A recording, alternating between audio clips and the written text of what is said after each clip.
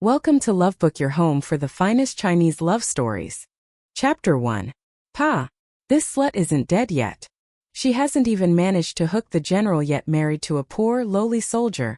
How could she bear to die? Lin Chu raised her head, her dazed eyes looking at the two women standing in front of her. She still couldn't believe that she had actually transmigrated into the novel she had recently been following. In the original work, the male and female protagonists were only busy spreading sweetness and showing off their love, while the villain was cruel, handsome and charismatic, capable of taking on the whole world alone with his eyes closed. But the villain had a former wife who was both foolish and malicious. Lin Chu couldn't help but scold her a few times unexpectedly. Her vision went dark, and when she woke up again, she had become the villain's cannon fodder former wife. Lin Chu was so angry she wanted to spit blood. The cannon fodder former wife was named Tan Yun, originally a maid in a powerful noble family. Because the master of the house committed a crime, the entire mansion was confiscated, and all the female dependents were exiled. Upon reaching the frontier, they heard that they would be bestowed upon deserving soldiers. Immediately, hundreds of female dependents wanted to seek death, but no one paid them any mind, so they settled down themselves, perhaps because seeing the chaos of this frontier region, they accepted their fate. Those who were clever befriended soldiers they liked whose family backgrounds weren't bad. Few women with beautiful appearances even entered the tents of deputy generals. The cannon fodder former wife had an appearance that put flowers to shame and eclipsed the moon in this frontier region. She could be said to be a rare beauty, so naturally, not a few people had noticed her early on, secretly gifting her many good things. When she was still a maid, the cannon fodder former wife had seen enough good things, so naturally, she wouldn't be dazzled by these small benefits. She still accepted the gifts, but always maintained an arrogant attitude. A few women who had entered the deputy general's tents couldn't help but say some bitter words when they saw this. The cannon fodder former wife, being a proud and arrogant person, thought that she would definitely surpass them all eventually, so she set her mind entirely on the general of Jiang City. A beauty offering herself at his door, the general naturally wouldn't refuse, but an exiled woman bearing a criminal charge dared to dream of demanding a proper status. The general realized that this cannon fodder former wife had complex intentions, so he wanted to teach her a lesson. Unexpectedly, this matter was discovered by the general's favored concubine. The favored concubine saw how beautiful the cannon fodder former wife was, worried that if the general truly took her in, she herself might lose favor, so her heart filled with both jealousy and hatred, openly and secretly causing the cannon fodder former wife a lot of trouble, and even sent people to spread rumors to ruin her reputation, saying that she had more than a dozen lovers. As soon as the rumors came out, the company commanders and deputy generals who had previously tried to win over the cannon fodder former wife all became cold and distant. The exiled female dependents also looked down on her, gossiping dirty things about her behind her back. The soldiers also frequently made vulgar remarks about her when drinking. The cannon fodder former wife was furious, wanting to regain her reputation. She rushed into the general's tent and offered herself. The favored concubine had always been wary of her. As soon as she entered the tent, the favored concubine followed, crying and throwing a fit, threatening to die. The general saw no need to cause conflict with his favored concubine just for a woman he hadn't even touched, so at the instigation of the favored concubine, he bestowed the cannon fodder former wife upon Yan Minghua, a man known for his brutality in the army. The great villain Yan Minghua was originally the Marquisite's heir apparent, but the Marquisate was overthrown by his political rivals, its former glory gone, and he was exiled to serve in the army. However, the general of Jiang City was allied with his political enemies, so no matter how many military merits he achieved, they were all held back by the general, and to this day, he had only been promoted to centurion. The cannon fodder former wife didn't know how high a rank a centurion was, only thinking that since it was an official position there would surely be land, houses, shops, etc. If she went with the general, she would be suppressed by the favored concubine. It would be better to be the wife of a centurion. It wasn't until the cannon fodder former wife, wearing a wedding veil, performed the wedding rituals, that she discovered the house was empty, a rammed earth house that had to be patched up just to barely shelter from rain and sun. She wasn't becoming an official's wife at all. She was even worse off than some farmers with slightly better family circumstances. The cannon fodder former wife immediately cried loudly, demanding to annul the marriage. But the wedding rituals had been performed, it was no longer up to her to refuse. The cannon fodder former wife was also willful enough, seeing that it was a done deal. She started making a scene, claiming she was already the general's woman. This matter immediately became a huge scandal. Although most people knew she merely wanted to be the general's concubine to the point of madness, rumors still inevitably spread behind her back. After all, she had beauty and a good figure, and had previously tried every means to approach the general, so people couldn't really be sure about the nature of her relationship with the general. Being bestowed such a woman as a wife, Yin Minghua only saw it as an insult from the general of Jiang City, so he ignored all actions of the cannon fodder former wife. The cannon fodder former wife knew that for the rest of her life, there was no hope for wealth and status, and while struggling she fell, hitting her head somewhere and bleeding, immediately passing out. Just then the barbarians attacked the city, and people's hearts were in turmoil. Yin Minghua picked up his blade and went straight to the military camp, completely disregarding the cannon fodder former wife. And so, the cannon fodder former wife in the original novel simply perished. Lin Chu, this unlucky soul, transmigrated at just that moment. Look at that vixen's appearance, she probably wants to seduce men in the middle of the street, huh? This shameless kind, even if you throw her in a pond to drown, you'd be afraid of dirtying the water. This voice startled Lin Chu. She saw a thin woman carrying a basket of vegetables in one hand, her eyes full of contempt, looking at her. What sin did Centurion Yen commit to end up marrying such a shameless woman? The fat woman spat a mouthful of saliva onto Lin Chu's face. Lin Chu wiped her face with her sleeve, and then looked up at the two women. Am I marrying your son? Pa. As if you're worthy. The fat woman immediately retorted. Lin Chu gave a faint smile. Then what kind of person I am? What does it have to do with you? You slut, truly shameless. See if I don't tear your mouth apart. The fat woman made a move as if to rush forward and hit her, but was pulled back by several women who were watching. Aunt Lu, you're an upright person, Absolu. Ili, don't let this slut plot against you. That woman, she probably wants you to just touch her. Then she'll fake an injury to extort money. The fat woman spat on the ground with a paw sound, uttered a curse and left, full of anger. The bystanders pointed and whispered things, laughed at things, but Lin Chu let it all go in one ear and out the other, only silently cursing in her heart. What a dog's life. The sun rose from the eastern hillside, casting a little more warmth onto her. Lin Chu looked towards the distant walls of Jiang City, where a flag with the character Zhaochao, faded by wind and rain, fluttered in the cold breeze. This was a dynasty completely unrecorded in history. The people on the street had gradually thinned out, so Lin Chu leisurely walked towards the pork butcher's shop. The pork butcher had noticed her a long time ago. Regarding the original owner's story, it was likely that even 3-year-old children in Jiang City knew it. The butcher's eyes also held full contempt as he looked at Lin Chu. Give me a piece of meat. Lin Chu's expression remained unfazed, but inside, she felt extremely lazy. There was no food stored at home. If it weren't for dire necessity, she wouldn't want to go out and be a laughingstock. Meat has a lot of fat and high nutritional value. Buying a little, and casually digging up some wild vegetables to cook with would allow her to survive for a few days. The butcher crossed his arms, his eyes sweeping over Lin Chu's disheveled appearance. Lit. Plea lady, to buy meat you need money.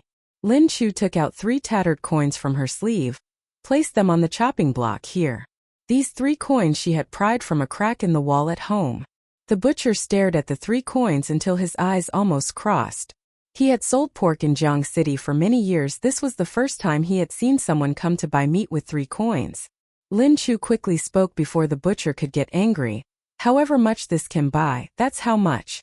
The butcher felt that Lin Chu was definitely there to cause trouble. He knew this woman's reputation, didn't dare to get too involved, wanted to send her away but was afraid she would make a scene. So he pointed to the wooden bucket containing pork offal under the chopping block. 3 coins, that's only enough for this.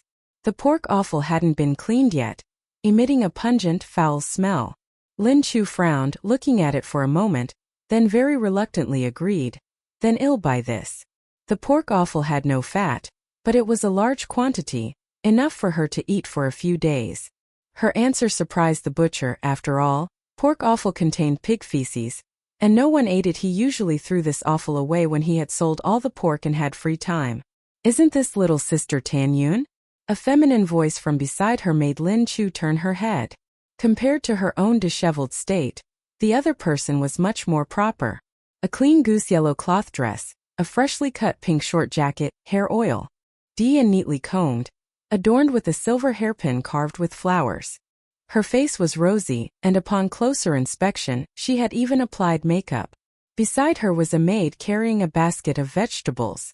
In this harsh and cold frontier region of Jiang City, not many families could afford makeup, and even fewer could afford a maid.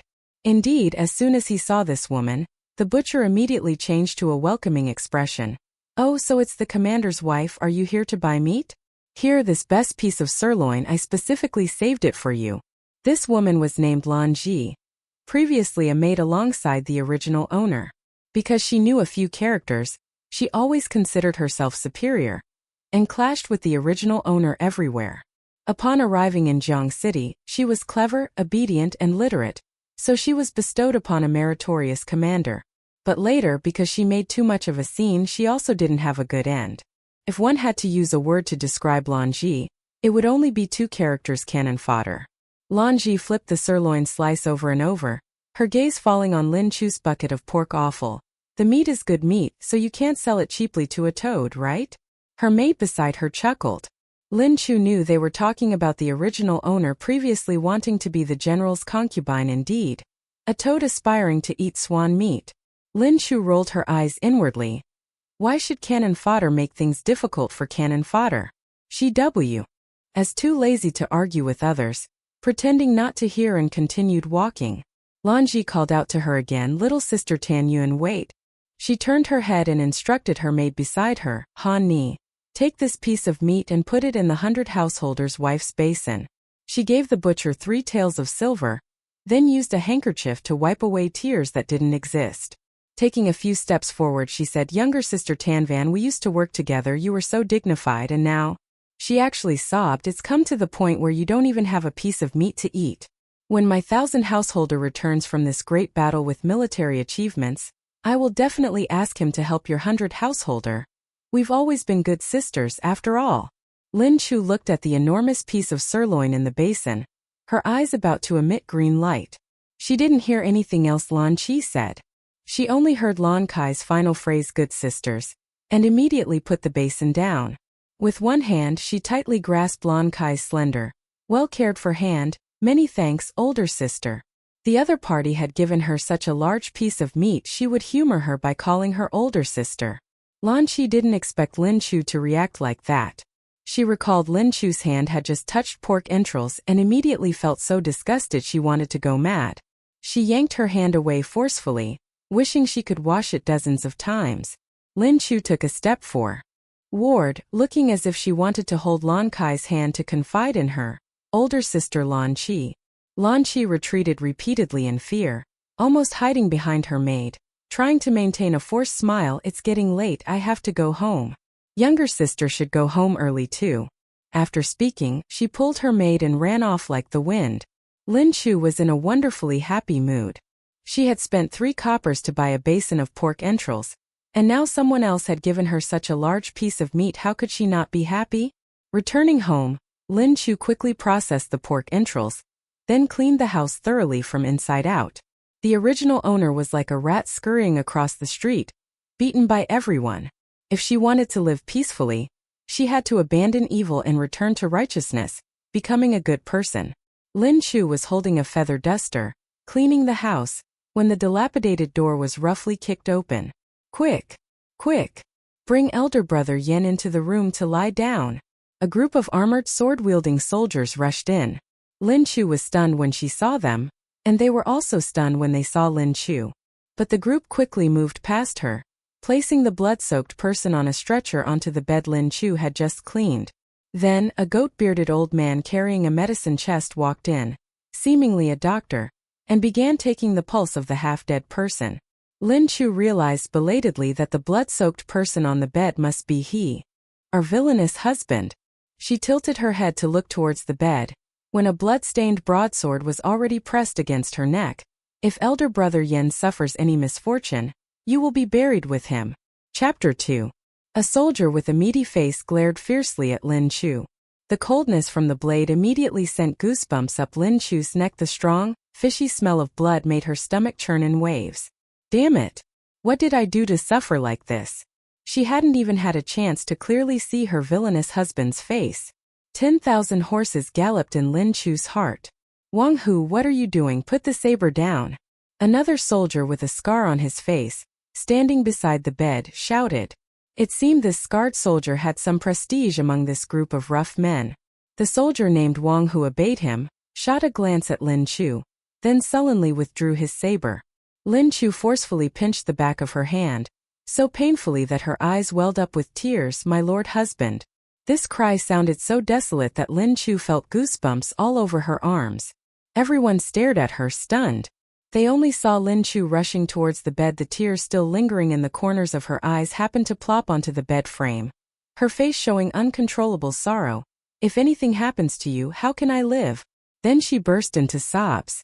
The soldiers looked at each other, wondering if this was the person who, just a few days ago, had been desperately trying to break off her engagement with their elder brother. Feigning tears, Lin Chu finally got a clear look at what her villainous husband, Yan Minghua, looked like.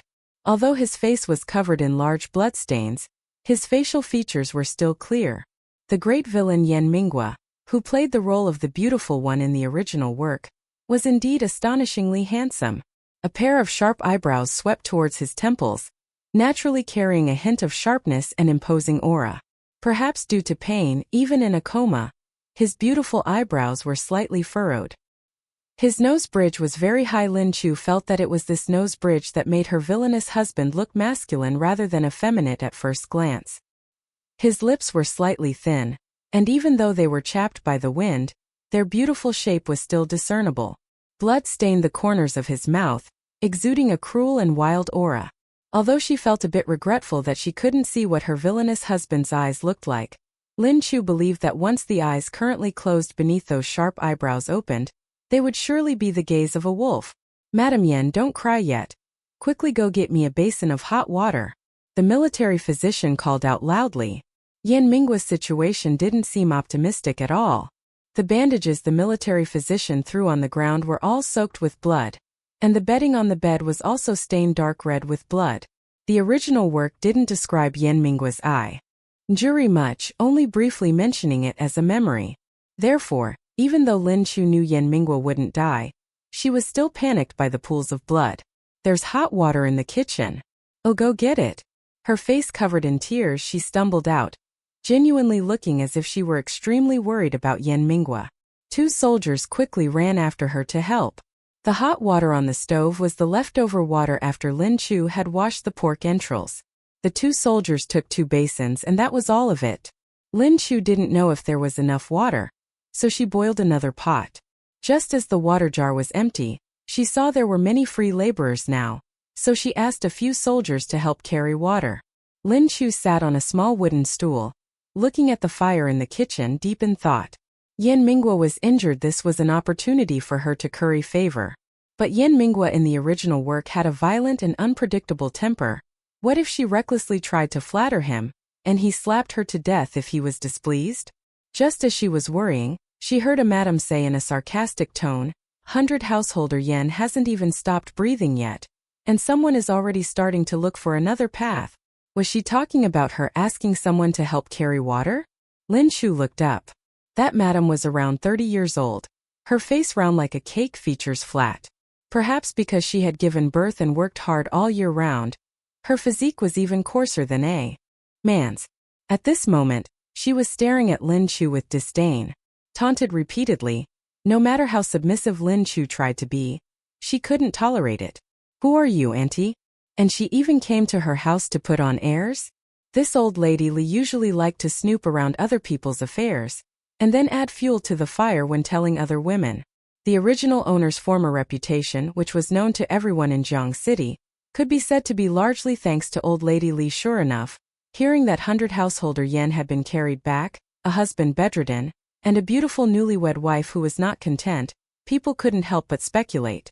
Old lady Li hadn't even had time to make lunch before rushing here to gossip. Old lady Li saw that Lin Chu dared to retort, and let out a sneer, doing something bad and then being afraid of people talking about it? A fire of anger flared up in Lin Chu's heart. Seeing the soldier she had asked to carry water just arrive, she immediately feigned sobbing and said loudly, "What bad thing have I done? My husband is lying in there, his life hanging in the balance, the doctor needs water, the water jar in the house is empty, that valiant brother helped me carry water, and yet you're saying all sorts of things, Auntie. What exactly are your intentions? What grudge does my husband have with you that you come here to gossip at a time like this?" She pinched the back of her hand again, so painfully that tears immediately streamed out. Una. Bleed to be held back. The original owner inherently looked like a white lotus flower. Crying like that, with tears streaming like rain. And her words were all spoken for Yen Minggua's sake. Sure enough, the soldier carrying water heard Lin Chu's words. He heavily set down the 2 full buckets of water and said angrily, "Whoever dares to delay elder brother Yan's treatment, I'll twist her head off." Old Lady Li's husband was also in the military, but now he was old and always on duty at the city gate. She herself also had a tall and robust build. Seeing this soldier was still quite young, she didn't consider it a big deal, and continued to sneer contemptuously. "Look, her lover is even stepping out to speak up for her. You fat, chopped-up corpse, what nonsense are you spouting?" The young soldier, his blood boiling, his face turning crimson from the false accusation, grabbed an unsplit log, intending to strike old woman Lai. The commotion outside made the soldiers inside the house also come out. The scar-faced soldier yelled, "Luke too, what's going on?" Old woman Lai saw more people gathering, and as if fearing there wasn't enough chaos in the world, said, Look, your brother Yen's fate is unknown right now, and I merely taught this slut a few lessons, yet her lover already wants to kill me with a stick. Third brother, I didn't." The young soldier, perhaps experiencing such a false accusation for the first time, was so angry his face turned crimson.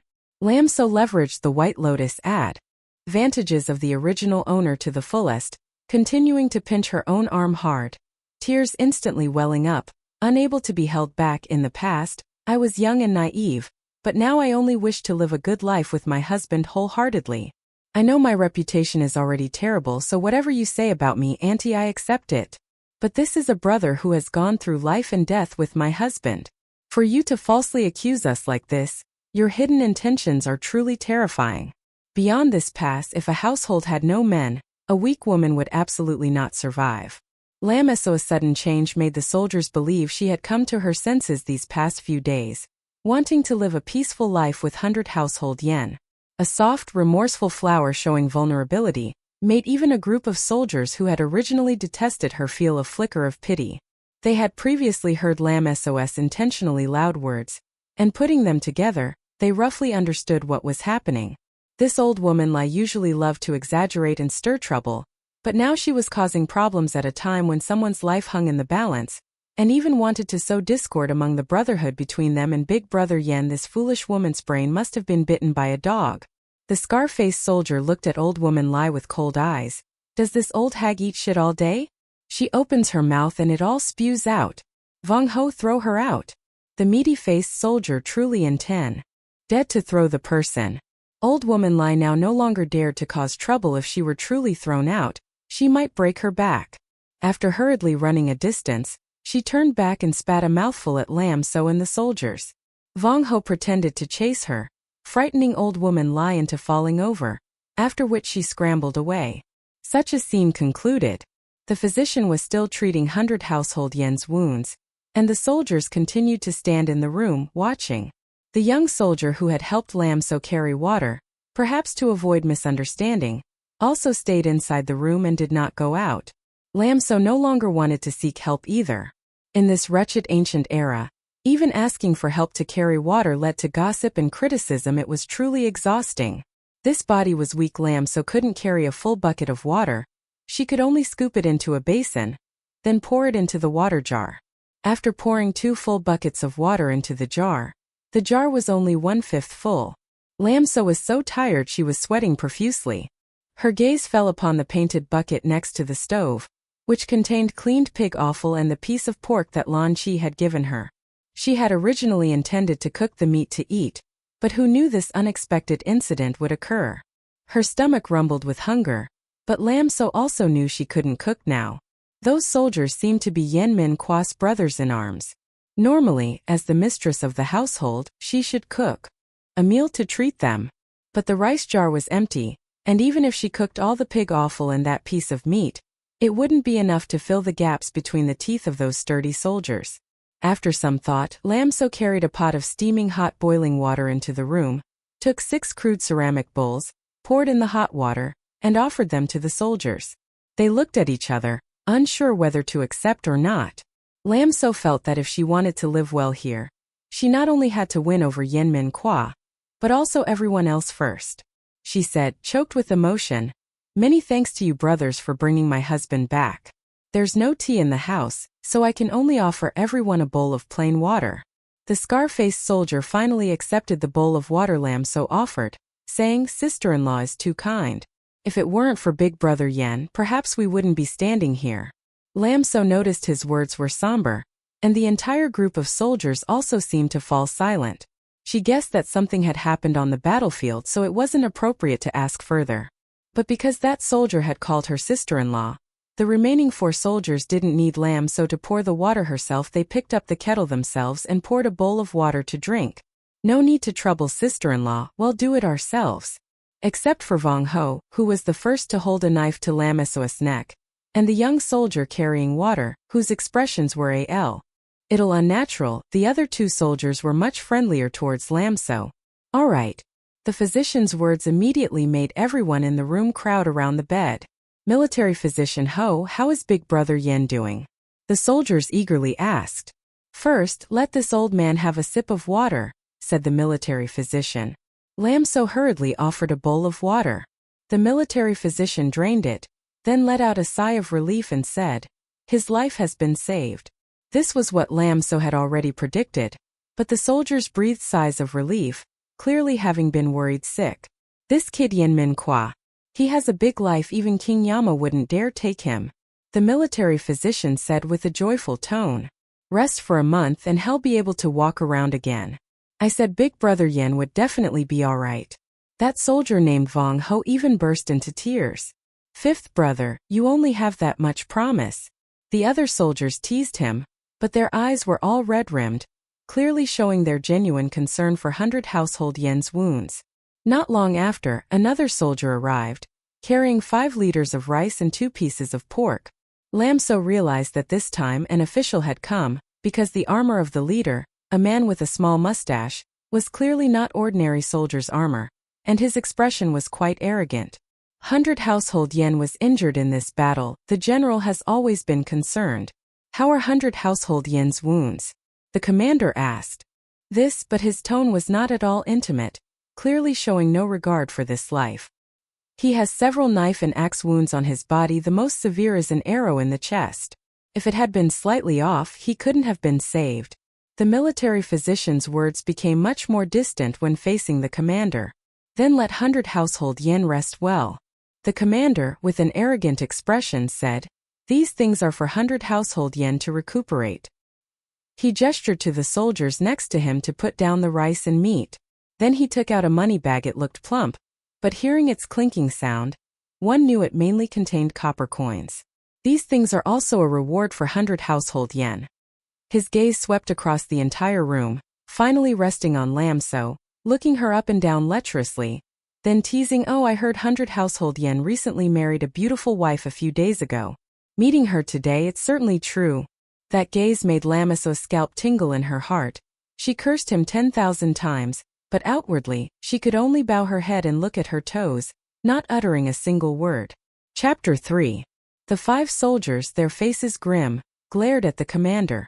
The scar-faced soldier spoke, his voice resentful. "Zhao Yuan, once your words are done, get lost. How dare you speak to an adult like that?" The soldier standing next to the commander pushed him, but couldn't budge that large figure. That soldier felt humiliated, put all his strength into pushing back but still couldn't. Instead, the scar-faced soldier let out a low growl from his throat, his arm muscles seemingly bulging instantly, which frightened the other soldier, making him fall flat on his back. Zhao Yuan and his attendants also stepped back a few paces. Clearly, they feared these rough men, but still put on a brave front. Yuan San, do you still want to defy your superiors? This dog. Isn't it just that your younger sister became a concubine for a general? Relying on women to get a position, what glory is there in that? Your elder brother Zhaodaji sitting in the position of commander of 1,000 households. Wasn't that stealing our big brother's military achievements? Now you dare to put on airs. Wang Ho was aggressive, demanding to settle scores with the commander and his attendants. The scar-faced Vien Tam raised a hand to stop him, then turned towards Zhao Yuan and calmly asked, "Will you get lost yourself or should I throw you out?" Vien Tam was a head taller than Zhao Yuan, looking down with his massive build and overwhelming presence, making Zhao Yuan in front of him seem no different from a chick. "Let's go." Zhao Yuan didn't dare to look Lam So directly in the eye, threw the money bag onto the table, and fled with his cowardly subordinates. It was only then that the men shifted their gaze towards Lam So. Originally, they were filled with anger, thinking she was a bringer of misfortune, but then they saw her shoulders trembling, slightly clearly sobbing. Military physician Ho had been in this frontier region for many years, experiencing all sorts of things. Before, Lam So's bad reputation spread far and wide, and he had also disdained her, but through today's interaction, he realized Lam So was not as bad as the rumors claimed. It must all be due to the wagging tongues of the world.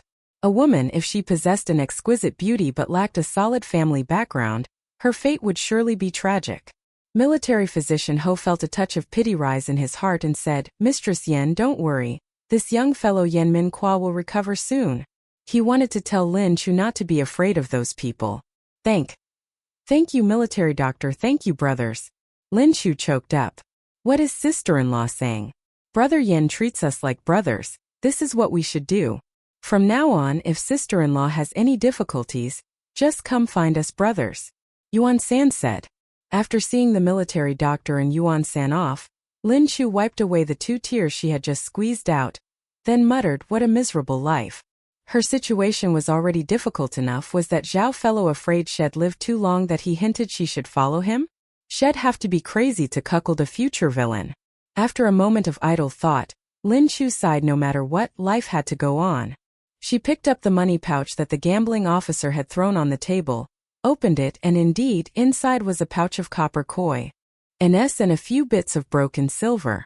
Lin Chu had no concept of money in ancient times, but thinking that something was better than nothing, she looked for a place to hide it. She had searched almost every corner of this house, and there really was no place to store things.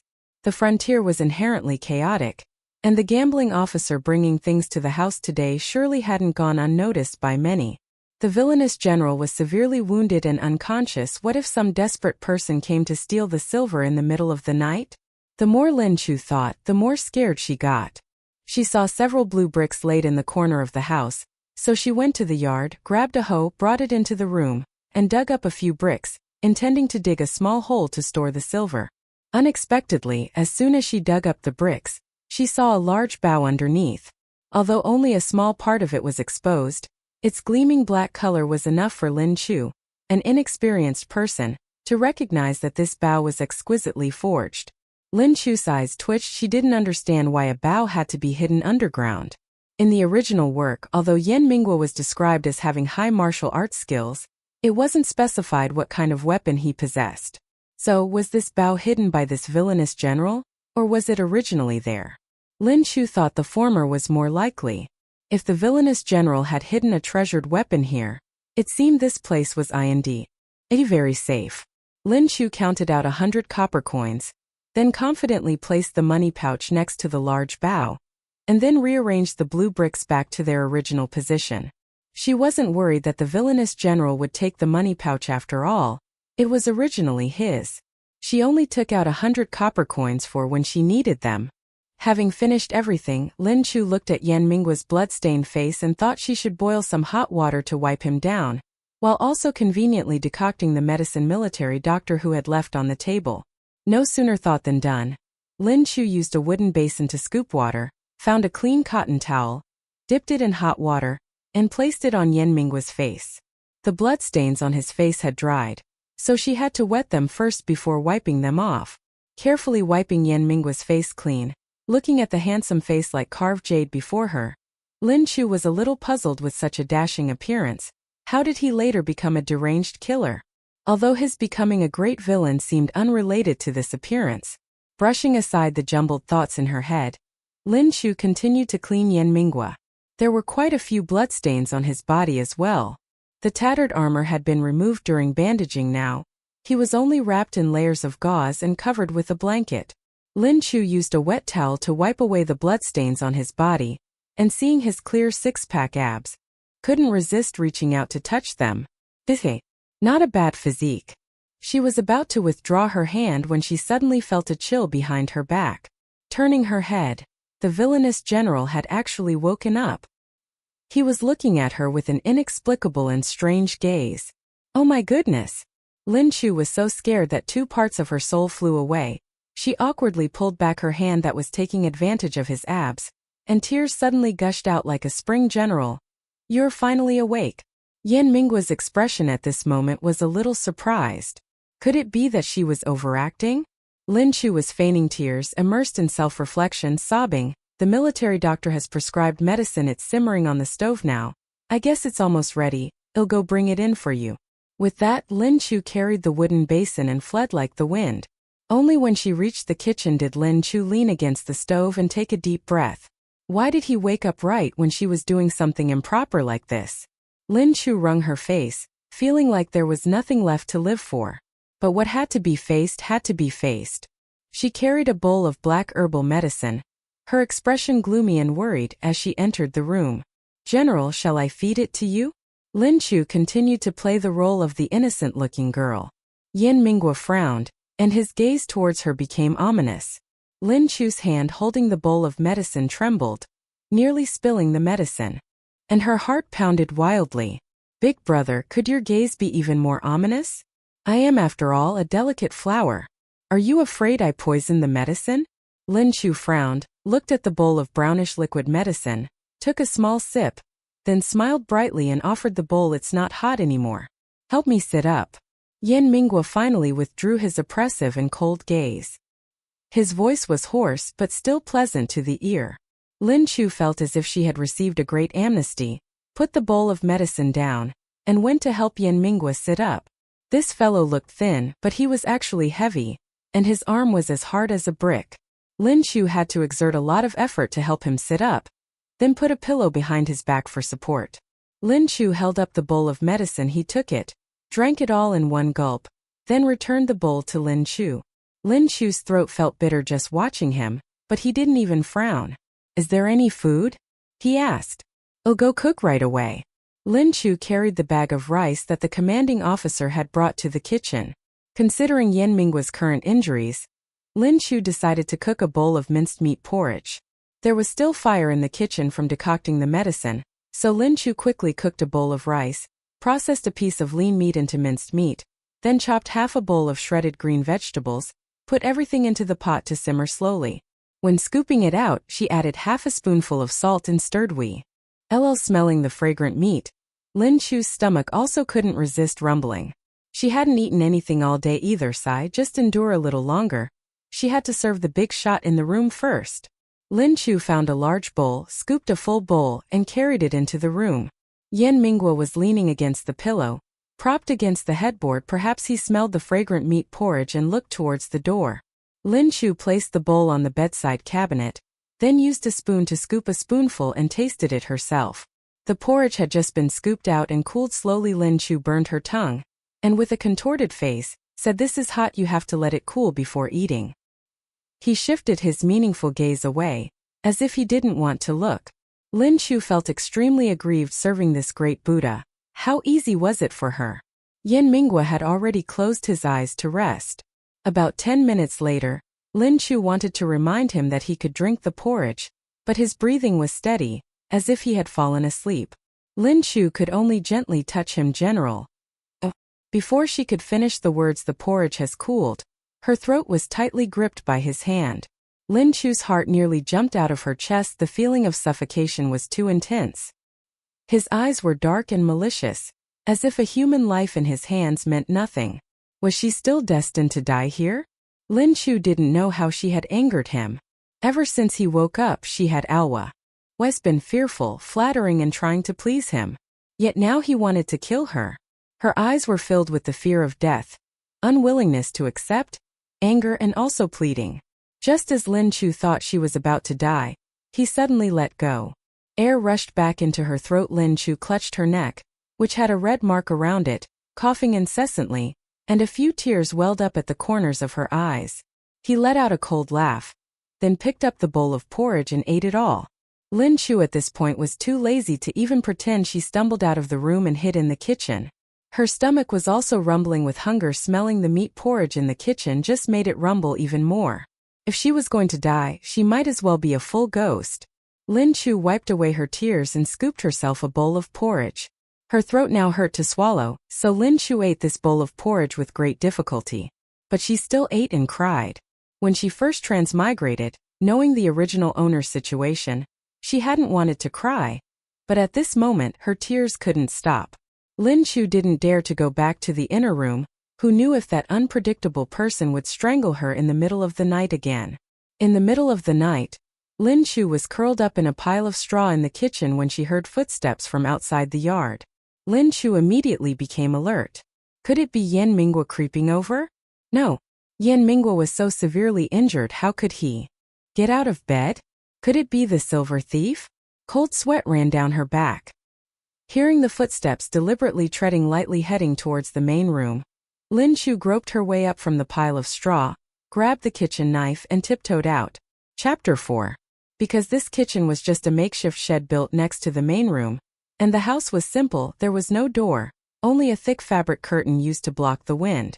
Lin Chu carefully lifted the curtain a small crack, just in time to see a dark figure stooping in front of the main room's door. The crescent moon hung high, faint but surprisingly bright. Under the moonlight, Lin Chu clearly saw the shining great saber in the person's hand. Someone coming for revenge? Lin Chu swallowed hard, her heart pounding like a drum. Her hand gripping the kitchen knife also began to tremble. She saw the person stand the saber upright, slip it through the crack in the door, seemingly wanting to unlatch the bolt, but then realized it wasn't latched from the inside. The person seemed to let out a slight laugh, then pushed the door open and tiptoed in. After Lin Chu ran back to the kitchen, she didn't dare to return to the main room, so of course no one had latched the door. Her heart felt like it was about to jump out of her throat. Her two hands gripping the kitchen knife, her legs weak, she slowly moved towards the main room. "Young lady." A soft voice came from inside the room, deliberately lowered but full of teasing.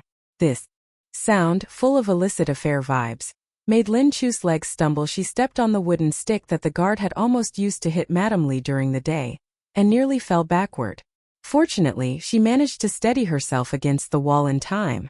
But this sound also made the person in the room alert. He fell silent. Lin Chu's palms were soaked in cold sweat, but her mind was still clear. That person called her name, so he must have been familiar with the original owner. A secret rendezvous, and he even brought a saber? Did he want to kill Yan Mingguo while he was at it? Oh my goodness. That was a villain whom even the male protagonist, under his character's halo, couldn't defeat. If things really played out like that, she was certain that Yan Mingguo would strangle the unrevealed adulterer to death, and then strangle her too. Tears streamed down Lin Chu's heart. Could she still save herself now? She put the knife down on the ground, gripped the round wooden stick with both hands, and in a choked voice, pretending to cry, said, "General, I went to pee at night, and the lamp was blown out by the wind. It's too dark, and I fell. Please get the matchstick in the room and light it." Weapons all follow the rule: an inch longer, an inch stronger. Her kitchen knife clearly had no advantage over the saber in the other person's hand. It would be more effective to switch to a big stick for a sneak attack. Her words had diverted the enemy, making him hesitate to casually attack Yan Min. Ichqua. She hoped the big villain Yan Min Kwa would see her sincere heart of abandoning darkness for light, and not rush to kill her. Inside the room, the saber in Trung Nguyen's hand remained raised, but he was stiff, not daring to move. Cold sweat slowly trickled down his forehead. Reflected in his pupils was the gleaming blade of another saber. The coldness of the metal and the lingering scent of blood on the blade provoked him, making his entire body tremble like a sieve. Yan Min Kwa, who had been severely wounded and unconscious during the day, was now sitting half upright on the bed, holding the blade against his throat. His gaze was so dark and malevolent that people dared not look him directly in the eye. He was like a wild wolf whose territory had been invaded, always ready to bite off the intruder's throat. His survival instinct made him want to beg, but extreme fear rendered him speechless, his legs trembling so much he could barely stand. Yen Min Kwa's blade pressed a little closer. Trung Nguyen could already feel a shallow cut on his throat. Fear silenced him completely. His elder brother had relied on his sister's relationship as the general's concubine to steal Yen Min Kwa's military achievements, but Yen Min Kwa was inherently a man who always sought revenge. If they didn't take advantage of his severe injuries this time to kill him and eliminate future troubles, they feared that in the future it would be they, the brothers, who would live in cons. Tant fear. Furthermore, he had long coveted Lam So. In this entire border region, it was unlikely to find a woman as beautiful as her. Kill Yen Min Kwa, and the beauty would naturally be his. He just never expected that even with Yen Min Kwa severely wounded, he was still no match. There was no answer from inside the room, and Lam So worried that the man would harm Yen Min Kwa. Although Yen Min Kwa was gravely injured, he still possessed martial arts. As long as he was awake, it wouldn't be easy for the enemy to succeed. So she continued to cry, wanting to wake Yen Min Kwa. "Husband, are you asleep?" Hearing the crying outside the door, Yen Min Kwa frowned.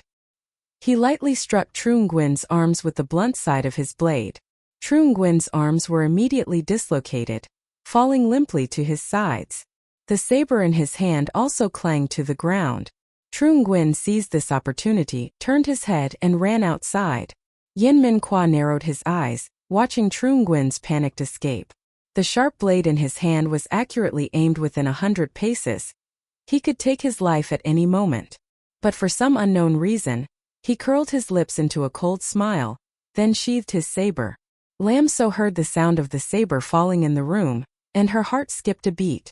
Seeing a figure run out as if chased by a ghost, she seized the opportunity to vigorously swing the large wooden stick in her hand. A thwack echoed, and in the pitch-black night, she didn't know it hit, but Lam So guessed from the crisp sound that it must have been his forehead. The man seemed not to expect being tricked. He staggered a step but didn't fall. Lam So was so scared she dared not move. She swung the stick wanting to hit him again, but the man dodged it. She then threw the stick down, picked up the kitchen knife from the ground, swung it towards the man, and at the same time shrieked desperately, "Husband, husband! Help! Murder!" Trung Nguyen had already been scared out of his wits by Yen Min Kwa, and was further stunned by Lam So's mighty blow. He knew things were going badly, and only wanted to escape quickly. Unexpectedly, Lam So threw another kitchen knife. He couldn't dodge in time and the knife struck his shoulder. "You rotten woman!" The pain briefly cleared his head, and he advanced towards Lam So with a vicious expression. With nothing left to defend herself, Lam So was terrified, backing away on her hands. The man had reached her, but for some unknown reason, he suddenly let out a miserable cry, as if struck by some hidden weapon, and clutched his leg, rolling on the ground. The neighbor's lights had come on. Lam So frantically scrambled up, wanting to pick up her kitchen knife again. The man was injured and knew he couldn't stay any longer, so he hobbled away on his injured leg. The neighbor's door opened, and the uncle and aunt next door, one holding an iron rake, the other carrying a lantern, came out. Only then did Lam So completely collapse to the ground, panting heavily. Her entire body was drenched in sweat, as if she had just been pulled from water. "Madam Yen, what happened?" Auntie Tong still had a thick cloak draped over her, clearly having just gotten out of bed.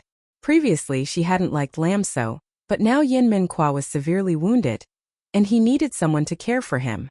Neighbors, always seeing each other, whether looking up or down, couldn't ignore Lam So screaming so desperately in the middle of the night. Money! Someone stole money! Her remaining lucidity was just enough for Lam So to concoct this lie. She didn't know the opponent's true motive, but this was certainly the best explanation. Beyond this border pass, there were indeed many desperate individuals.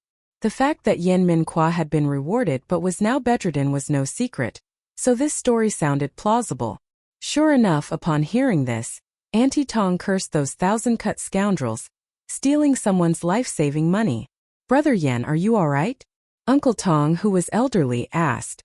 Only then did Lam So stagger into the room. Husband, Hey Madam Yen, go slower. Auntie Tong followed Lam So, carrying the lantern. Previously, no matter how much she disliked Lam So, seeing her pathetic state now, a degree of pity rose in her heart. Lam So's limbs were still weak before she could even reach the bed. Her knees buckled, and she collapsed beside it. With such a commotion, Yen Minhua couldn't possibly remain unconscious. Under Auntie Tong's lantern light, Lam So could see Yen Minhua's eyes, black as ink, cold as ice. She ought to have been afraid of him, but the fear from earlier had not yet dissipated. Combined with surging indignation, Lam So choked out husband, then burst into a loud wah, sobbing uncontrollably onto him. This time her tears were real.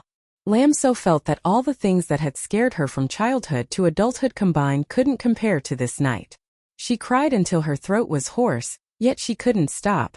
Auntie Tong, seeing her pitiful crying, comforted her. Madam Yen, don't cry anymore, it's just a few silver coins. Money is external as long as you're safe, that's what matters. Lam So shook her head repeatedly, still sobbing too much to speak. Uncle Tong looked at the bandages wrapped around Yen Minhua, frowned and said, Brother Yen is in trouble now. If you need money, just come to us to borrow some. We don't have much, but we have enough for medicine. Thank you, Uncle Tong. Because Lam So had directly fallen onto Yen Minhua and burst into tears, her head resting on his chest. When he spoke this sentence, the vibration in his chest was extremely clear, reaching Lam So's ears with a peculiar authenticity, bearing an indescribable feeling. All right, it's already past midnight. You two husband and wife should rest. We'll deal with anything else tomorrow. Auntie Tong lit the oil lamp in the room, then pulled Uncle Tong outside. Lam So heard the door close. Her emotions, which had just calmed, now became tense again. Her sobs also gradually diminished. She felt a hand placed on her head, just resting lightly, not moving. Every hair on Lam So's nape stood on end.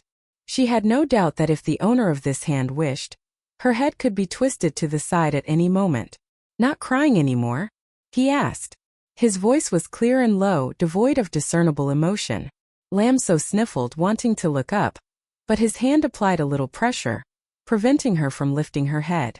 Lam So naturally dared not contend with this formidable figure, but thinking of the wound on his chest, she didn't dare to fully rest her head on him, only able to tilt her head, maintaining such an awkward posture. He seemed to realize this and suddenly released his hand. Lam So quickly sprang up. Seeing a patch of red soaking through the bandage on his chest, Lam So was scared out of her wits. Had she just been too scared, her emotions collapsing, and thus she lay heavily on him, crying, making his wound bleed? No way was she that heavy. I'll rebandage you. Lam So was so scared she wanted to cry again. Heavens, what a terrifying night this was. Lam So felt as if she was about to lose her life at any moment. Her hand reached out to remove the bandage but was stopped by Yen Minhua. No hurry, he said. Even while lying down, Lam So still felt an astonishing pressure from his gaze. Lam So awkwardly withdrew her hand, then heard him ask, You know Trung Gwen? Ryung Gwen? During the day, the commander who came to deliver supplies seemed to be named Trung Gwen. Could the man just now have been Trung Gwen? Lam So's eyes turned red. This time for real, she choked out. During the day, a man came to deliver rice, and there was a conflict with some of the Yuan brothers. It seems they mentioned his surname was Zhao. Husband, please believe me, I really didn't cheat on you. Internally, Lam So was weeping torrents. She only hoped that the original owner hadn't conspired with that man named Zhao by any means. If she did, don't let the villainous husband know. She was still young. She still wanted to live to see tomorrow's sun. Yen Minhua looked at Lam So with a faint smile. You truly are clever. And you have great courage. Lam So understood he called her clever because she had used mentioning Yuan San to dispel suspicion of having an illicit affair with Trung Gwen. She pretended not to understand what he said, and wiped the corners of her eyes with her sleeve. Husband, before, I was young and naive, but these past few days of marriage, I've thought things through. I truly wish to live a peaceful life with you. His upturned phoenix eyes narrowed slightly, revealing their most alluring part, and he slowly said, Not scared tonight? At the mention of what had just happened, Lin Chu's tears could not be held back again. She had cried for too long, her voice a little hoarse, scared. But what I fear more is that it was someone coming to seek our avenge on you. Yen Minghua raised an eyebrow, clearly very surprised by her answer. Lin Chu had only wanted to seize this opportunity to curry favor with him, but then suddenly blurted out such a statement. She didn't know how to conclude it, so she could only continue to sob, praying that she wouldn't cry herself blind. Lin Chu silently offered a prayer for herself. "Don't cry anymore," he said, and if one listened carefully, his voice seemed to have softened by a few degrees. Lin Chu wiped away her tears and nodded. "I'll rebandage your wound, husband." Unexpectedly, this time Yan Mingwa actually said all right, and even told her the bandages were in the cabinet. Yan Mingwa's unexpectedly agreeable attitude made Lin Chu feel as if she were dreaming.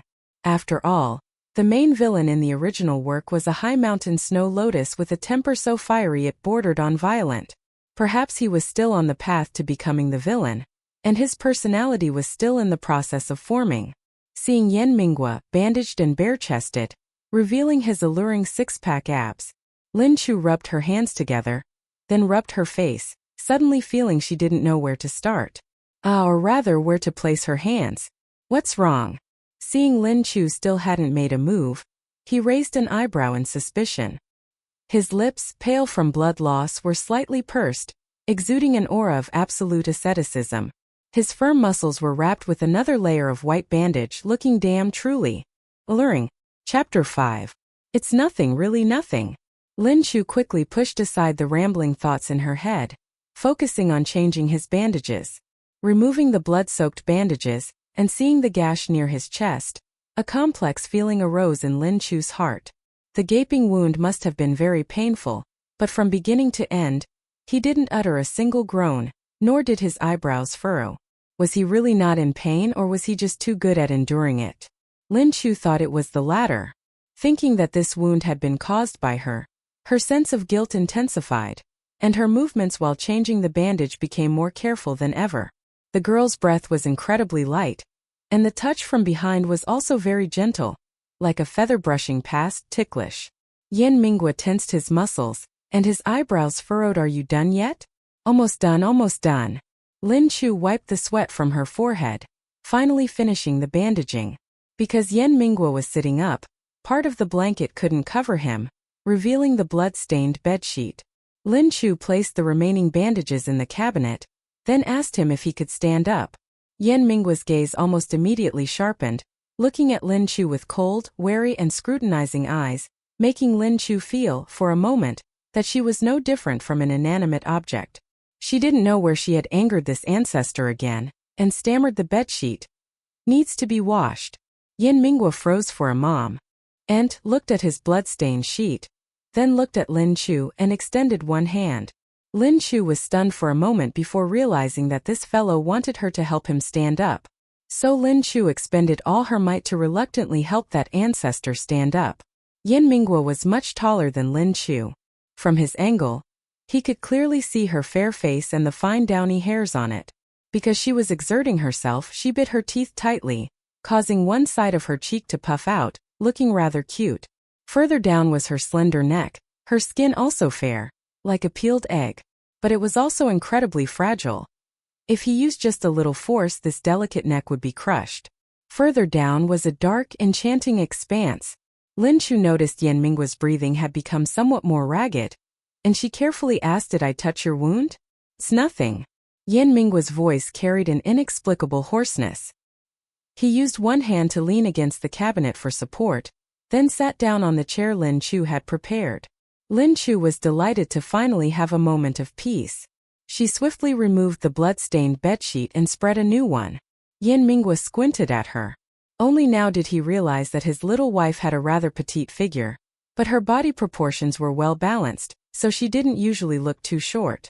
Her waist was astonishingly slender. Yan Mingwa felt that perhaps if he used just a little force, her waist could break. Lin Chu knew Yan Mingwa was watching her. She thought to herself, "Go ahead and stare. It's not like I'm losing any flesh." So she pretended not to notice. But that ominous gaze truly made her hair stand on end. It was as if she were a piece of meat, being stared at by a hungry wolf. Fortunately, the bedsheet was finally spread. Lin Chu let out a sigh of relief and said to Yan Mingwa, "I'll help you lie down." Yan Mingwa still only extended one hand towards her. Lin Chu looped his arm around her neck so he could easily use her for support, while cautioning be careful. Perhaps due to this posture, his head was close, and his warm breath brushed against her cheek, making Lin Chu feel ticklish and extremely uncomfortable. She tried to adjust her posture, but then heard him let out a soft groan. Lin Chu thought she had touched his wound, and immediately dared not move carelessly again. She obediently acted as a human crutch, supporting him towards the bed. The bed was very large, the blanket very warm, but Lin Chu dared not climb onto it. After all, next to the villain's bed, who would dare sleep soundly? She hesitated, standing before the bed, almost twisting her sleeve to pieces, stammering that, I should probably go sleep in the kitchen for a night. Yan Mingwa had already closed his eyes, only letting out a soft hum in his throat. Look at him, the kind who pulls up the planks after crossing the bridge, casting people aside once they've served their purpose. Lin Chu hugged her arms tightly.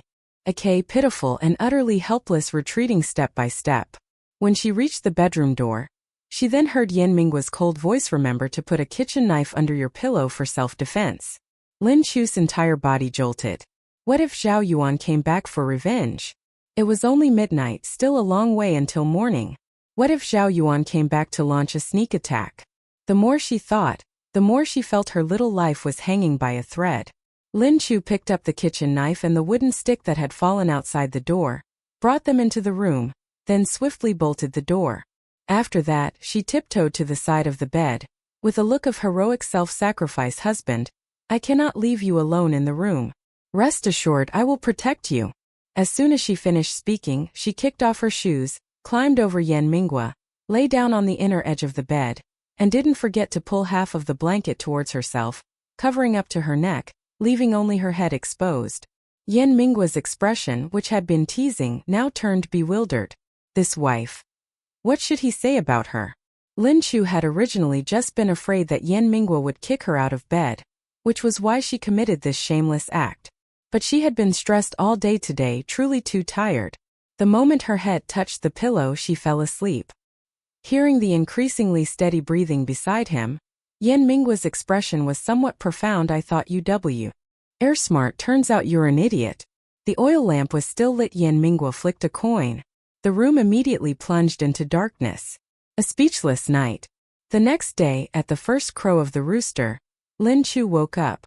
Perhaps due to too many fears from yesterday, she didn't sleep peacefully at all last night, dreaming that a fierce beast was chasing her, and then tearing at her. Her back was drenched in cold sweat. Getting up from under the covers, the cold made her more alert. Taking a deep breath, Lam So was about to get out of bed when she suddenly discovered someone lying beside her. Her brain immediately froze. Scenes from last night flooded back, and Lam So wished she could smash her head against a wall. What a karmic retribution! She was truly digging her own grave. Discovering that she had taken up most of the blanket, leaving Yan Mingwa with only a small corner, Lam So felt her life grow even gloomier. Fortunately, Yan Mingwa was breathing steadily, showing no signs of waking up. She breathed a sigh of relief, and before the master noticed, she quickly cleaned up the scene. Carefully pushing the entire blanket back towards Yan Mingwa to cover him, she then gently got out of bed. Hearing the large door creak open and then close, Yan Mingwa, who had supposedly been fast asleep, immediately opened his eyes slightly, looked towards where Lam So had just left, his face filled with utter disdain. Fool. For breakfast, Lam So still made minced meat congee. After serving that certain big shot his breakfast, Lam So took the blood-stained bedsheet out to wash and hang in the yard. While hanging the bedsheet, Lam So incidentally discovered a blood-stained coin at the base of a tree in the yard. The coin was half embedded deep into the tree trunk, and no matter how hard she tried, she couldn't get it out. Lam So suddenly remembered last night's incident. Zhao Yuan was about to barge in when he suddenly became lame. This angle. It truly could have been thrown out from inside the room by someone. Lam So felt a chill run down her spine. Fortunately, last night she hadn't chosen the wrong side.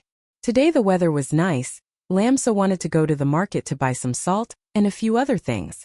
Before that, she had bought a bucket of pig offal, and Lan Chi, wanting to show off, gave her an additional piece of meat. Yesterday, Zhao Yuan and his gang brought 2 more pieces of meat. Even though it was winter, if not properly handled, meat would still spoil if kept for too long. using salt to marinate the meat, then smoking it with cypress branches to make smoked meat, could preserve it for a very long time. Before leaving the house, Lam So still greeted Yen Min Kwa, who was lying on the bed, just in case this unpredictable fellow suddenly called her. "Husband, I'm going to the market to buy some food." In response to her action, Yen Min Kwa merely raised an eyebrow. Lam So wasn't sure if Yen Min Kwa agreed or not, but thinking that she was the one cooking, not him, Lam So simply picked up her basket and went out. To avoid the embarrassment of last time, Lam So intentionally went to a farther market this time. Although the original owner's bad reputation was widely known, not everyone outside this pass knew her. Most had only heard talk of such a person. Perhaps because a battle had just been won, everyone in the market seemed cheerful. She walked around but couldn't find any place selling salt. Seeing someone selling white radishes, and thinking these were one of the vegetables that could be preserved for a long time in winter, Lam So chose 2 large ones. When paying, she only had to pay 2.5 dong. The old woman selling vegetables didn't have a half dong in change, so she gave her a large bunch of green onions instead. Were radishes and green onions so cheap in ancient times? Lam So, carrying the radishes, walked quite a distance but still turned back to look at the old woman, afraid she had miscalculated. But clearly Lam So had worried for nothing. After walking a bit further, she intended to buy some more chicken eggs, and just then, she saw an old woman displaying eggs for sale. Lam So approached and asked for the price. 2 dong per egg. If young lady buys 10, it's only 19 dong, the old woman said. Lam So felt that these ancient merchants also knew a lot about doing business. But her gaze was drawn to the cage next to the old woman, inside which a mother hen and a brood of chicks were ping. "Grandma, is this mother hen also for sale?" Having just opened her stall and already getting a customer, the old egg seller was very happy, and enthusiastically said, "Yes, it's for sale, but it has to be sold with these chicks. If you young lady buy them, I'll give you a cheap price, only 35 dong. Upon hearing this, Lam So's eyes widened. Doesn't that mean 17 or 18 eggs could get me a mother hen and a brood of chicks? She thought.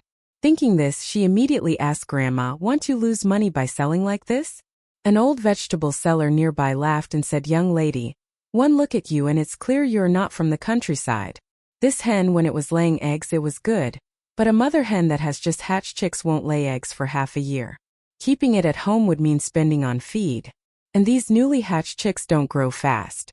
You see more than 10 of them, but feeding them for months, that's where the big loss is." Hearing this explanation, Lam So understood why the mother hen and chicks were so cheap. The mere fact of having to spend months on feed was enough to deter many. Moreover, there was no guarantee that all these chicks would grow to adulthood. When Lam So was in college, she had taken a course on poultry, and knew that the survival rate of newly hatched poultry was very low. The old egg seller looked at the old vegetable seller with a hint of displeasure. She was afraid Lam So would hear those words and no low inger buy, so she gritted her teeth and said, "All right then, just 32 dong." Lam So actually intended to buy a brood of chicks to raise. Once these chickens grew up, she could get a lot of eggs and wouldn't need to buy them from outside anymore. So Lam So said to the old woman, "I'll buy this mother hen and these chicks, but you must sell this cage to me too. Otherwise, how would she take them home?" The old woman smiled brightly. Of course. Lam So felt that people in ancient times were still very simple and honest. She said, "I'll buy 5 more eggs." "All right." The old woman was clearly very happy, and when calculating the price, she only charged Lam So 9 dong for 5 eggs. Lam So took the opportunity to ask where to buy salt. The old woman said salt was only available at the general store, then enthusiastically gave her directions. Lam So, carrying the vegetable basket in her left hand and the chicken cage in her right, followed the direction the old woman had pointed. A shadowy figure stealthily followed behind, causing Lam So to frown. She turned left, then right, quickly disappearing into the crowd. The person following, seeing Lam So was no longer in sight, quickly looked around trying to find her figure. Chapter 6. Why are you following me? Lam So suddenly appeared behind Lan Chi. "Ah!" Lan Chi shrieked in fright. Seeing it was Lam So, she calmed down, and a little awkwardly called out, "Sister Tan Van." Lam So was wondering why Lan Chi was out today without her maid, when she heard Lan Chi cover her mouth and exclaim in surprise, "Although Commander Yen is known to be brutal, why would he even hit his own wife?" She looked at the scab scar on Lam So's forehead and the clear mark on her neck, her face full of sympathy. Since when was the original owner's relationship with her this good? Lam So felt Lan Chi was a bit strange today, so she pulled her collar up a little higher. If you have nothing else, I'll be going now. Wait, Lan Chi called out, stopping Lam So again. She placed a white porcelain bottle into Lam So's vegetable basket, her eyes full of allure. Sister, don't you want to regain your freedom? Lam So's heart was highly vigilant. What do you mean? Lan Chi leaned closer and whispered into Lam So's ear, inside the bottle is medicine that can cause wounds to become infected. Commander Yen is currently seriously injured. If the wound gets infected, festers, he will eventually die. No one will suspect you. With your beauty and talent, you shouldn't wither away in the hands of a crude man like Commander Yen. You should consider it carefully. Having said that, she smiled and patted Lin Chu on the shoulder, then gracefully walked away. Lin Chu stood frozen in place, looking at the white porcelain bottle in the vegetable basket, her eye twitching. She finally saw someone even more suicidal than the original owner. Daring to poison the future great villain who could cover the sky with one hand, was she ultimately tired of living or something? Lin Chu glanced left and right, then slipped into a secluded corner. She poured out all the medicine in the white porcelain bottle, then smashed the bottle right there in that corner, only then feeling relieved enough to leave. Something that, once discovered, would be impossible to explain clearly, was best discarded far away. But Lan Chi was just a lady in the inner courtyard. Why would she want Yan Minghua to die? Lin Chu recalled what Yuan San had said yesterday, that big brother Zhao Yuan had stolen Yan Minghua's military achievements to be appointed as a marquis commander. And Lan Chi just so happened to be married to a marquis commander. Could it be Lan Chi married Zhao Daiji? Zhao Daiji feared Yan Minghua would later expose this matter, so he wanted to take his life while he was ill? And Lan Chi just so happened to have a good sister who was Yan Minghua's wife, so the two of them, the husband and wife, plotted and schemed, borrowing a knife to kill someone. Heavens, how terrifying! Lin Chu shivered, then walked out of the narrow alley. After buying salt at the shop, Lin Chu carried the vegetable basket and chicken coop back home. From afar, she could already hear a dog barking. When she stepped through the gate, she discovered that the old, dilapidated bamboo fence had been secured with sturdy wooden stakes, and in the yard, there was an additional gray puppy. It wide-eyed its round black eyes, barking immature woof-woof sounds at her. Perhaps because it had just been weaned not long ago. Its two ears were still flopped down on either side of its head, but it tried to act, "I'm very fierce, don't come near." It looked both silly and adorable. Where did the dog come from? It doesn't matter anymore. As a furry devotee, Lin Chu felt she couldn't resist. She put the vegetable basket and chicken coop aside, hugged the small gray dog, and cuddled and nuzzled it for a while. Heaven is indeed very fair. Before, she was a diligent office worker, working all day, unable to keep cats or dogs. Now, having transmigrated into a book, she could actually keep a dog. What should she do if she suddenly felt a little like crying? The small gray dog, held in Lin Chu's arms, at first tried to struggle, showing a stubborn and unyielding spirit, but then perhaps accepted its fate, only making pitiful whining sounds in its throat. Lin Chu was as happy as if she had picked up a son. She stroked its head and asked, "Are you hungry?" Inside the room, Yan Minghua, with a gloomy expression, looked towards Yuan San, who was standing nearby. "I told you to find a watchdog. What kind of devil did you find?" Yuan San awkwardly scratched the back of his neck. "I thought it was very good." Yan Minghua's deadly gaze was too powerfully damaging, so Yuan San could only touch his nose, not saying another word. "Well, big brother, there are still matters at the military camp. I'll take my leave first. Big brother, please rest assured and recover from your injury." Unable to withstand the pressure, Yuan San decided to quietly slip away. As he went out the door, he happened to meet Lin Chu playing with the dog, and greeted her sister-in-law has returned. Lin Chu still didn't know how to address Yan Minghua's brothers, so she only said, "Brother Yuan is here too? I just got back from the market, why don't you stay for a meal?" Yuan San waved his hands repeatedly. "There are still matters at the military camp. Another day, another day." Lin Chu felt he seemed to be running away, but she absolutely would not ask too much about things that shouldn't be asked. Yuan San came to the house today. Lin Chu looked at the new wooden fence erected outside in the yard, and understood clearly in her heart. Reluctantly letting go of the dog, she went into the main room to put away her things. Seeing Yan Mingwa sitting halfway up, she casually asked, "Did brother Yuan bring that dog?" Yan Mingwa said with an expressionless face, "Fatten it up then stew it." This sentence startled Lin Chu, her hand trembling, nearly spilling a whole kilogram of salt onto the ground. "Big brother, you're a devil, aren't you?" She glanced at Yan Mingwa, pleading for the dog's short fate. "Raising it to be a watchdog is also very good, isn't it?" Yan Mingwa frowned. Lin Chu followed his gaze, looking towards the dog crawling on the threshold, with a pitiful expression, trying to roll itself into the room. This silly appearance. It seems it's still far from being able to be a watchdog. As you why? Yan Mingwa's next sentence made Lin Chu breathe a sigh of relief. She and the dog, facing each other, suddenly developed a shared feeling of being in the same boat, filled with empathy. "What do you want for lunch?" Lin Chu's words carried a slight intention to please. "Yan Mingwa meat." Lin Chu. "All right, shed, consider it unasked." She carried out the pork hock that the officer had brought yesterday. "I bought white radishes.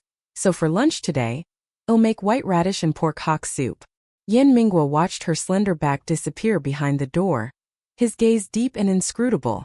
Stepping into the kitchen, Lin Chu discovered that the water jar had also been filled. This made her very happy. After all, that well was too far away, and with her slender limbs she couldn't carry much each time, making running back and forth very time-consuming. Lin Chu only chopped a portion of the pork hock. Fortunately, the kitchen knife in this border region was very heavy and sharp. Only then was Lin Chu able to cut through the bone.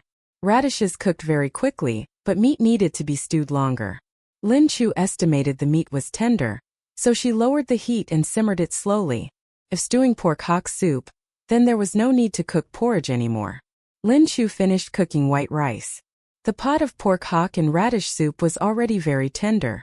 Without needing to open the lid, Lin Chu could also smell the enticing aroma. Sprinkling a little green onion on top made it even more fragrant. Lin Chu tasted a mouthful of soup. It was so delicious that she wanted to cry. The dog also smelled the aroma, constantly circling at Lin Chu's feet, whining whine and looking extremely pitiful. Lin Chu found a chipped ceramic bowl and scooped a few pieces of radish for it. It came closer to sniff, then lost interest and retreated, continuing to stare at Lin Chu with pitiful eyes. Lin Chu couldn't bear it, so she threw a bone into the bowl. The small gray dog immediately wagged its tail happily and gnawed on the bone. Lin Chu found it amusing. She scooped a large bowl full and carried it into the room. Yan Mingwa also smelled the aroma. Seeing Lin Chu carry in such a large bowl of pork hock soup, he merely raised an eyebrow. Since the table in the room was quite far from the bed, Lin Chu had to place the bowl of soup on the low cabinet next to the bed, and then move the table closer. When Lin Chu carried the rice in from the kitchen, she saw that the other person had directly picked up the large bowl and was devouring it. Did Yan Mingwa think that whole bowl of soup was for him? Lin Chu was silent for a second, then still with a normal expression, carried her bowl of rice over. But when Lin Chu saw the empty bowl on the table, her expression completely changed, and she had a new definition for the one who slurps the whole pot dry. She only went to the kitchen to scoop rice, and he had already finished that enormous bowl of pork hock soup. Lin Chu looked at tea. He emptied bowl silently for a moment, then said, "There's still more in the pot, I'll go scoop some." Yan Mingwa seemed to realize that he had eaten both their portions. When Lin Chu brought another bowl of soup, he only focused on eating his rice. Lin Chu hadn't even finished half her bowl of rice when the person opposite her pushed his empty bowl forward for the fourth time, signaling her to go to the kitchen to scoop rice. Lin Chu stared blankly at the bowl, then looked at Yan Mingwa's beautifully shaped lips, not understanding how this person could eat so quickly. Is it finished?" Seeing Lin Chu still not moving, he asked a question. Lin Chu nodded, then shook her head. Then stood up and went out, but didn't take the bowl with her. A moment later, she carried the entire wooden steamer basket of rice in, then took the bowl, scooped a full bowl of rice, and placed it in front of Yan Mingwa. With rice to eat, Yan Mingwa also didn't say much, only buried his head in eating. Then his chopsticks accurately picked up every piece of meat in the large bowl. Did he like eating meat that much? Lin Chu glanced at the small dog crawling on the threshold, unable to enter, then looked at Yan Mingwa again. She suddenly felt that these two had a strange similarity. While washing dishes, Lin Chu, with one hand on her hip, one hand on the stove, looking at the empty pot, bowls, and wooden steamer basket, began to think. Could it be that yesterday he choked her because he complained that the porridge was too little, not enough to eat? Just when she thought today would pass peacefully like this, at dusk, a knocking sound suddenly echoed in the yard. Lin Chu ran out to open the door. She only saw a beautiful woman with a delicate, willow-like figure, leading a child. The beautiful woman timidly asked her, "Excuse me, is this the residence of Commander Yan?" Chapter 7. Lin Chu sized up the lady. Though her simple blue cloth dress made her appear haggard, it did not diminish her bearing. Her eyes were luminous as autumn water. Simply looking at her seemed to speak volumes. A person like this could not have been nurtured in this border region. Lin Chu glanced at her worn-out embroidered shoes, guessing that she must have come from within the Imperial Pass. "Yes, who are you looking for?" Lin Chu's right eye twitched continuously. The beauty, hearing this, showed a joyous expression on her face. "I've come to find my husband." Chapter 7. My husband? Lin Chu stood in the wind, her mind in a whirl. The small child accompanying the beautiful madam tugged at her sleeve, opening wide its clear black and white eyes, and asked, "Mother, is father really here?" The beautiful madam gently stroked the child's head. "Yes, Juni. We're about to meet father." Lin Chu, awkwardly leaning against the door, felt like a bolt of lightning had struck her ears. Han Juni, the male lead from the original novel, had appeared. So this beauty is the male lead's mother, Yan Mingguo's white moonlight. Jiang Wanxue? Wait a minute. Jiang Wanxue said Yan Mingguo was the male lead's father? Lin Chu felt her mind couldn't keep up. In the original novel, the relationship between Yan Mingguo and the male lead was explained as the male lead being the son of Yan Mingguo's deceased friend, which was why Yan Mingguo had spared his life many times despite being able to kill him. When Lin Chu read the story, she only thought that Yan Mingguo valued his old friendship, feeling that this villain truly had character. She never expected. The truth was that the male lead was his biological son? That brother Han, his head is a bit green. Ahem. Though she herself was currently wearing a lush green grassland on her head. Cursing silently, Lin Chu quickly reorganized her thoughts. She was just the villain's cannon fodder ex-wife, certainly no match for someone's white moonlight. It was better to be sensible and be a transient former wife. So Lin Chu put on a smile. "Madam, it must have been very tiring for you to travel such a long distance. Your husband was injured on the battlefield and cannot get out of bed right now, so he couldn't personally come out to welcome you." "Brother Yan is injured?" Jiang Wangshu's limpid eyes widened, clearly very surprised. "Brother Yan." Lin Chu got goosebumps, but on her face she still showed just enough sorrow. "Yes." She led Jiang Wanxue and little Bun Han Jun into the main room. When Yan Mingguo saw Jiang Wanxue, his eyes were zed for a moment, then he called out, "Wanxue." Jiang Wanxue, her eyes red-rimmed, called out, "Brother Yan." The scene was incredibly moving, but compared to Lin Chu's imagination, it was still missing something. Yan Mingguo's gaze fell upon little Bun Han Jun. The coldness that never dissipated in his eyes seemed to melt away. "Little Yi has come too?" He smiled, exceptionally beautiful, like a ray of sunshine illuminating the snow-capped peak of Kunlun Mountain. A beauty so astonishing and breathtaking that one couldn't find words to describe the feeling at that moment. Yan Mingguo was like a captivating fiend who nourished himself by sucking human blood. But one day he wiped the blood from his lips, and you would discover he could transform into an immortal. "Uncle Yan." Little Bun Han Jun timidly peeked his head from behind his mother's back. With the little Bun's current personality, so attached to his mother, it would probably be a long time before he could become the cruel and taciturn male lead. On this side was a tearful family reunion, hand in hand, speechless. Meanwhile, Lin Chu's train of thought was clearly not on the same frequency as theirs. Yan Mingguo noticed that Jiang Wanxue and her son had messy hair and seemed to be struggling. He frowned. "Where is brother Han?" Lin Chu suddenly felt something was amiss with this question, so she listened carefully. Jiang Wanxue, hearing Yan Mingguo's words, also changed her expression, stammering, "My husband. Isn't he here?" Yan Mingguo frowned without speaking. Jiang Wanxue took off the small cloth bag from her shoulder and pulled out a letter. She wanted to step forward and hand it to Yan Mingguo, but seemed to hesitate for some reason. turning instead to give the letter to Lin Chu. Lin Chu reacted quickly, taking a few steps to hand the letter to Yan Minghua. The handwriting on the envelope was neat and elegant. It was not hard to imagine that the writer was a talented and handsome scholar. However, Lin Chu could only recognize that much. No matter how neat the characters were, she didn't know Chinese. Yan Minghua opened the letter and quickly scanned it. He had always kept his emotions hidden, so Lin Chu couldn't guess what the letter said. "This letter, my husband sent it to me a month ago."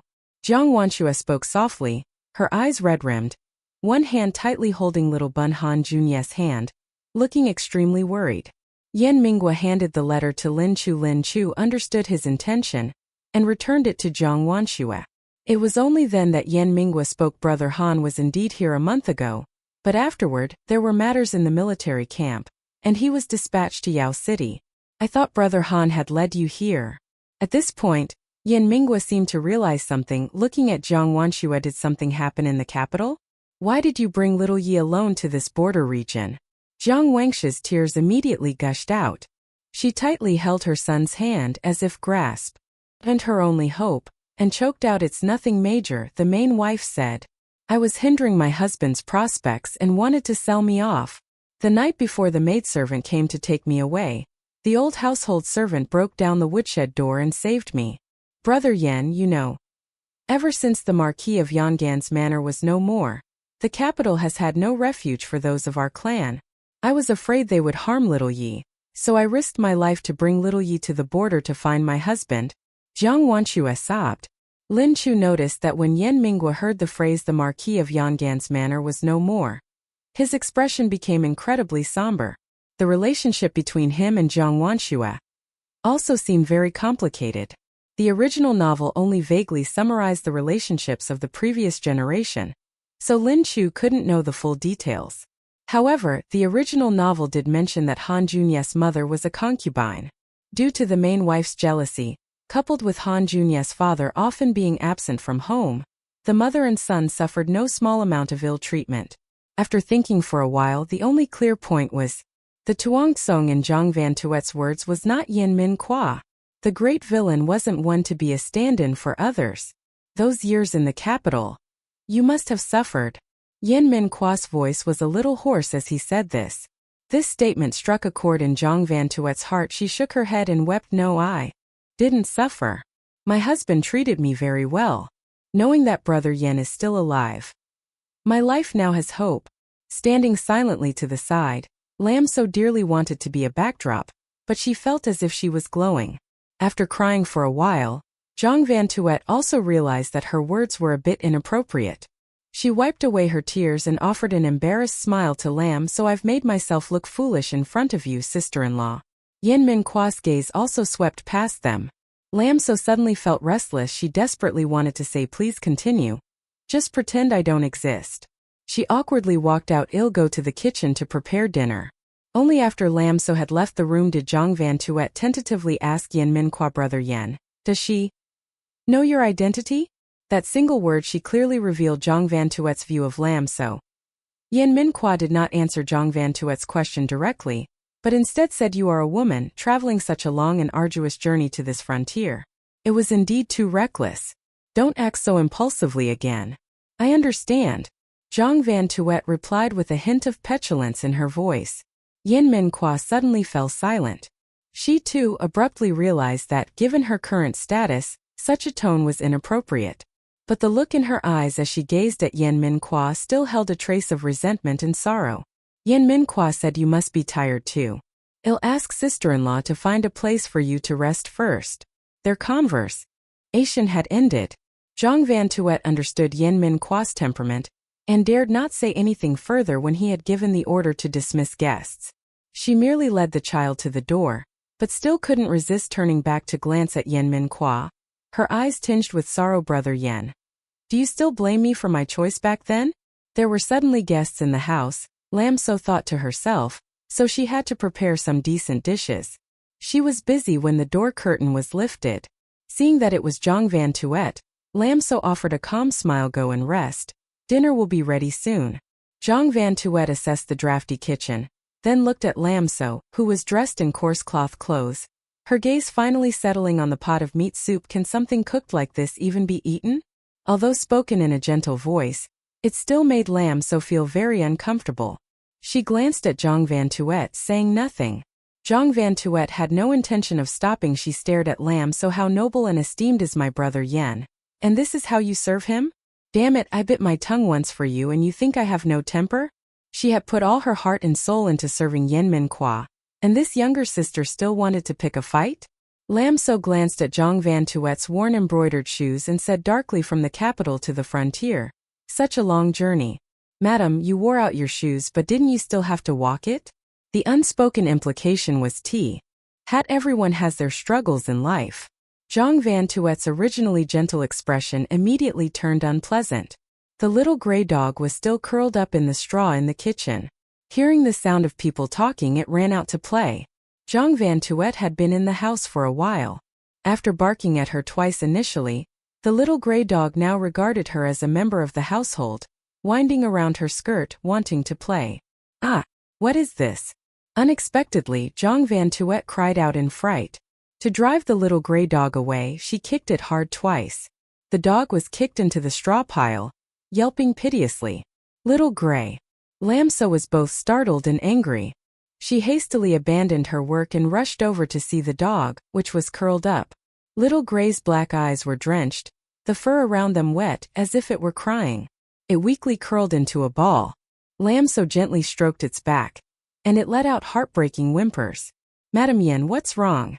Neighbor Auntie Song heard Zhang Van Tuet scream and, thinking something had happened, ran out to the kitchen to see.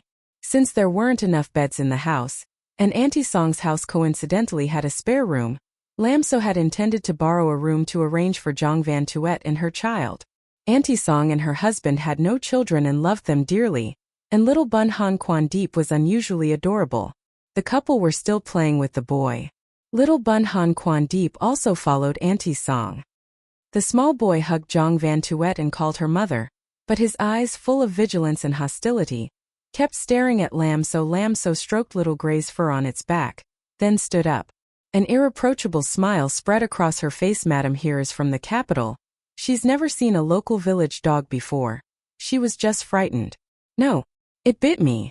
Zhang Van Tuet clutched her child, trembling all over, her face utterly weak. Lam So stared at her, a smile still on her lips, but it was a chillingly cold smile. That's why I said Madam was frightened. This dog is less than a month old. Its teeth haven't fully grown in. If it did bite, it wouldn't even hurt. Auntie Song was a genuine countrywoman and knew Lam So was telling the truth just by looking at the dog. She also tried to reassure young Madam, don't be afraid of this animal. Such a small dog won't bite people. Lam So said to Auntie Song, I trouble you, Auntie, to take this Madam to rest. Otherwise my husband might say I don't know how to host guests.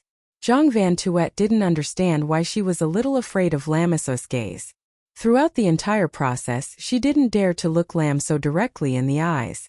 Supported by Auntie Song, she left the kitchen feeling somewhat bewildered. Chapter 8. Waiting until she was alone in the kitchen, Lam So squatted down beside the pile of straw, looked at the small gray dog and said, It's not that I can't help you, my fate isn't much different from yours. She let out two self-deprecating laughs, rubbed the corners of her eyes with her hand, suppressing the bitterness rising within her, then scooped water to wash her hands, and returned to the stove to continue her work. Because there weren't enough woks in the house, Lam So had to stir-fry all the vegetables first, and then prepare to wash the rice and cook it. The fabric curtain was lifted once again. Lam So stopped what she was doing, looked up, saw it was Aunt Tong and was a little surprised. Auntie, why have you come? Aunt Tong smiled and said, You're a new daughter-in-law, and there are no adults in Brother Yen's house to help you. How can I let you struggle with this dinner all by yourself? I'm free anyway, so I came to see if I could help. There's nothing fancy in the house, just some everyday dishes. Lam So felt the friendliness in Aunt Tong's words, and her impression of her also grew warmer. The dishes Lam So had just finished stir-frying were still on the stove. Aunt Tong saw them immediately. There were a few dishes she had never seen before and couldn't name, but looking at the presentation and colors of the dishes, she knew for sure the taste wouldn't be bad. One dish was meat fried until golden, mixed with garlic, ginger, and scallions, then stir-fried, and finally drizzled with sauce. Not only was the aroma enticing, but the colors were also appealing. The more Aunt Tong looked, the brighter the smile on her face became. I didn't know Mistress Yen had such good cooking skills. The water in pot was about to boil. Lam So prepared to add the rice. Hearing this, she just smiled. Just a few simple dishes, nothing worth mentioning. Aunt Tong watched Lam So pour all the white rice into the pot. Her eyebrows suddenly furrowed. With so many people eating white rice, want your rice bin be empty in just 2 days? Lam So realized that Aunt Tong's words carried a strange implication. She said, tomorrow I will go to the market to buy more rice. Aunt Tong's eyebrows furrowed even deeper. Mistress Yen, you are still young, and there are no elders in the house to guide you, so don't blame me for being garrulous. Now that Brother Yen has met with misfortune, medical expenses, food, everything requires money. Your family's circumstances are already difficult. Aunt Tong looked out of the kitchen, confirmed no one was around, and then lowered her voice. Relatives have suddenly come to stay. She and her child may only add a few bowls and chopsticks, but money is only being spent without any income. How will you two husband and wife manage to live later? You should add some corn grits. If you keep eating only white rice like this, how wealthy must a family be to afford it? Lam So was stunned. She had thought Aunt Tong liked Zhang Van Tuet very much. She didn't expect her to say such things to her. Thank you for your guidance, Auntie. Lam So sincerely thanked her. With Aunt Tong's help, Lam So cooked a fragrant pot of corn rice and made a few buckwheat cakes. Then dinner could official. Ly be served. Go call your uncle to set out the table. Aunt Tong, her face beaming, went out. I've troubled you, Auntie, Lam So said, holding a large bowl to ladle soup. Child, people say distant relatives are not as good as close neighbors. Why be so polite with me? Pulling aside the curtain, Aunt Tong was about to call Uncle Tong to bring out the table, when she heard voices talking in the main room. Brother Yen, are you thirsty? Shall I pour you a cup of water? It was a woman's soft, coquettish voice. Aunt Tong frowned, moved closer to the wall, and listened to the conversation in the room. No need, you must be tired from the whole day. Go rest. Yen Min Kwa's voice was indifferent. The woman suddenly sobbed. Brother Yen, why are you so cold to me? You still blame me, don't you? Aunt Tong's expression became displeased. Before, she had thought Zhang Van Tuet was a fragile woman, and alone with her child, so she couldn't help but feel sympathy. But she was staying in someone else's house, with the mistress busy in the kitchen, and she not only didn't avoid suspicion but even snuck into the master's bedroom and said such things to the master. This is not something a proper woman would do. Aunt Tong felt contempt in her heart. Just then, little Bun Han Quan Deep, not seeing his mother return for a long time, saw Uncle Tong carrying the table out and ran after him. A child's heart is very sensitive and innocent. Han Quan Deep sensed Aunt Tong was kind to him, so he ran up to and asked, Granny, have you seen my mother? Aunt Tong looked towards the main room with a complex gaze, and deliberately said loudly, isn't your mother in that room? So late, where has she gone? Zhang Van Tuet, still in the room, looked out the door, her expression a little stiff. Yen Min Kwa, with an indifferent expression, said you should go back. Zhang Van Tuet reluctantly kept a smile. Then Brother Yen, please rest well. Van Tuet will take her leave first. As she stepped out of the room, she saw Aunt Tong pulling little Bun Han Quan Deep to sit down in the yard. Beside them was a wooden table, and in front of Aunt Tong's husband lay a small wine pot and a cup. He seemed tipsy even before drinking, and she had to sit at the same table with such a bunch of vulgar people. That foolish woman was even holding her son's hand. For a moment, Zhang Van Tuet couldn't control her look of disdain. Aunt Tong saw her and continued to speak loudly. I was just wondering where Mistress Han had gone. Why are you coming out of Brother Yen's room? Aunt Tong's words were full of hidden meaning, and Zhang Van Tuet's expression turned unsightly. But she quickly forced a smile. Aunt Tong, you've arrived too. I was just about to go into the kitchen to help my sister-in-law. Passing by the door, I heard Big Brother Yen coughing, so I went in to give him a cup of water. Hearing this, Aunt Tong just sneered faintly and said nothing. Zhang Van Tuet's expression was a little awkward. This mom. Aunt Lam So's voice came from the kitchen. Dinner is ready. Hearing this, Aunt Tong glanced at Zhang Van Tuet, then stood up and went into the kitchen to help carry the food. Seeing this, Zhang Van Tuet also followed.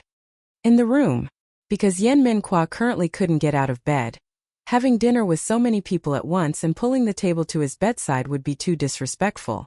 Lam So then scooped a bowl of rice, used a large plate to hold a small portion of each dish, and brought them specifically for Yen Min Kwa. Lam So placed the food on the low cabinet beside the bed, not saying a word throughout the process. Yen Min Kwa watched her the entire time, but she didn't react at all. "I've scooped a pot of rice for you here. When you finish, you can scoop more yourself." She made sure Yen Min Kwa could reach all the bowls and chopsticks, and then she spoke. Yen Min Kwa saw that she turned her back and seemed about to leave after speaking. He finally spoke up. "She is the concubine of an old acquaintance of mine. You don't need to give in to her everywhere." A large question mark popped up in Lin Chu's mind. What did Yen Mingwa mean by suddenly saying this to her? Was he afraid she would misunderstand? Daydreaming was never a good sign. So he wanted to draw a clear line with Jiang Wanshua? The white moonlight everyone always spoke of, where was it now? Lin Chu cursed inwardly, but on her face she still smiled brightly. "What are you talking about, husband? That lady is very sensible." Yen Mingwa stared at her, his handsome brows furrowed. A moment later he looked away, picked up his rice bowl and began to eat, clearly not wanting to talk to Lin Chu anymore. Lin Chu found it a bit baffling, touched her nose, then withdrew.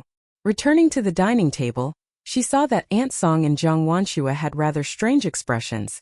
Lin Chu didn't understand what was happening, so she sat down. Seeing Lin Chu return, Aunt Song picked up her chopsticks, glanced at Jiang Wanshua with a slightly gloomy expression. "Lady Han, please start eating." Aunt Song used her chopsticks to pick up a golden fried potato meatball and placed it in little Bun Han Jun's bowl. "Children should eat a lot of meat so they can grow up tall and strong, like your Uncle Yen." Little Bun Han Jun could sense the awkwardness among the adults, but he was still a child after all. Throughout the arduous journey to the border, he hadn't had a single delicious meal. The meal before him was many times more delicious than previous ones, and his attention shifted to the food. Seeing Aunt Song give him a golden fried meatball, he picked it up, preparing to eat it. Jiang Wanshua, sitting next to him, saw this and immediately pinched little Bun Han Junj. The pain made Han Junya's small body flinch. He looked at his mother in fright and confusion. Lin Chu also noticed the commotion on this side. Jiang Wanshua tugged at the corner of her mouth, forcing out a smile. "The child is a picky eater. He's not used to this dish." Her voice sounded friendly, but her face did not conceal her disgust with these dishes. Aunt Song's expression completely darkened. She said, "Then Lady Han might have to suffer in the future. We at the border are all rough people. Normally, we don't have such dishes to eat. It's a good thing Lady Yen is generous. She just cooked a whole pot of stewed meat for everyone to enjoy." Jiang Wangshi's face was unpleasant. She only buried her head in picking out individual grains of rice to eat, without saying a word. Lin Chu's gaze flitted back and forth between Aunt Song and Jiang Wanshua. Although she didn't know why the two had become like this, seeing Jiang Wanshua give in, she secretly rejoiced. Due to her joy, she ate nearly half a bowl more of corn rice. Little Bun Han Jun, like his mother, did not touch the dishes on the table, only ate 2 bowls of plain corn rice. But seeing his eyes constantly darting towards the braised meat and potato meatballs, it was clear he really wanted to eat. The atmosphere became strange. After dinner, Jiang Wanshua pulled little Bun Han Jun back to their room to rest. Aunt Song helped Lin Chu clear the dishes and chopsticks. In the kitchen, she finally vented all her displeasure. "That relative of yours, she's truly too pretentious." Lin Chu realized that Aunt Song didn't like Jiang Wanshua, but that she would complain so frankly to her, Lin Chu had not expected. Aunt Song continued, "Don't blame me for being talkative, Ladives like that, you should interact less with them in the future. My chopsticks haven't even been used yet. I picked up 1 meatball for the child." And her expression was as if I had picked up a fly for him. Fallen to such a state and still putting on airs. Lin Chu found it inconvenient to say anything, she just listened. Aunt Song then said, "This girl has a generous disposition. Brother Yen is a good person, but sometimes you still have to be a little wary." Lin Chu had previously heard Aunt Song's words meant to intentionally embarrass Jiang Wanshua, and knew that Aunt Song was reminding her to be careful of Jiang Wanshua and Yen Mingwa. Oh, had the relationship between Yen Mingwa and Jiang Wanshua become so obvious that even Aunt Song could see it? That night, upon returning to her room, Lin Chu hesitated for a long time, but still climbed into bed. Her mind wandered, forgetting that a person named Yen Mingwa was lying beside her. She softly sighed. The person who seemed to be sound asleep suddenly opened his eyes, turned his head and looked at her. Why the sigh? The orange candlelight seemed to soften the cold lines of his face by a few degrees. His eyelashes were very long, and because his eyes were slightly cast down, they formed a shadow on his eyelids. His eyes, dark as jade, were like a bottomless ancient well. Once one was locked in his gaze, they would sink into it. Beneath his high nose bridge, his thin, pale lips became incredibly alluring under the candle. Chapter 9. Lin Chu was startled, only then remembering that someone else was lying beside her. She pushed aside all thoughts in her mind, and calmly said, "It's just that I feel Lady Han, a weak woman, bringing her child and traveling thousands of miles to this border region to find her husband, and now having no news of him, she must be feeling quite distressed." Lin Chu didn't care about Zhang Wengshi's trivial matters. She was trying to subtly inquire about Han Zichen's whereabouts. The male lead's father was, of course, mentioned in the original work. Han Zichen, the heir of Duke Han's manor, nicknamed a man like jade on the road, an unparalleled gentleman, sacrificed himself in the Battle of Jiangcheng. Jiang Wanxue would also die here, leaving only Han Junyi to shoulder the blood feud and grow up. Now that Jiang Wanxue had arrived in Jiangcheng, Lin Chu guessed that the tragic battle there was probably about to begin. Actually, what Lin Chu wanted to understand more clearly was that the original work repeatedly mentioned Han Junyi personally witnessing Yan Minghua killing his parents. Lin Chu had previously thought it was due to love. He was the great villain after all. If he couldn't have it, he'd destroy it. But in reality, the relationship between Yan Minghua and the Han couple was clearly not bad. What was the real reason he could bring himself to murder Han Zichen and Jiang Wanxue? Lin Chu's words surprised Yan Minghua a little. He turned his head to look at her, and her expression was extremely serious, as if she truly cared about Jiang Wanxue. Yan Minghua stared at her for a moment, then looked away. "I will send someone to inquire about Brother Han's whereabouts." With just this one sentence, Lin Chu confirmed that everything Yan Minghua had said before was to deceive Jiang Wanxue. Han Zichen was fundamentally not here a month ago. Otherwise, Yan Minghua couldn't possibly not know Han Zichen's whereabouts. So what exactly was written in the family letter Han Zichen sent to Jiang Wanxue that made Yan Minghua continue to spin this lie to reassure Jiang Wanxue? That's not right. Lin Chu suddenly realized another problem. She carefully glanced at Yan Minghua's husband. How did Lady Han know we lived here? Even if she knew they lived here, from the capital all the way to this border region, and encountering wartime chaos with no shortage of fleeing people. Jiang Wanxue traveling alone with her child and being a beauty herself to be able to safely reach Jiangcheng. That truly deserved some thought. Tan Yuan. Yan Minghua suddenly called her name.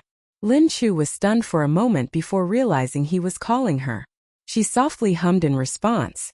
Yan Minghua's warm hand gently rested on Lin Chu's nape. Almost immediately, all the fine hairs on Lin Chu's body stood on end. His voice was very soft. "Intelligent people often don't live long." A chilling sensation crept up from her feet. She was clearly lying in a warm blanket, yet Lin Chu felt her double whole body stiffen, icy cold. This was a warning. She had been too careless, exceeding the safe limits of coexisting with Yan Minghua. The darkness seemed to grant Yan Minghua more power. Under the flickering candlelight, Yan Minghua's features possessed an indescribable demonic charm. He lay on his side, one hand propping up his head, watching Lin Chu trying to appear calm. The corner of his mouth curved into a very slight line. The hand resting on Lin Chu's neck slowly stroked upwards. The movement was very gentle, but his gaze was cold and cruel. "Guess how much longer you have to live?" A Yan Minghua like this was both unfamiliar and extremely dangerous. Even while lying down, Lin Chu's body trembled violently like a sieve. She bit her tongue. The smell of blood filling her mouth helped her grudgingly maintain her composure. "I will live until the day you no longer need me." This answer clearly surprised Yan Minghua. He broke into a mesmerizing smile, suddenly leaned close to Lin Chu, and as if playing a trick, breathed onto her earlobe. His eyes narrowed, concealing the coldness or teasing within them. "Ha! A bit interesting. You're so obedient that..." His slightly callous finger brushed aside Lin Chu's collar, and he said darkly, "It makes me reluctant to kill you anymore." Lin Chu dared not move an inch, her whole body stiff as a rock. Fortunately, His finger merely brushed over her collarbone for a moment before withdrawing. Just as Lin Chu let out a sigh of relief, the candle in the room suddenly went out. All around immediately plunged into deathly darkness. Lin Chu's heart leaped to her throat again. She remained stiff and motionless for a long time. Only when she felt the breathing of the person beside her had become even, did she slowly let out a breath. She had just circled the gates of hell once more.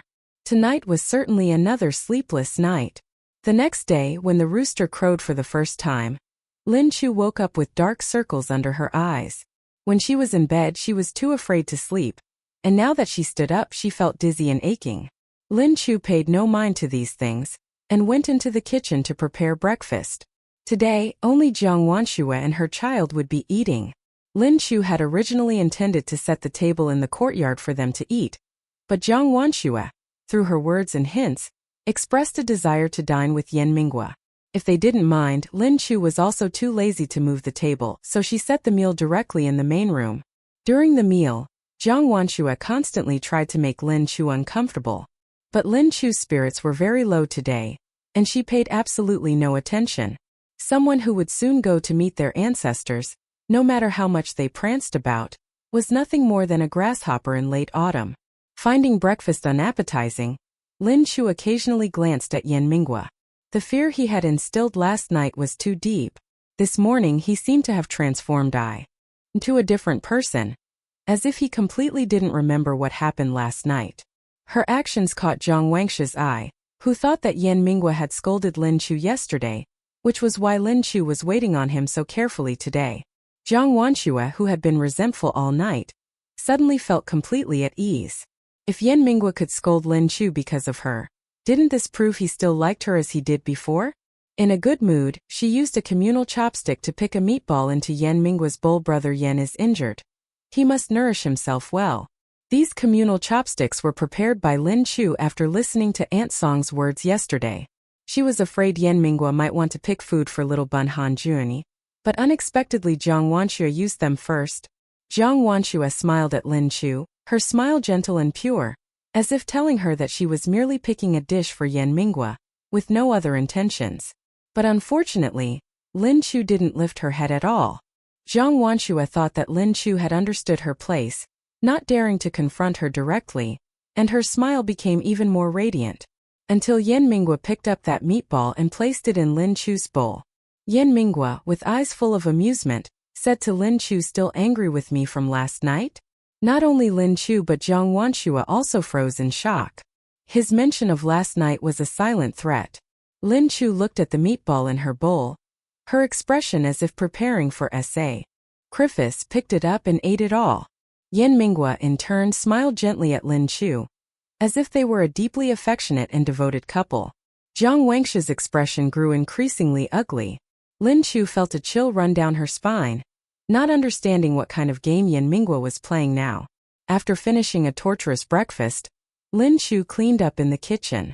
The lazy little gray dog lay in the straw. In the courtyard, the mother hen led a dozen chicks for a stroll, looking for insects to eat. Little Bun Han Juni loved the soft, yellow-feathered chicks, and squatted on the ground watching them all morning. Lin Chu was about to find some chopped greens to mix with corn kernels for the chickens when she suddenly heard little Bun Han Juni crying. She thought Jiang Wanshua must be outside, so she didn't pay much attention. But Han Juni had been crying for a long time, and still no sound of Jiang Wanshua was heard. So Lin Chu reluctantly put down her work and went out of the kitchen. "What's wrong?" Lin Chu saw little Bun Han Juni sitting on the ground, face streaked with tears, and was startled. Little Bun Han Juni generally disliked Lin Chu, but there were no other adults in the courtyard, so he had no choice but to show Lin Chu his red, swollen hand. Lin Chu looked at the red swelling on his hand, then at the mother hen protecting her chicks nearby, and guessed what had happened. Han Juni wanted to catch a chick to play with, so the mother hen pecked him. All right, don't cry. I'll find some medicine to put on it for you." Lin Chu pulled Han Juni's hand to help him stand up. She noticed a strange smell on him, and only then saw chicken droppings where he had been sitting. Lin Chu suddenly felt a headache coming on, and asked, "Where's your mother?" Little Bun Han Juni only sobbed and didn't speak. Jiang Wanshua was a stranger here, so Lin Chu guessed she must be at Aunt Song's house, and led little Bun Han Jun over there. Unexpectedly, Jiang Wanshua wasn't there either. Lin Chu felt a little suspicious in her heart. But since Jiang Wanshua wasn't home, and Aunt Song was busy in her room, the only person who could find clothes for the child was her. Entering Jiang Wanshua in her child's room, Lin Chu felt it was inappropriate to rummage through other people's belongings, so she asked little Bun Han Jun if he knew where his clothes were kept. Little Bun Han Jun was probably also embarrassed about his clothes being soiled with chicken droppings, so he showed Lin Chu where Jiang Wanshua kept her luggage. Lin Chu took down the luggage bag and found a set of clothes for Han Jun. She accidentally discovered a small bottle wrapped in a dress. If it were any other bottle, Lin Chu might not have paid attention. But this small white porcelain bottle was clearly identical to the bottle Lan Ji had given her. Lin Chu's heart suddenly pounded faster. Though Han Jun was young, he was sensitive, so Lin Chu dared not show any abnormality. She pretended not to see the white porcelain bottle, and said to Han Jun, "Take off your dirty outer garment first." She made a gesture as if to pack things back up. Han Jun indeed no longer looked at her, struggling to take off his small shirt. Lin Chu seized the opportunity, took the white porcelain bottle, hid it in her sleeve, and then put the luggage bag back into the cabinet. After changing Han Jun's clothes and applying swelling-reducing medicine, Lin Chu returned home. Just then, military physician who arrived at the house to change Yan Minggua's dressing. As for Jiang Wanshua, who was nowhere to be seen earlier, she was now brewing medicine in the kitchen. Seeing her, Jiang Wanshua intimately called out sister-in-law, then smiled and said, "Just now, the military physician came to change elder brother Yan's dressing and brought several packets of medicine. Sister-in-law wasn't home, so I thought elder brother Yan would have to take his medicine later, and went into the kitchen to brew it first." She timidly glanced at Lin Chu. "Sister-in-law won't blame me, will you?" Whatever Jiang Wanshua was provoking, Lin Chu no longer cared. Now all that was in her mind was the white porcelain bottle she had seen in Jiang Wangshua's luggage bag. Inside the bottle is medicine that can cause the wound to become infected. Yan Bai, who is currently severely wounded and infected, festering wound, will ultimately result in death. "No one will suspect you." Lan Ji's words from that day echoed in Lin Chu's ears once again. Her hands and feet felt a little cold. Jiang Wanshua seemed to notice Lin Chu's abnormality. She frowned, carried the bowl of medicine past her, and went into the room. "Brother Yan, I've finished brewing the medicine." Lin Chu, reacting instinctively, shouted loudly to the people inside the room, "Don't drink it." Chapter 10. All eyes simultaneously turned towards Lin Chu. Something flashed quickly in Jiang Wangshua's eyes, but on her face she feigned panic, as if Lin Chu had always harassed her sister-in-law. "Why didn't you let Brother Yan drink the medicine I brewed?" Her words carried two meanings.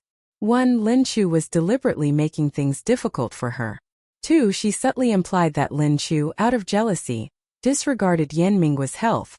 Lin Chu looked at Jiang Wanshua with a complicated gaze, then also forced a smile, one that didn't reach her eyes. "What is Lady Han saying?"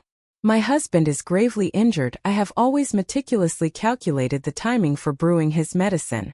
After all, medicine is inherently somewhat toxic, and this morning my husband just finished taking his medicine. This bowl of medicine. Perhaps it's better to wait until noon to drink it."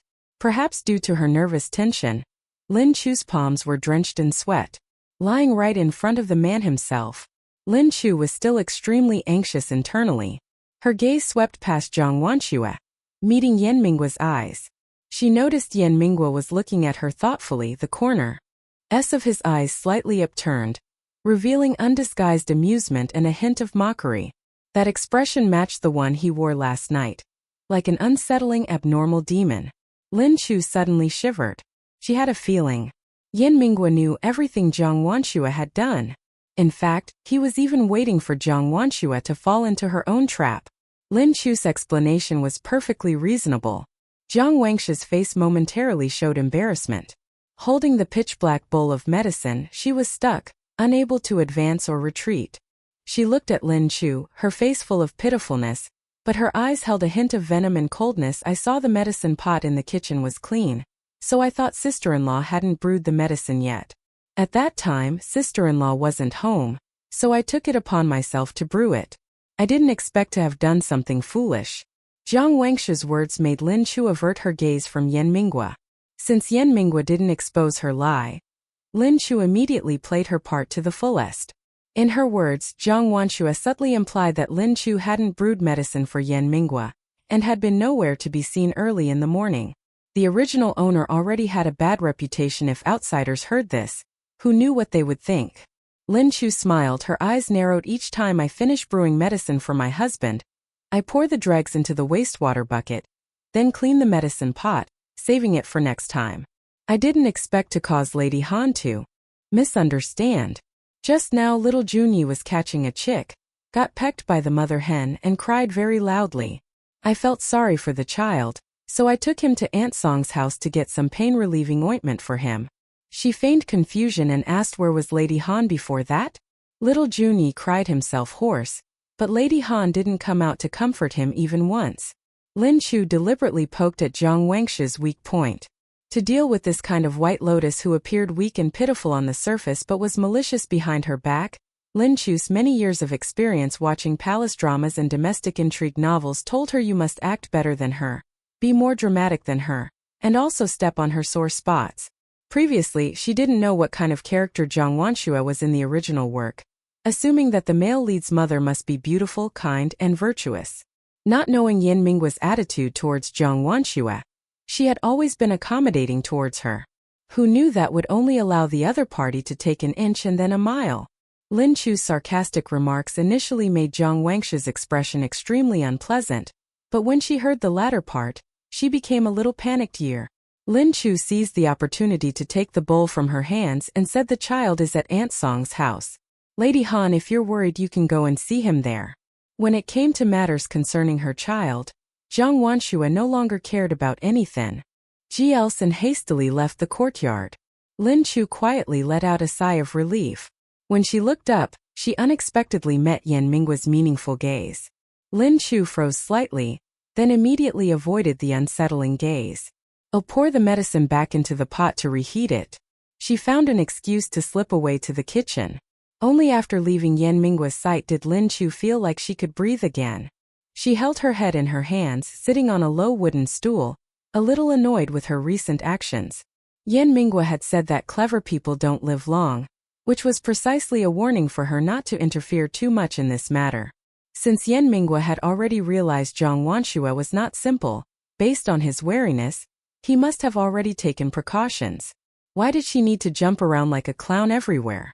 Just now she was criticizing Jiang Wangshu as a grasshopper whose time is almost up. Now she feared she would die before Jiang Wangshu. Lin Chu was distressed by her self-destructive tendencies. The weather was cold. The little gray dog didn't run outside, only curled up in the straw pile in the kitchen to keep warm. Seeing Lin Chu sitting alone in the kitchen, it used its short legs to walk over to Lin Chu's feet, rubbing against her and wagging its tail incessantly. Lin Chu used 2 fingers to scratch its back. The little gray dog was so comfortable it whined softly. Lin Chu poked its fluffy head. Tell me, I'm a transmigrator after all. I know the entire plot of the book, and I've watched countless palace dramas and domestic intrigue novels. How can I let myself die before this low-level White Lotus? Thinking of Yan Minghua's erratic temperament, Lin Chu felt she could no longer be so passive.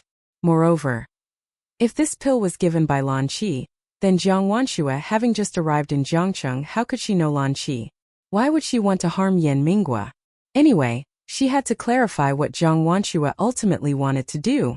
Inside the room, military physician who was changing Yan Minghua's dressing. The old gauze discarded on the ground had dark bloodstains. Military physician who examined the most fatal arrow wound on Yan Minghua's chest. His brows furrowed. Why has the wound split open again? For these first few days you should absolutely lie still and rest. Yan Minghua's expression was grim. There are always restless insects. Military physician who said nothing more. Jiangcheng wasn't a large city previously. The news of Yan Minghua marrying a wife and this new daughter-in-law causing trouble had spread everywhere. This time, with his serious injuries, almost all the people of Jiangcheng were waiting for Lin Chu to cheat. Any slight movement in their household, and the next day everyone in the city, old and young, would know. Military physician who had also heard about Yan Minghua's house being robbed. Among the soldiers, many crude men spoke vulgar words, saying that it was likely Yan Minggua's newlywed wife couldn't endure loneliness, secretly met another man, was caught by neighbors, and so to save face, they claimed it was a robbery. Military physician who hadn't interacted much with Lin Chu, but his intuition told him Lin Chu wasn't that kind of person. He certainly couldn't and wouldn't tell Yan Mingwa those words from the army, unless he wanted to see a pile of corpses on the training ground the next day. Applying fresh herbs to the wound, military physician who mumbled as he bandaged it, "This kid. His heart is cruel enough, and his wildness is great, but in front of the general, he should restrain himself. Zhao Dada stole your military achievements. Did the general truly know nothing? It's not that the general is lost in pleasure, but that the general feels a knife like you cannot be commanded by him.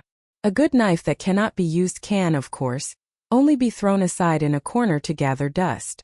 The corner of Yan Minggua's mouth curved into a bloodthirsty and cruel smile. "I am not a knife naturally. He cannot command me. Not a knife, so then he is the one who wields the knife?" The implication in this statement was extremely profound. Military physician Huss movements, bandaging Yan Minggua, paused. Then he continued his work without a reply. "How is the East City Gate?" Yan Minggua broke the silence. The East City Gate was the gate leading outside the pass, normally guarded very strictly. But during times of peace and prosperity, people would also often go out to trade and exchange goods. Why? Teach the Huns. There's still a curfew not allowing citizens to go out. But I heard it's much looser compared to normal days. Yan Minggua immediately frowned, although the previous battle dealt them a heavy blow. The grasslands are about to enter deep winter. If they can't plunder food, they won't survive this winter. I fear they will attack the city again in the coming days. We must defend strictly, we cannot be negligent. Hey kid, worry about yourself.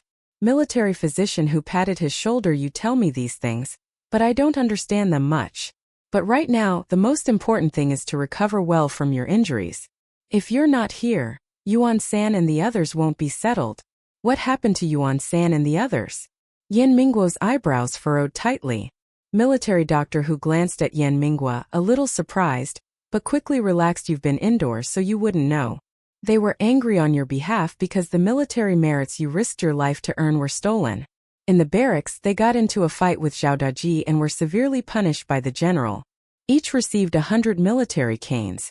I checked on them this morning. Their buttocks were all bruised like rotten persimmons, unable to get out of bed. Yan Minggua fell silent. His eyes narrowed, and an unusual coldness emanated from them. Military doctor who sighed now. Recuperating well from your injuries is the most important thing. Zhao Daji is the general's wife's younger brother. When one man achieves the Tao, his chickens and dogs ascend to heaven. A petty person like him, you shouldn't offend him now.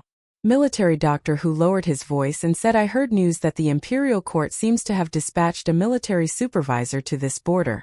This could be an opportunity. The corner of Yan Mingguo's mouth twitched slightly, carrying a hint of sarcasm. Military doctor who sighed, left with the words, your character needs further refinement, and departed. Seeing that it was almost noon, Lin Chu rolled up her sleeves to prepare lunch. After slicing the meat, she was about to smash a few cloves of garlic and some ginger into it to remove the gamey smell. A gentle voice suddenly rang out from the doorway. Brother Yan doesn't like garlic. Lin Chu looked up at Zhang Wanxue, who was standing at the door. Seeing her gentle and delicate expression, Lin Chu couldn't help but feel a little surprised. She had changed Han Junye's clothes, so Zhang Wanxue should have checked her luggage and discovered the missing bottle by now. Yet now she appeared so calm. Was Zhang Wanxue too patient? Adhering to the principle of if the enemy does not move, I do not move, Lin Chu did not proactively bring up the matter, but instead continued her words. Oh, doesn't my husband eat it? Every time I cook I add garlic and my husband still eats it.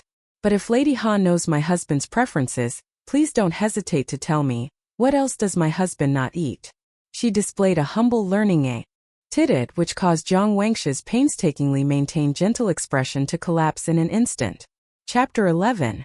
Sister-in-law cooks very well. Brother Yan has been at the border for all these years, so his tastes must have changed a lot.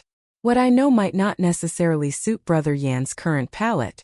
Her expression as she said these words was a little disheartened, but they were concessions nonetheless. Lin Chu suddenly found this lattice intentions difficult to fathom.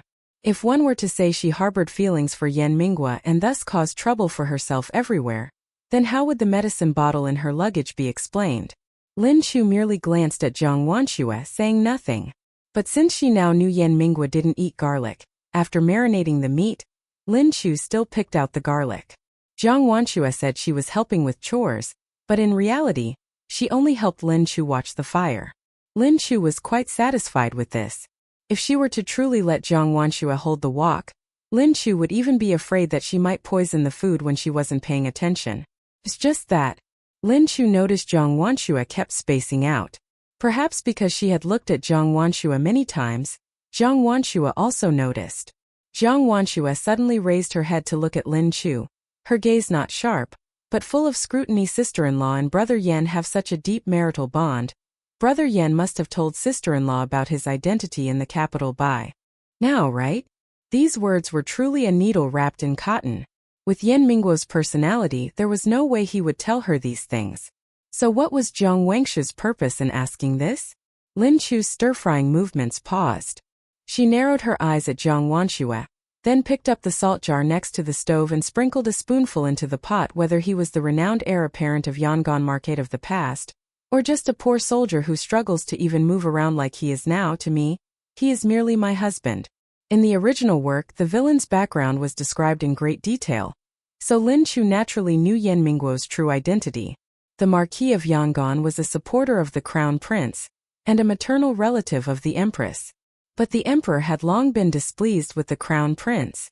The other princes, in their efforts to dethrone the Crown Prince, had often played tricks behind his back. The Crown Prince, however, was an ordinary man, easily swayed, and later listened to slanderous talk, even attempting to poison the Emperor and force his abdication. In the end, the matter was exposed. The Emperor was furious, the Crown Prince was deposed, and placed under house arrest for life. All of the Crown Prince's faction were also thrown into prison, awaiting execution in the autumn. The Empress knelt before the imperial study for a day and a night, ultimately only managing to save the life of the heir apparent of Yangon Market. But while the death penalty could be spared, the penalty of life was hard to escape. Yan Minghua was exiled 3,000 li to serve as a soldier, and forbidden from ever returning to the capital. Recalling these things, Lin Chu's heart suddenly sank. Yan Mingguo's personality becoming so erratic and gloomy was also due to hatred, she supposed. Jiang Wanxue heard Lin Chu's words, and seeing her expression, her pupils contracted, and she muttered, "He actually told you all these things?"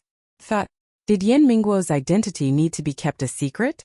Someone else had probed her words. If she didn't probe back, then she wouldn't be Lin Chu anymore.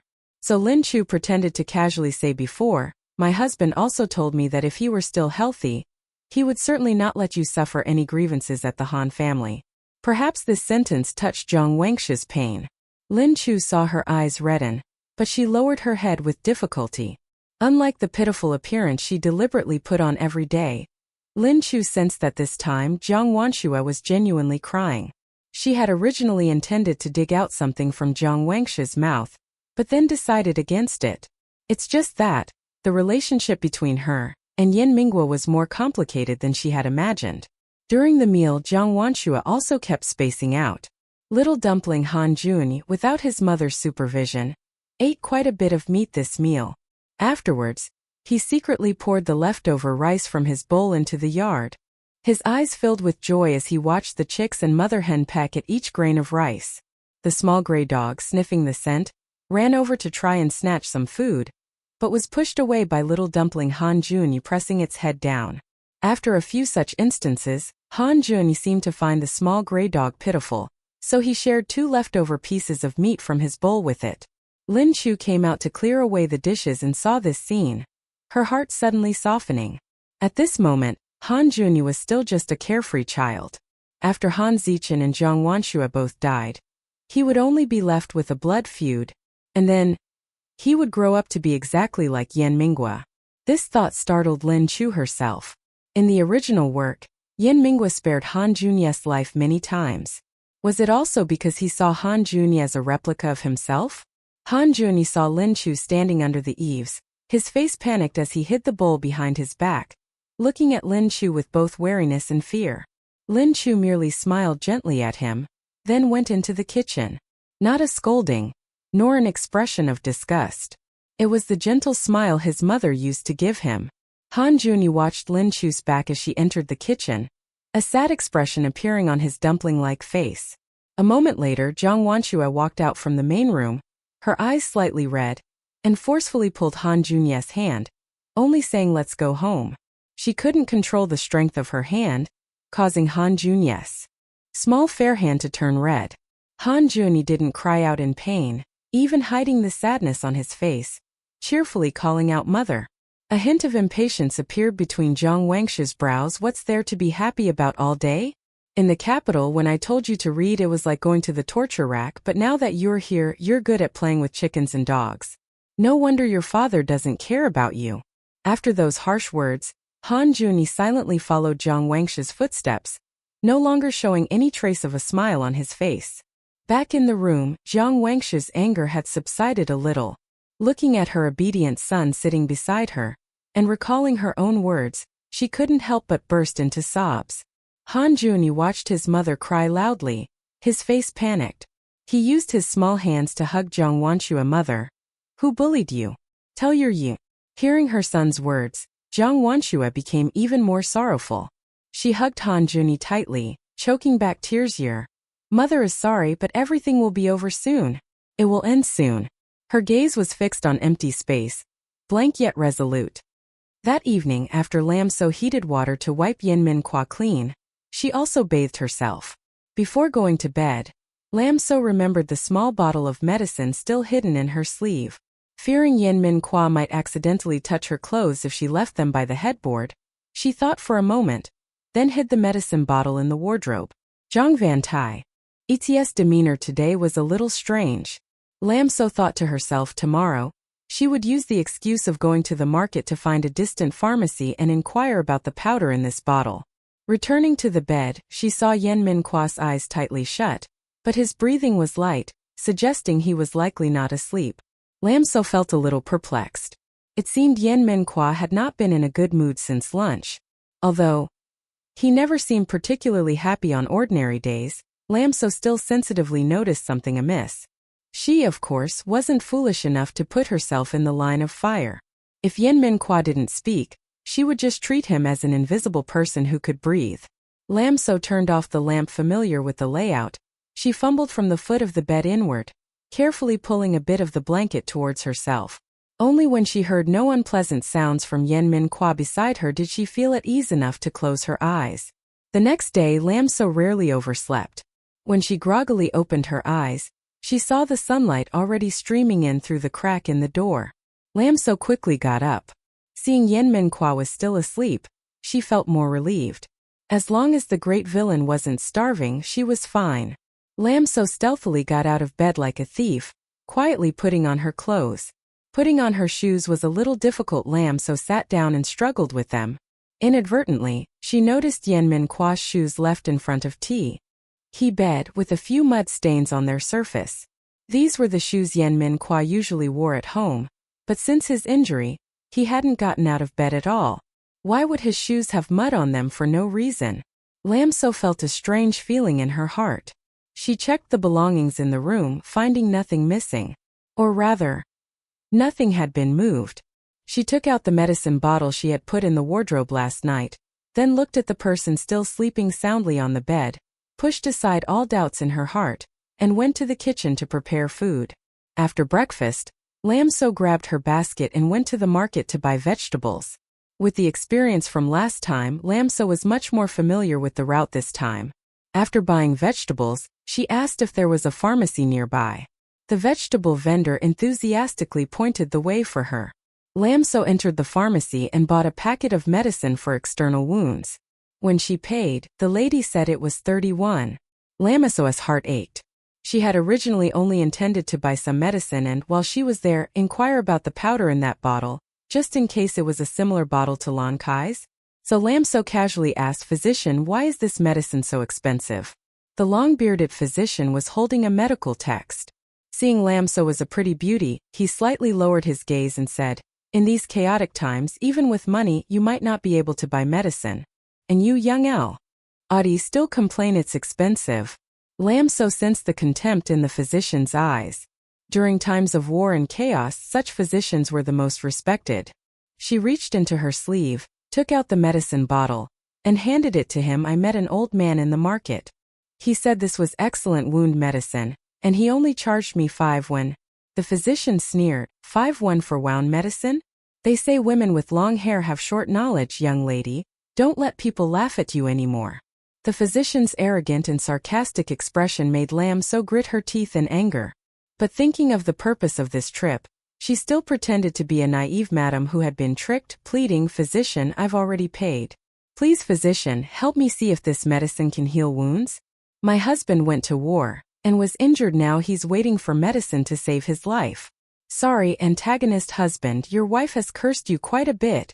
The physician glanced at Lam So again, perhaps finding her pitiful, then took the bottle, opened it, and sniffed. The physician first furrowed his brows, then let out a cold chuckle, and resolutely poured a little into his mouth to taste it. Lam So watched, scared out of her wits, fearing the physician would be poisoned to death. However, she heard him say contemptuously, "It's just flour to trick people." "Huh? Flour? Had I misunderstood Zhang Van Tuet?" Lam So's expression was a little blank. The physician, thinking she was too distraught, said, "To buy medicine you must go to a pharmacy. Don't let those dark-hearted scoundrels deceive you." These words brought Lam So back to her senses. Thinking of the 30 when she was about to spend, Lam So squeezed her hand hard, her eyes red, and grabbed her vegetable basket, running out, "That scoundrel cheated me of my money, selling me fake medicine." The physician, thinking she was furiously going to find the fake medicine seller to settle accounts, looked at the already wrapped medicine packet and could only tell his young apprentice to put the medicines away again. Lam So ran a good distance away from the pharmacy before stopping. She secretly thought, acting truly requires talent. She could lie a little, but making her pretend to be an innocent little white lotus, deceiving the physician for so long, was truly exhausting. She wondered how Zhang Van Tuet had managed it. Just as she thought of Zhang Van Tuet, she turned onto another street, preparing to go home, when she saw an old acquaintance. At the street corner, Lan Chi was standing next to a small sedan chair, restlessly as if waiting for someone. Lam So originally had no interest, but when she turned her head and saw Zhang Van Tuet hurrying towards that direction, Lam So could no longer remain calm. She held her vegetable basket and hid behind a stall, pretending to shop, but her sidelong glances still followed that direction. Lan Chi bowed to Zhang Van Tuet, looking extremely respectful. After that, Zhang Van Tuet got into a sedan chair. Lan Chi also got into another sedan chair, and the bearers carried the sedan chairs away. "Hey, young lady, are you buying these vegetables?" The vegetable seller, seeing Lam So standing in front of her stall for a long time, said discontentedly. Sorry." Lam So put down the cabbage and stealthily followed. The 2 sedan chairs went straight to a grand, imposing mansion before stopping. Lan Kai's maid advanced and knocked on the side door of the mansion. A moment later, the side door opened, and the 2 sedan chairs were carried inside. The servant boy guardedly looked around, then closed the side door. Lam So recoiled, hiding herself under the steps of a tea house opposite the large mansion. Looking at the 3 dazzling golden characters General's mansion above the main entrance, she felt an indescribable strangeness in her heart. She was about to leave, but a hand suddenly rested on her shoulder. "What are you doing here?" Chapter 12. Lam So held her breath, turning to look at the person who had just spoken. It was an ordinary face whose features, when put together, could barely be considered delicate. Her hair was styled in the bun of a married madam. Her clothes, though old, were still considered tidy, much better than Lam So's patched and ragged coarse linen attire. Lam So tried to rummage through her memories for this Madame Peony. She had once been a maidservant alongside the original owner, but due to her ordinary appearance and Foulis' personality, she was only a third-rank maid specializing in sweeping. The original owner had almost no impression of her, which indicated that the two must not have had any interactions. So why would Peony suddenly call out to her? Could it be that she had discovered Lam So was following Lan Chi? Lam So suddenly felt uneasy, but since the other person had taken the initiative to greet her, Lam So thought she should respond anyway, so she said, "You're here too?" Peony raised the food container in her hand, Her voice unclear whether it was complaining or sighing. My mother-in-law wants to eat the braised lion's head made by this eatery, so she told me to come and buy it. Her words didn't sound like she had discovered Lam So was following Lan Chi. Lam So wanted to see if there was anything on her face, but then she saw Peony staring at her forehead for a long time, before revealing a distressed expression of one in the same predicament. Back then we were both maidservants and you were the master's favorite. Arriving in Kwangton. To think you would also end up in such a plight. She seemed completely oblivious to anything amiss in her words, continuing but truthfully, among us, Lan Kai's fate is the best. Now she's a true military official's wife. Lam So began to understand why the original owner disliked Peony. Given the stark contrast in circumstances between the original owner and Lan Chi, Peony's words were nothing short of a stab to the original owner's heart. Fort. Innately, the owner of this body was now Lam So. Knowing that the other party hadn't noticed anything, Lam So felt relieved and said, "Everyone has their own fate. Wealth and status are predetermined by heaven. What isn't yours will ultimately never be yours." Her words seemed to bring an end to the conversation Peony had initiated. Lam So was about to bid farewell when Peony suddenly said, "If you truly accept your fate, why did you follow Lan Chi all the way here?" Lam So's heart skipped a beat again. She looked at Peony warily. Peony, seeing Lam So's reaction, seemed satisfied, and continued in a voice that was unclear whether it was pitying or comforting. Lan Chi married a 1,000 household commander. That 1,000 household commander's younger sister is the general's favorite concubine. Based on this relationship, it's normal for Lan Chi to frequent the general's estate. I've met that favorite concubine of the general before. She's not as beautiful as you, but the general really likes her. Damn Van, this is fate. We are all people with difficult destinies. It was only at the very end that Peony offered a concluding remark. Lam So frowned. She felt that this Peony deliberately stirred up other people's pain, then seeing them unhappy would say things like they must resign themselves to fate, and finally conclude with a phrase like, "We are all people with difficult destinies." In Peony's eyes, Lam So's silence meant her pain had been touched. She patted Lam So's shoulder. "If you truly understand it, you won't be sad anymore. It's almost noon. I have to go back. Lest my mother-in-law scolds me. I'll come to your house to find you when I'm free. It would be best if she never came to find her." Lam So felt uncomfortable. She found Peony to be like an upgraded version of Sister Xianglin, the main character in Lu Xun's novel The New Year's Sacrifice Du Fu. It was late when she returned home. Zhang Van Tuet was of course not home. Little Bun Han Quan Deep was sitting in the courtyard, hugging the small gray dog.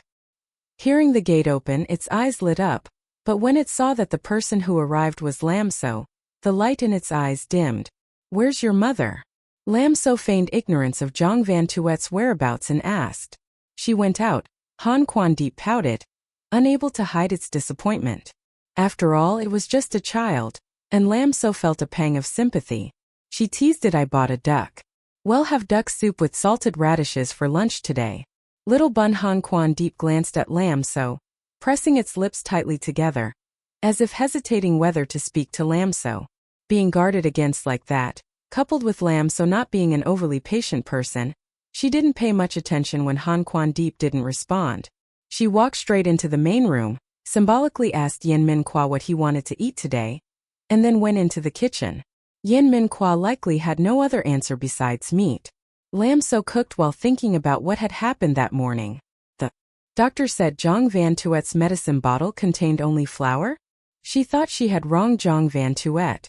But then she had seen Lan Chi escorting Zhang Van Tuet into the general's estate, and Lan Kai's attitude had been particularly respectful.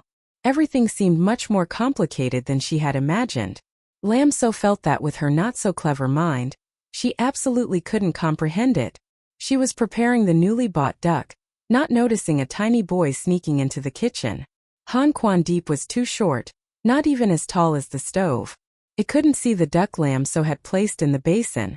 It stood with pursed lips for a moment, then gathered its courage and tugged at Lam So's sleeve. Lam So bent down, looking at this fair-skinned, pretty little bun-like child, feeling a little surprised. "Where's the duck?" In Han Quan Deep's eyes there was a touch of worry, but also a child's curiosity.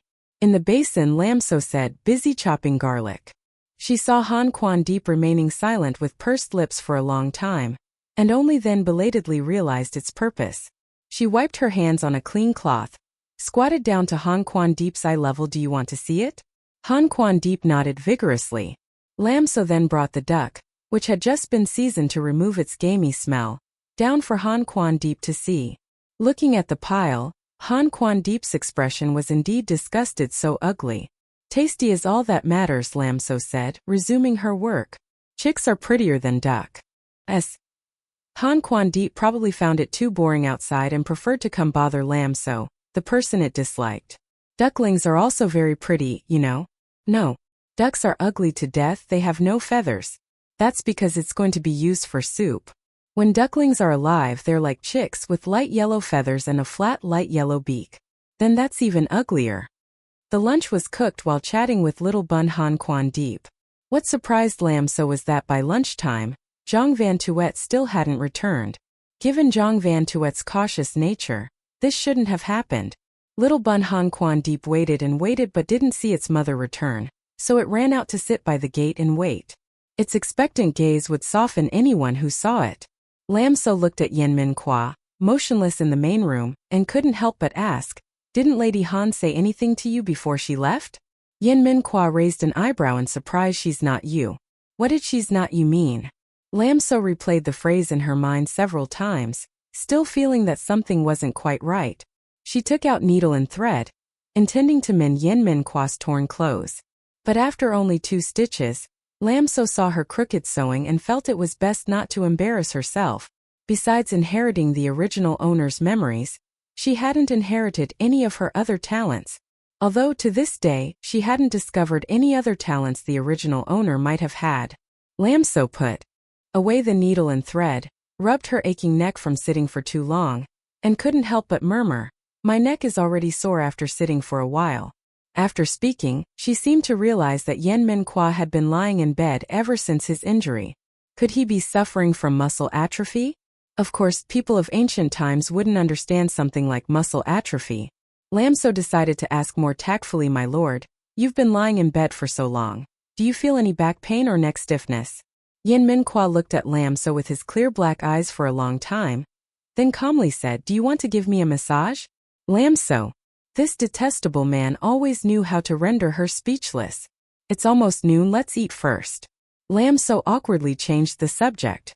While waiting for Zhang Van Tuet to return, the salted radish and duck stew had been stewed for a little longer. Lam So ladled it into bowls and found it even more fragrant and rich. She took a mouthful. Its sour taste was particularly refreshing and appetizing. Lam So served a bowl to Yen Min Kwa and Han Quan Deep each. Perhaps due to the appetizing salted radish, Lam So noticed that Yen Min Kwa and Han Quan Deep both ate half a bowl more rice than usual today. Soon, the rice steamer was empty. Han Quan Deep lay sprawled on a chair, burping with a full round belly. Lam So hadn't even had time to clear the dishes when there was a knock at the courtyard gate. Was Zhang Van Tuet back? What terrible timing. There's no rice left for her. Lam So was about to go open the door, but Han Quan Deep, with a belly as round as a ball, ran faster than her. As soon as he opened the door, he joyfully called out, "Mother." But very quickly he froze in place. Lam So felt a surge of doubt. Just as she was about to go see, the courtyard gate was pushed wide open. A gaunt man holding Han Quan Deep stood at the courtyard entrance. The man wore a white robe, with an additional white cloak over it. Only his traveling boots were black. His appearance was 7/10 similar to Han Quan Deep, making it not difficult to guess his identity. However, his overly gaunt physique made his facial features even more prominent, revealing more distinctly the characteristics of a Western region's person. It was Han Zichen, the heir of the Duke of Han's residence. He was indeed very handsome, but that was all. Lam So looked at the elegant and ethereal man in the courtyard. The shock she felt in her heart was less than when she first met Yen Min Kwa covered in blood. Han Zichen had a pair of exceedingly deep eyes. When he stared at someone, he would make people unconsciously sink into them. Lam So glanced at Han Zichen staring into the room, then at Yen Min Kwa looking out.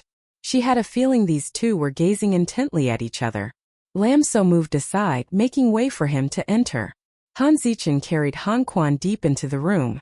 Because Yen Min Kwa was taking medicine, the air around the bed always carried a faint bitter scent of traditional Chinese medicine.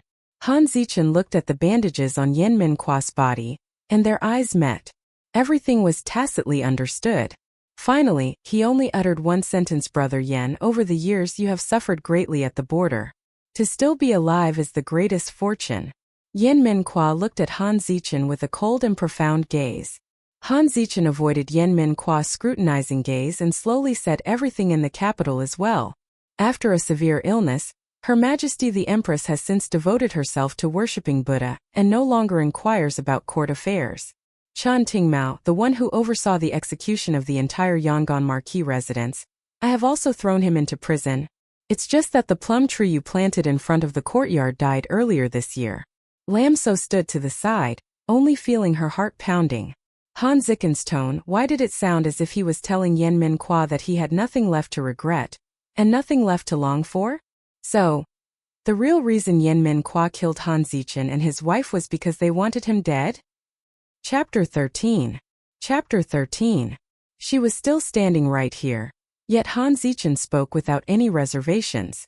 Lam So's heart trembled. Only the dead don't reveal secrets. In Han Zichen's eyes, she was now a dead person. Lam So secretly glanced at Yen Min Kwa. She saw that his expression was very calm, as if he had long anticipated this day. Han Zichen stewed silently for a moment, then said, as brothers for life, I will grant you a dignified death. Yen Min Kwa raised his head. His eyes were black like jade, yet profound and cold.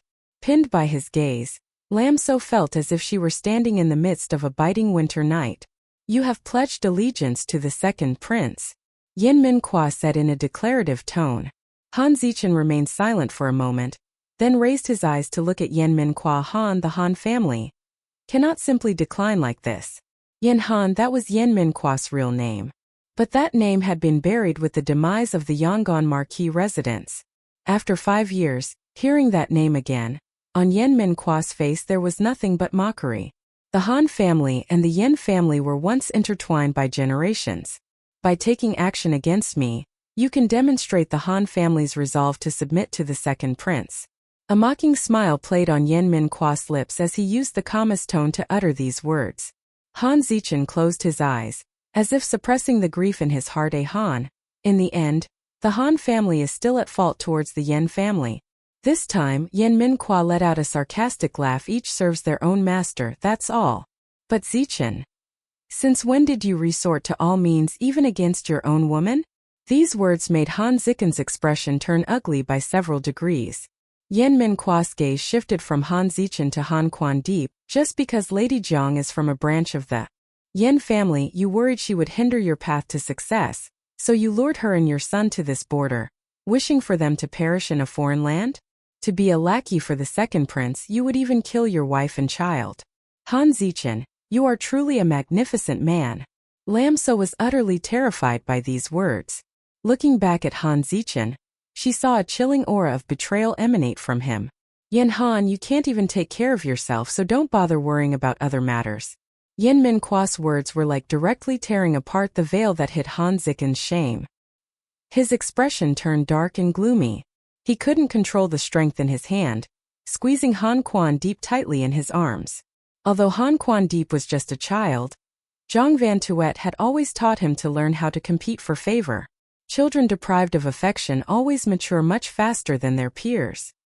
He might not have fully understood the adult's conversation, but he also knew it concerned his own fate. Seeing Han Zichen's terrifying expression, Han Quan deep burst into loud sobs. Han Zichen looked at the child who was his spitting image, yet there wasn't much affection in his eyes. Just as Yen Min Kwa had said, from the moment he decided to have Zhang Van Tuet bring their son to the border, he had already prepared for them, mother and son, to die here. Therefore he opened his mouth with a cold rebuke. What are you crying for? Han Quan deep's crying was so heartbreaking that Lam So couldn't help but want to step forward and pick him up. Just then the room door was forcefully pushed open. Zhang Van Tuet, her face streaked with tears, staggered in, snatched the child from Han Zichen's arms, and looked at Han Zichen with eyes that held both caution and hatred. It seemed Zhang Van Tuet had been secretly eavesdropping outside the door for a long time. A divisive ploy. Lam So couldn't help but look towards Yen Minhua. His recent words were deliberately meant for Zhang Van Tuet to hear. Han Zichen saw Zhang Van Tuet suddenly appear there, and his brows furrowed. "Didn't I tell you to wait outside?" Han Quan, deep in his mother's arms, finally felt his fear dissipate somewhat, and his crying also subsided, turning into mere sniffles. Zhang Van Tuet trembled all over. She looked at Han Zichen, and before she could even speak she cried, "Husband Han, tell me, is what Brother Yen said true?" Han Zichen naturally also understood that this was a divisive ploy. He glanced at Yen Minhua, a venomous gaze. His silence meant tacit acknowledgement. Zhang Wanshua wailed, "You said, as long as I poisoned Brother Yen and helped you achieve this merit, you would make Ye the heir apparent later. In this life I have followed you. Have I ever asked for anything? Being disciplined by my mother-in-law, being bullied by the head mistress, no matter how wronged I felt, I endured it. All I hoped for was for Ye to live well. Have you forgotten what you promised me?" Little Bun Hanjuni had just stopped crying. Seeing Zhang Wanshua sobbing like that, he also burst into tears. Han Zichen got a headache from the cries of the mother and child. Since he had already decided to abandon them, he had no lingering attachment. The people he brought with him were all outside. When the time came, they would just shoot them dead with arrows and then set fire to burn everything clean. Han Zichen took a step, wanting to leave, but Zhang Wanshua would not let him go easily. She knelt on the ground, pulling tightly at the hem of his robe. "My Lord Han, I have been infatuated with you, following you for 5 years, and bore you Ye. I was originally the eldest daughter of the main wife of the Jiang family, yet I entered the Han residence as a concubine. You cannot betray me." Han Zichen listened to these words and merely sneered.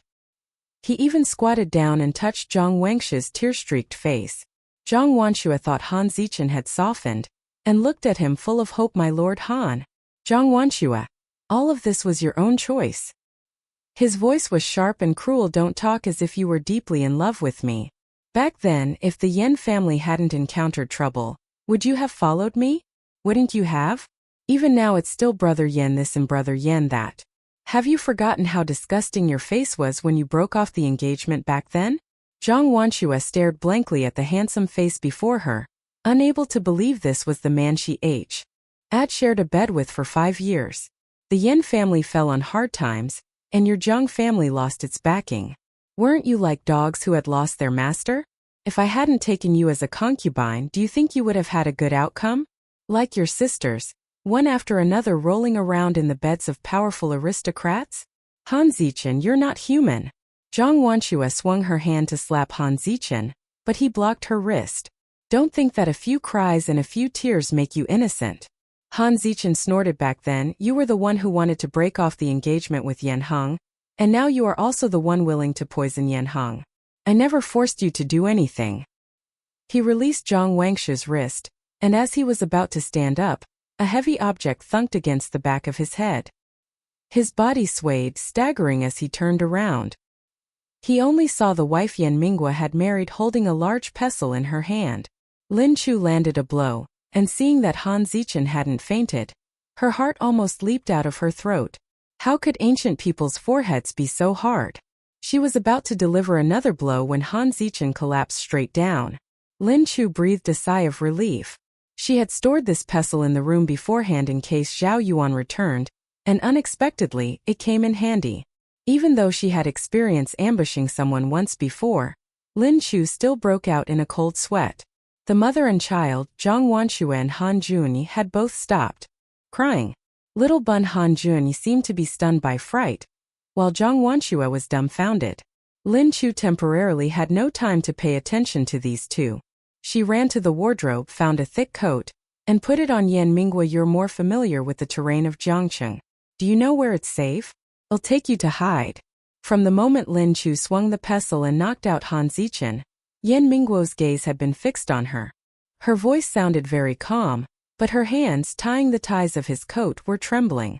Yen Minghua stared at her face, which was trying hard to appear calm, for a long time, then suddenly reached out and took Lin Chu's trembling hand. Scared? A very simple word, but Lin Chu heard a touch of gentleness in it. She shook her head wildly, giving a carefree smile. What is there to be scared of? At most it's just death. Her voice was still trembling. She was only reassuring herself. Yan Minghua looked at her profile thoughtfully. Escaping through the north gate into the pass is safe. There's still half an hour until the gates close. If you go alone, your chances of survival are higher than if you take me with you. If Han Zichen had colluded with the general of Jiangcheng, as long as they remained in Jiangcheng, once the city gates closed, a house-to-house search would quickly find them. Lin Chu put one of Yan Mingguo's arms around her neck and helped him stand up. You are my husband. How can I abandon you? She clenched her teeth, having to exert herself, saying this with great effort. Every single word struck Yan Mingguo's heart, leaving a significant impression. Lin Chu was struggling to support Yan Mingguo forward when her eyes were covered by a large hand. Yan Mingguo's deep, clear voice rang in her ear. Close your eyes. Lin Chu's intuition told her something bad was happening. She instinctively closed her eyes. The next second, she suddenly felt the pressure on her shoulder lighten, followed by Zhang Wangshi's piercing scream, loud enough to almost tear the roof off. Some liquid splattered onto the hem of her skirt. The air was filled with a strong smell of blood. Yan Minghua had killed Han Zichen. For a moment, Lin Chu was completely stunned. Zhang Wangshi's scream made a squad of soldiers guarding outside the courtyard realize something was wrong. They didn't dare rush in recklessly, only called from outside. Lord Han? Lord Han. There was no reply from inside the room. Those outside also stopped calling. Lin Chu didn't know if it was due to extreme tension making her senses sharper, but she seemed to hear the courtyard gate being opened, and then many people stealthily approaching the room. Don't be scared. That deep voice sounded in her ear again. The large hand covering her eyes was removed. Lin Chu immediately saw the large dao in Yan Mingguo's hand still dripping blood. She turned her face away in fright, only to unexpectedly see Han Zichen lying in a pool of blood. He had stopped breathing, but his eyes were still wide open in terror, filled with disbelief and unwillingness. The strong smell of blood in the air, along with Han Zichen's fresh corpse, stimulated Lin Chu's senses. Her stomach churned and she couldn't help but retch. Having moved away from Lin Chu, his human crutch, Yan Minghua did not seem unstable at all. He even walked to the corner of the room, used the blood-stained dao to pry up several blue bricks on the floor, and pulled out a large bao made of profound iron from inside. Seeing the money pouch placed next to the profound iron bao, Yan Minghua was clearly stunned. Lin Chu, retching until her head spun, looked up and seeing this scene weakly opened her mouth. Husband, that's the silver I hid. Chapter 14. Yan Minghua paused for a second, then threw the money bag to Lam So. Lam So received it with both hands, feeling the heavy weight of the money bag, a strange sensation in her heart. How could Yan Minghua be so at ease entrusting the money to her again like this? But thinking that he still needed her help to escape, Lam So also felt relieved in her heart. Wait. That's not right. Lam So looked at Yan Minghua striding towards her. Her face immediately darkened. Where was there any weakness of someone who couldn't get out of bed? Get the bundle of goose-feathered arrows from behind the door. Yan Minghua commanded in a deep voice, his words naturally directed at Lam So. Lam So immediately dismissed the thought of him being unable to walk. She tucked the money in her bosom and ran behind the door to get the bundle of goose-feathered arrows. Through the crack in the door, Lam So could see a whole courtyard full of soldiers drawing their bows. She ran to give the bundle of arrows to Yan Minghua, her face full of worry. My lord, there are too many soldiers out there, at least 20 or 30. She knew Yan Minghua had exceptional martial arts skills, but 2 fists are no match for 4 hands, let alone this rain of arrows. By then they'd be shot full of holes. Yan Minghua maintained a cold expression, saying nothing. Lam So's gaze swept around and landed on Zhang Van Tuet. From her initial wailing to her current blank stupor, Zhang Van Tuet seemed to have had her soul drained, her entire being somewhat sluggish and lifeless. Lam So frowned, squatted down, and said to Zhang Van Tuet, do you want to live? Zhang Van Tuet turned her head, looked at Lam So and laughed strangely. Live? The Han family won't tolerate me. Han Lang is also dead. How can I live? Live like a beggar? Lam So frowned, took the blood-stained saber from Yan Minghua's hand, and pressed it against Zhang Van Tuet's neck. Then do you want to die?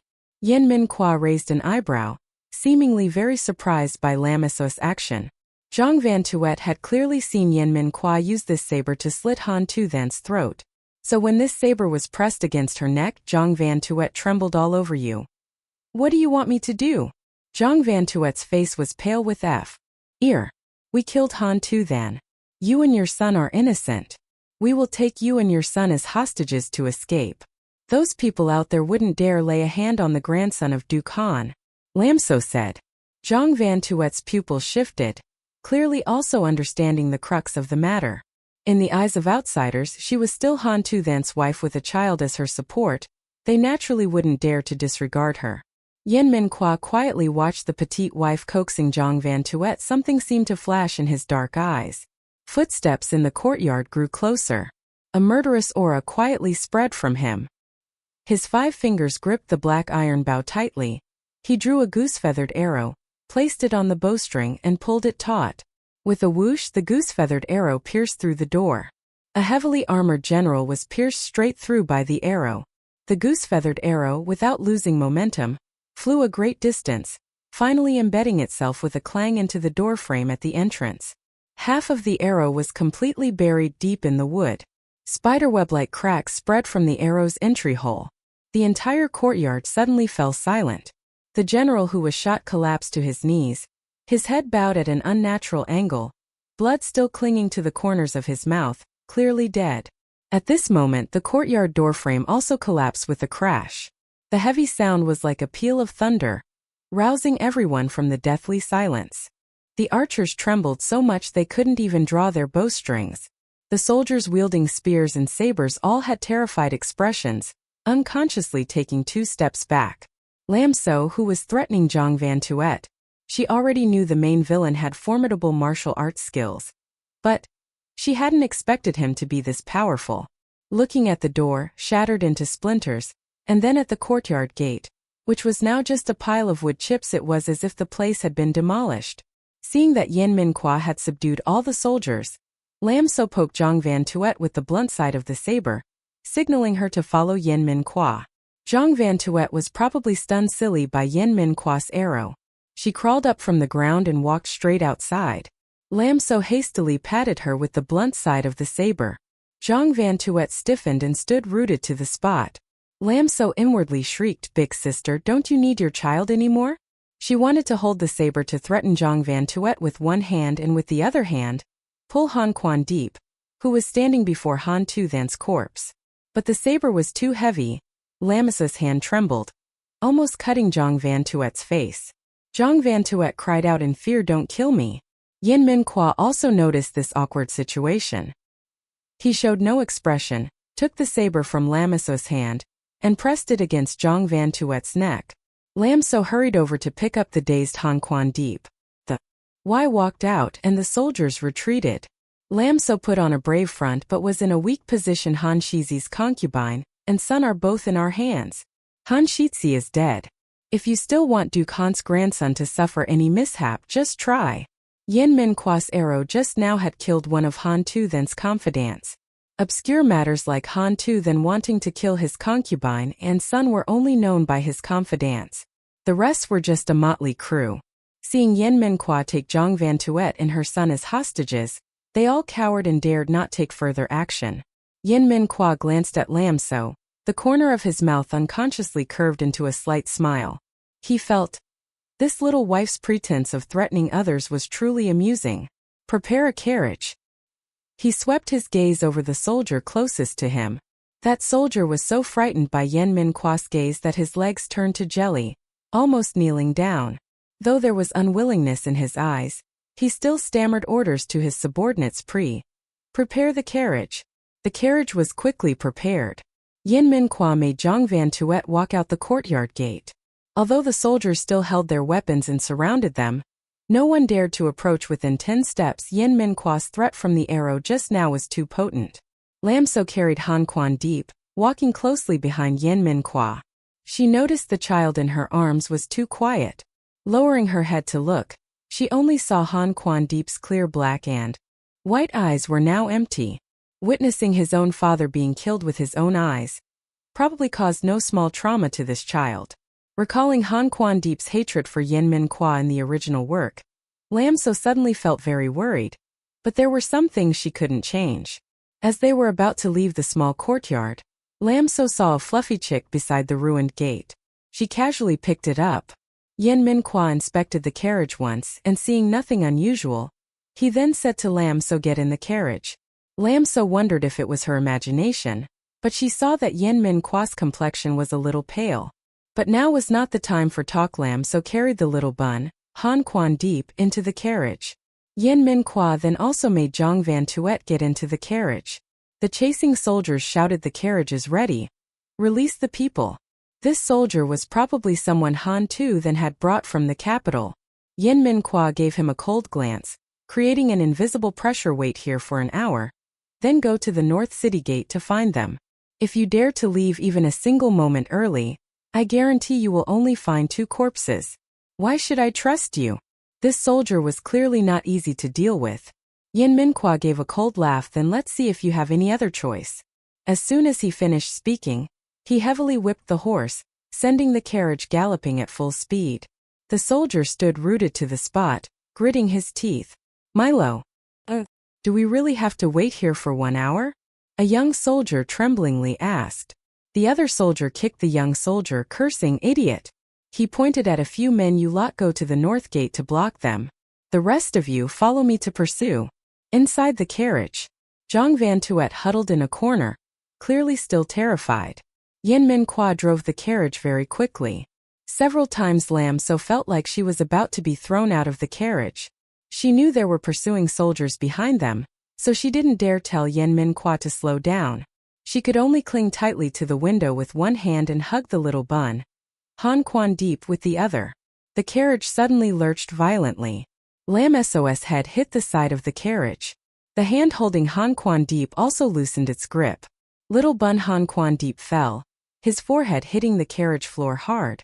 But he didn't cry a single sound. Lam So grew even more worried. She picked up Han Quan Deep, rubbed his forehead and gently asked, "Does it hurt? I'll rub it for you." Han Quan Deep still didn't react. Lam So then turned to Zhang Van Tuet. "The child seems scared. Comfort him." Zhang Van Tuet let out a few frantic laughs, then with a hateful expression said, "That's all he is. When his father was alive, he didn't even know how to vie for favor. Otherwise, why would his father have abandoned him just like that? Now his father is dead. He's turned out to be an idiot. He's here to demand something from me. A fry. D'll rely on him to gain some wealth and status in the Duke Han's residence." "Shut up," Lam So roared in a low voice. She wasn't overly compassionate, but she had read this child's entire life in a book, and had been living with him these past few days. She couldn't ignore it. In her previous life she had also been an orphan. Hearing Zhang Van Tuet's words, her heart suddenly blazed with anger. Looking back at the little bun Han Quan Deep, a touch of pity rose in her heart.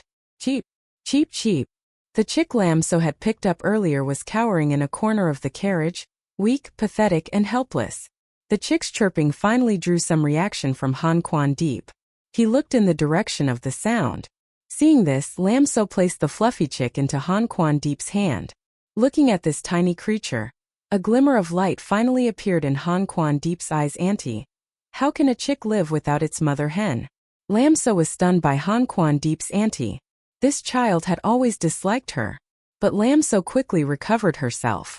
She gently stroked Han Quan Deep's head and softly said, "It's very difficult for a chick to live without its mother hen, but it doesn't mean it's impossible to survive." Han Quan Deep stroked the chick's soft feathers. After a moment he said, "I'll raise it well." Though just a child, his eyes at that moment were so profound they were unfathomable. The carriage quickly stopped. Lam So thought they had reached the north gate, so she poked her head out to look, only to see they were in a market. She was about to ask Yen Min Kwa why he had stopped here, when she saw him jump down from the carriage, casually grab a burly man by the collar, and pull him onto the carriage. The burly man was even bigger than Yen Min Kwa, but he was still so intimidated that he broke out in a cold sweat, asking with a bewildered expression, What are you doing?"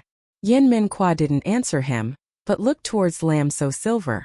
Lam So understood, took out her money pouch, and handed the burly man a string of coins. Yen Min Kwa's voice was cold. Take this lady to the west gate. The burly man breathed a sigh of relief.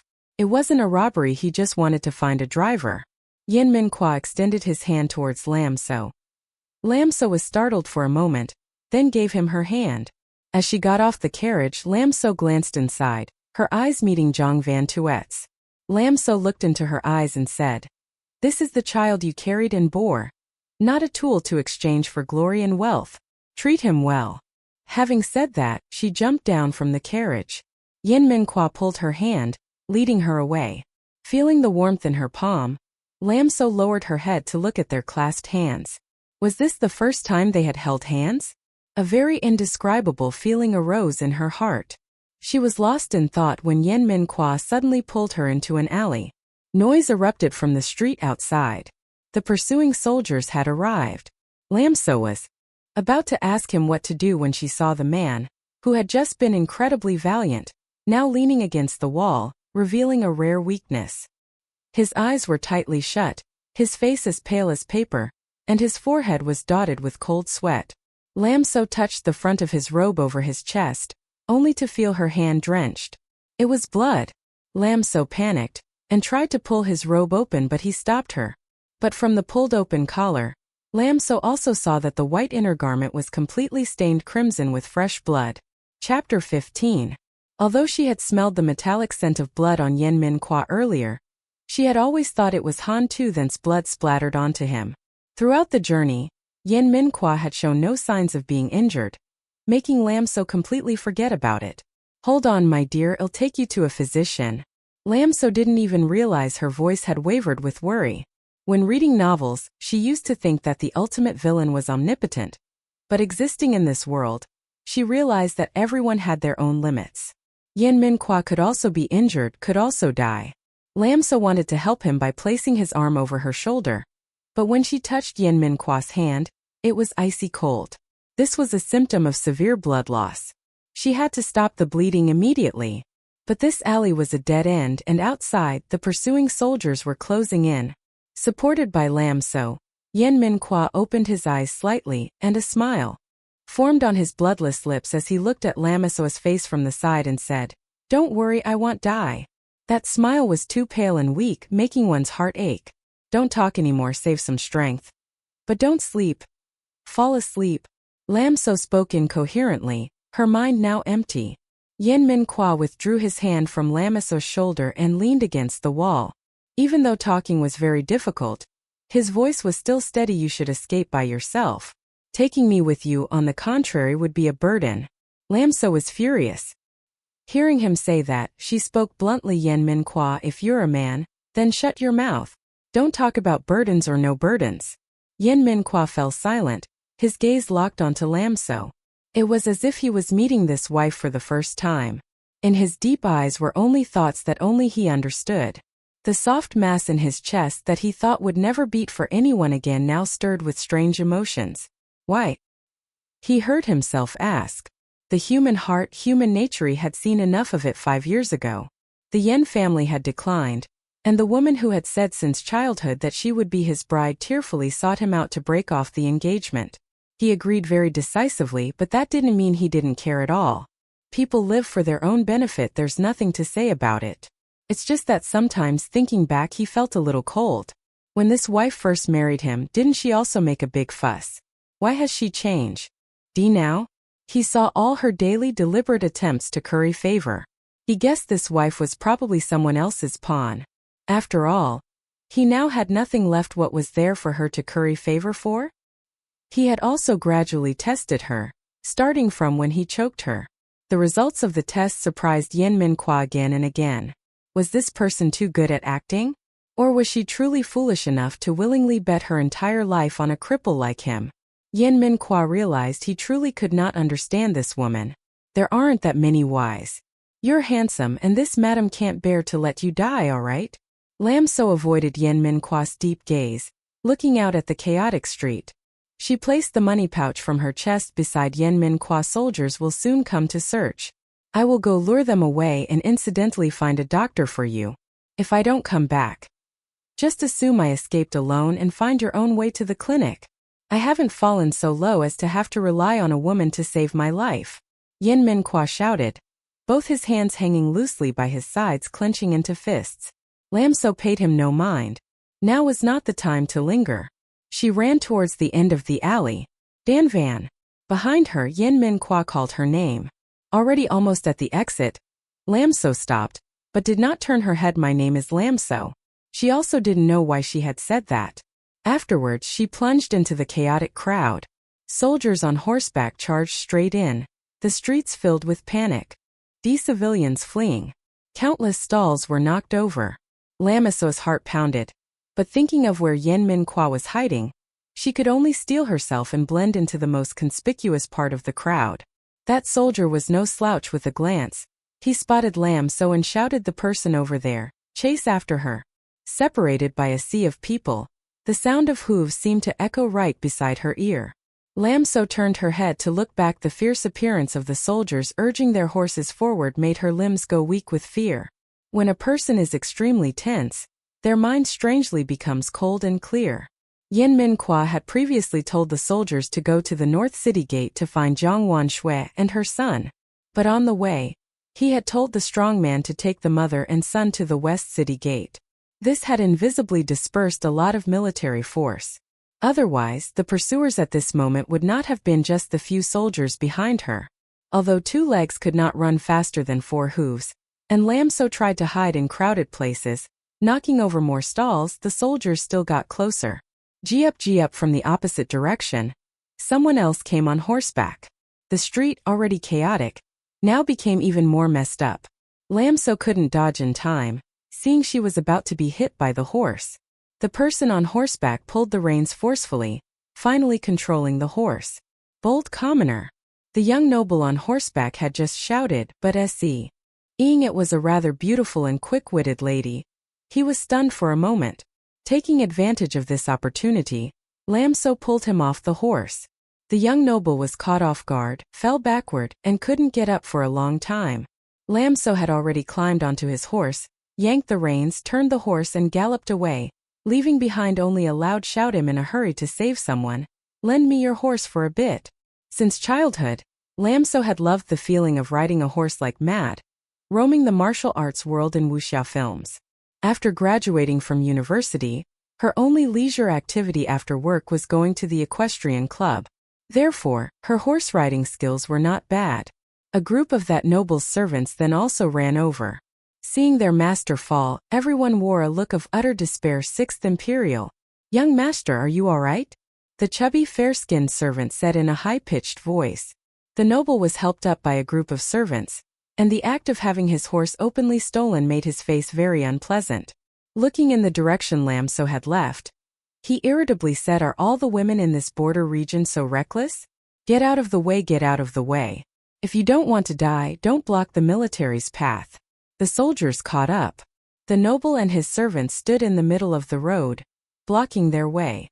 The soldiers were in a hurry to chase Lam So, thinking that the obstruction was some pampered young master from Jiangxi. Tai. Impatiently, one of them cracked his whip down.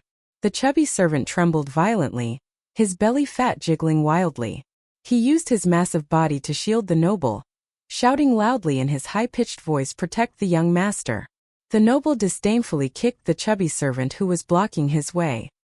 He used his bare hand to block the soldier's whip, then with a strong pull, the soldier fell directly off his horse. The horse was running too fast and he rolled several times before stopping. The dazed soldier stood up. Seeing that noble pull the reins, the warhorse neighed once and stopped. At the same time, the noble's guards also subdued the other soldiers on horseback. "Oh dear, young master, you didn't need to personally teach this scoundrel a lesson. If you get even a scratch, how would this old servant explain it to the master?" The chubby servant with the high-pitched voice offered him a handkerchief to wipe his hands. The soldiers gritted their teeth and angrily said, "Dare to block the military's path? Are you looking for death?" The young man, with a noble and indifferent expression, finished wiping his hands and threw the handkerchief to the chubby servant beside him. He looked at the soldiers and sneered. "My second brother praised Feng Yan, the general guarding Jiang City, as a rare talent in 100 years. Is this all that a talented general can train his soldiers into a bunch of scum like this?" The soldiers, being disdained like that, all drew their weapons. "NSU brat whose mouth still smells of milk, how dare you criticize our general? How dare you?" the chubby servant shouted in his high-pitched voice. A guard displayed a heavy, thick golden tablet. The soldiers saw that golden tablet, and their faces immediately became terrified. The noble said, "Arrest all these insolent ruffians who dared to ride horses causing chaos, oppress the people, and abduct common women, and take them to Feng Yan's military camp for me." Kidnapping a civilian woman? The soldiers had bewildered looks on their faces. Lam So rode her horse like flying along the way. She saw no pharmacies or clinics, which made her even more anxious. The only stroke of luck was that the soldiers hadn't caught up yet. Lam So thought, could it be that this horse runs too fast, preventing the soldiers from catching up? Unfortunately, she was unfamiliar with the terrain of Zhangcheng. Before marrying Yan Minghua, the original owner had stayed with many other exiled women near the military camp, so the original owner's memories didn't contain much information about Jiangcheng's terrain. After wandering around for several loops, Lam So agonizingly realized she was lost. Depressed, she was about to look for someone to ask for directions when she saw a young woman walking in the opposite direction. Thuok Duok carried a vegetable basket, her eyes meeting Lam So's from atop her horse. "You are..." Thuok Duok looked Lam So up and down, surprise and confusion evident in her eyes. "My husband and is gravely ill. I want to invite a physician for him. Do you know of any clinics nearby?" Lam So's appearance was quite pathetic, but even a pathetic beauty was still very pleasing to the eye. Lam So's red-rimmed eyes made Thuok Duok, despite being a woman herself, feel pity. Great Zhao valued the honor of women. Lam So already had a bad reputation, now to openly show her face like this. Thuok Duok recalled Dame Van's splendor when she was a maidservant, then looked at her current predicament, and a sense of pity born from superiority welled up in her heart. She herself was married to a centurion, and as for what kind of person Yan Minghua was, Thuok Duok had heard her husband speak of him quite a bit. Now Centurion Yan was gravely injured and unable to get out of bed. All household expenses required money, and seeing a doctor and taking medicine would cost a considerable amount of silver. Thuok Duok thought for a moment, then said, "Go to the military camp and find military physician who has a good temperament. Your husband was injured in battle, so going to the military camp for medicine will also save you some silver." Yan Minghua's previous injuries had also been treated by military physician who. Finding military physician who was best. "Is military physician who in the military camp right now?" Lam So asked. If military physician who was in the military camp, it would probably be quite troublesome. The general guarding Zhangcheng also seemed very eager to eliminate Yan Minghua. If she rashly went there, she might be walking into a trap. Thuok Duok shook her head. "When I was returning from shopping, I just saw military physician who feasting at a tavern with others." Hearing this, Lam So breathed a sigh of relief. She thanked Thuok Duok, then whipped her horse and galloped towards the tavern where she had previously met Thuok Duok. When Lam So found military physician who, he was thoroughly drunk, but she didn't see the person who was feasting with military physician who. Lam So called several times, but military physician who remained unconscious. Fearing something might happen to Yan Minghua, she saw a pot of cold tea on the table, muttered an apology for her rudeness, and poured it directly over military physician Hu's head. Who dares to play tricks on this old man?" Military physician who sprang up like a carp. Military physician who. "Please forgive my rudeness." Military physician who turned his head to look, saw the disheveled Lam So, and was stunned for a few seconds. However, the next second, Lam So grabbed military physician who by the collar and dragged him outside. Military physician who cried out in fright, "My lady! Men and women should keep their distance. Don't you know the difference between young and old? My husband is in critical condition, please hurry." Lam So only had time to explain this much. Military physician who heard that Yan Minghua was in trouble, and sobered up by half. As he quickly grabbed his medicine box, he mumbled slowly, "This old skeleton can't endure such torment." Lam So rode her horse back to the alley quite smoothly, seeing no soldiers along the way. Upon reaching the alley entrance, Lam So and military physician who dismounted.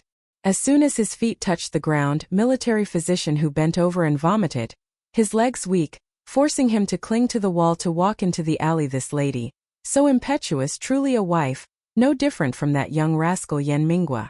Lam So didn't actually hear clearly what military physician Hu said. In the silent alley there was not a soul. Only a puddle of unfixed blood remained where Yen Mingwa had sat. Lam So's limbs turned icy cold. Had she truly returned too late? Chapter 16. Military physician Hu also discovered that something was amiss. One hand braced against the wall, the other carrying his medicine box.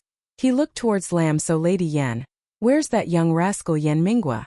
Lam So's heart was in turmoil. She helplessly squatted down by the puddle of blood. I don't know. What? You don't know? The words had barely left his mouth when military physician Hu also thought that something might have happened to Yen Mingwa. He intended to comfort Lam So with a few words, but at this moment anything said would be futile. Before I left he was still here. Lam So wrung her hands in distress. She suddenly remembered that when she went to find a physician, the pursuing soldiers had stopped chasing. Could it be that they had discovered Yen Mingwa's hiding place, which was why they gave up chasing her? Thinking of this possibility, Lam So suddenly stood up abruptly. Her sudden action made military physician Hu step back, stuttering, Lady Yen, are you all right? Lam So looked down at the ground in the alley. Her brow deeply furrowed. There are no signs of a struggle here, and no blood on the ground. Could my husband have vanished without a trace? Outside the alley, sudden footsteps and the clashing sound of armor rang out. Lam So looked out vigilantly, seeing a squad of soldiers in armor, carrying sabers blocking the exit. This is the young master's horse. The leader was a man in plain clothes. He pulled the reins of the red horse. Based on his steady breathing as he walked, it was evident he was skilled in martial arts. The remaining soldiers completely blocked the alley's exit. Lam So inwardly cried out, this is bad. The young master whose horse she had stolen seemed to have an extraordinary background. Why encounter him at precisely this moment? The plain-clothed guard stepped into the alley. The soldiers standing on both sides automatically made way for him. The guard looked at Lam So, his eyebrows subtly furrowing, seemingly surprised that the one who dared to steal his master's valuable horse was a beautiful woman who appeared frail and utterly lacking in strength.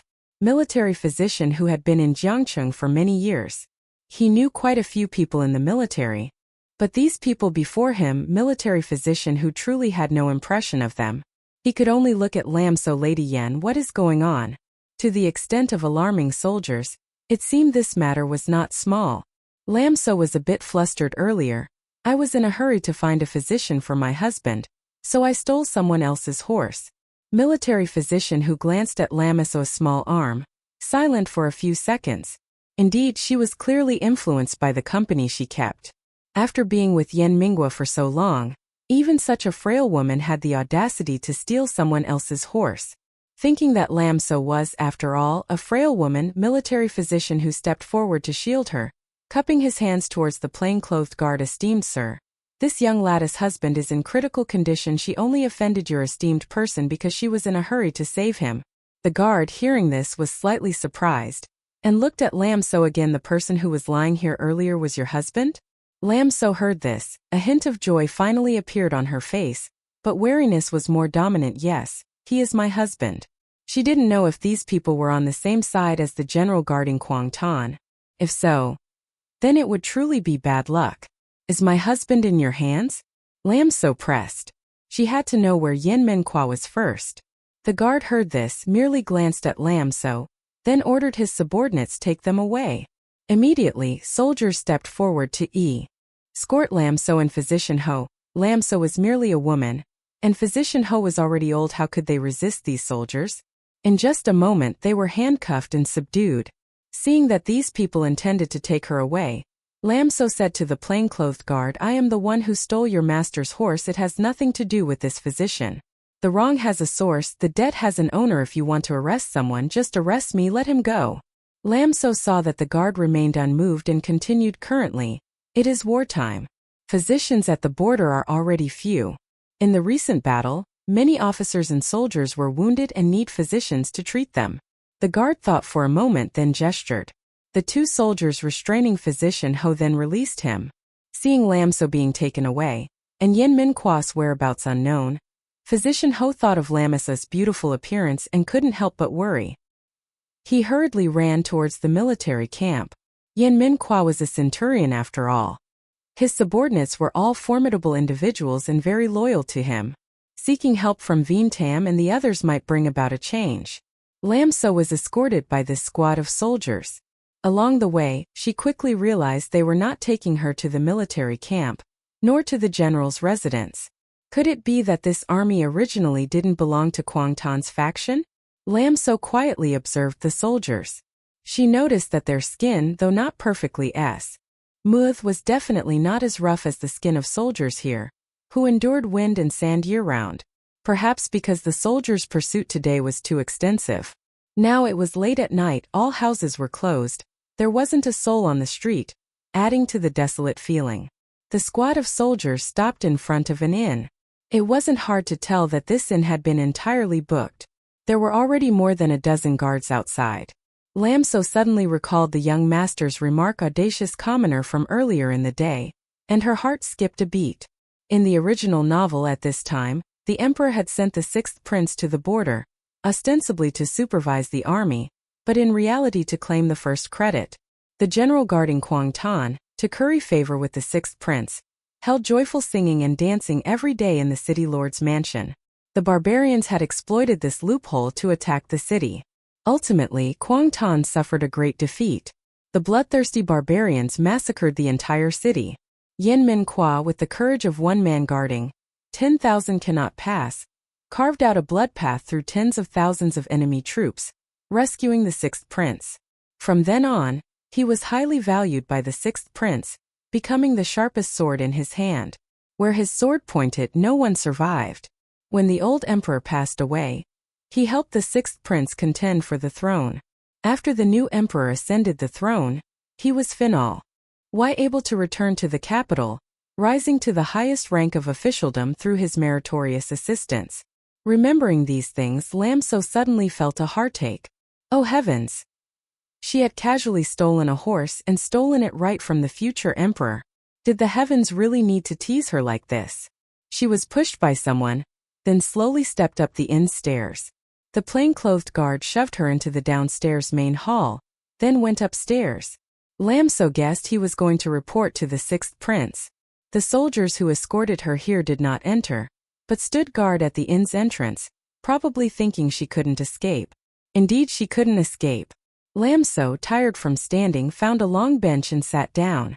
On the table were several pieces of crudely made pastry. She didn't touch them. The inn server, however, enthusiastically came to brew a pot of tea. Lam So realized this server was simply too idle. Not long after, the plain-clothed guard came downstairs and said to Lam So, "The young master wishes to see you." Lam So was startled. In the original novel, the sixth prince was an unconventional person. She felt she could already foresee her tragic end. The guard led Lam So upstairs to the second floor, turning a corner to reach the destination. The guard knocked twice. "Young master, the person has arrived. Come in." The voice still carried a hint of youthful naivete, but the coldness and nobility could be felt even through the door. Lam So secretal. Why lit a candle for herself in her heart? Who told your eyes not to be discerning back then? The guard stood at the door, with no intention of entering with her. Lam So felt a little uneasy in her heart. As a modern woman, she naturally didn't think anything of being alone with a man. But for people of old, this concerned a woman's reputation. She didn't believe the sixth prince wouldn't know this. Unable to guess what the sixth prince's intentions were, Lam So reluctantly pushed the door open and entered. As soon as she looked in, she saw that the sixth prince was not alone in the room, and she breathed a sigh of relief. She glimpsed a person lying on the bed. That figure was clearly Yen Min-kwa. An old man resembling a physician was taking his pulse. Lam So's heart leaped again. Husband! She quickly stepped into the room. All worries and anxieties suddenly erupted in her heart, transforming into a heavy emotion. Like a rising mist, then stinging her eyes. Before his, "Young master, don't raise your voice," the chubby retainer gently chided Lam So. His round face carried a naive arrogance, making him not seem fierce, but rather a bit amusing. Lam So quickly used her sleeve to wipe away the moisture in her eyes, then looked at Yen Min-kwa's pale face, before bowing respectfully to the sixth prince, who was sitting in a grand armchair. This common woman previously, to save my husband, in a moment of urgency, borrowed your excellency's horse, and also caused your excellency to fall. Stop. At the mention of the horse theft, Shun Sen's face darkened. He cut Lam So off, raising his chin. The person lying on the bed is your husband? Earlier on the street, Shun Sen wore a plain white cloak. Now he wore a turquoise blue robe. His belt was a black silk sash inlaid with jadeite. He also wore a jade pendant shaped like a green fish. It could only be said that he was extremely distinguished. It was clear he had changed clothes after returning to the inn. Had the matter of the horse theft been overlooked? Lam So secretly rejoiced in her heart. Hearing Shun Sen's question, she quickly nodded. He is indeed this common woman's husband. Shun Sen stroked his chin with 2 fingers, his gaze sweeping over Lam So several times. His gaze, though seemingly casual, was clearly scrutinizing. He actually married a wife. Finally, Shun Sen uttered a remark full of hidden meaning. Under Shun Sen's gaze, Lam So clutched the hem of her clothes with both hands, her expression appearing flustered and anxious, but inwardly she was scratching with curiosity like a cat. This remark from the sixth prince. Clearly he and Yan Minqua were old friends, and he understood Yan Minqua very well. Lam So's mind couldn't help but think of the sixth prince's favoritism towards Yan Minqua, the powerful minister after his enthronement in the original novel. A man-faced tiger, a tyrant. A treacherous minister who overturned the court. One whose imperial harem only had one empress. One who, after his previous canon Fodder wife died, never married again. Oh my mother, what drama! The more Lam So looked at Shun Sen, the more she felt that he and Yan Minqua might have something illicit going on. Shun Sen, who had been looking somewhat distracted, suddenly felt a shiver down his spine. This woman's gaze is too strange. He coughed twice, just about to speak, when a guard's voice came from outside the door. Young master, there's a scattered group of soldiers outside the inn. Shun Sen curled his lips into a cold smile. Feng Yin can't sit still anymore? The guard's voice was a bit hesitant. They don't look like people under General Feng. No sooner had he finished speaking, a loud bang came from downstairs, followed by a voice like a bronze bell. Damn it. How dare they capture my big brother Yen? Chapter 17. Lam Chu found the voice somewhat familiar. Shun Sen heard the commotion downstairs, and some of the nonchalance on his face receded. He ordered the plainclothes guard standing at the door, Nye Yun, go down and see what's happening. The guard clasped his hands, bowed in salute, and was about to turn when a square table flew straight towards him. Behind Nye Yun were Shun Sen and the others. He dared not dodge, so he drew the sword from his waist and sliced the square table in 2. Splinters of the table scattered across the floor. A black-faced man standing in the main hall laughed a few times. Didn't expect this fellow to have some skill. Nye Yun's expression too. Renette grim. Looking down from the second floor, he saw that the guards outside the inn lay scattered on the ground. The inn's main door was smashed to pieces. A group of men with a martial air stood in the middle of the hall, glaring up at the second floor. The waiter and innkeeper huddled under the counter like mice. The sixth prince had come to the borderlands, and those who followed him were naturally elites. Recently they had encountered soldiers under Feng Yan, a bunch who only knew how to flaunt their power and status, all of them pampered idlers. But these scattered soldiers before their eyes had easily defeated the elite cavalry escorting His Highness to the borderlands. Nye Yun's hand clenched unconsciously, sweating. I want to see who dares to cause trouble here. Shun Sen, still young after all, was provoked and strode out of the room. Eunuch Bai, following close behind, was so frightened he almost burst into tears. Oh my ancestor, please leave these matters to guard Nya. If anything untoward were to happen to your highness. Before Eunuch Bai could finish, Shun Sen waved his hand dismissively. Noisy. He stood in the second-floor corridor, looking down at the group of people below.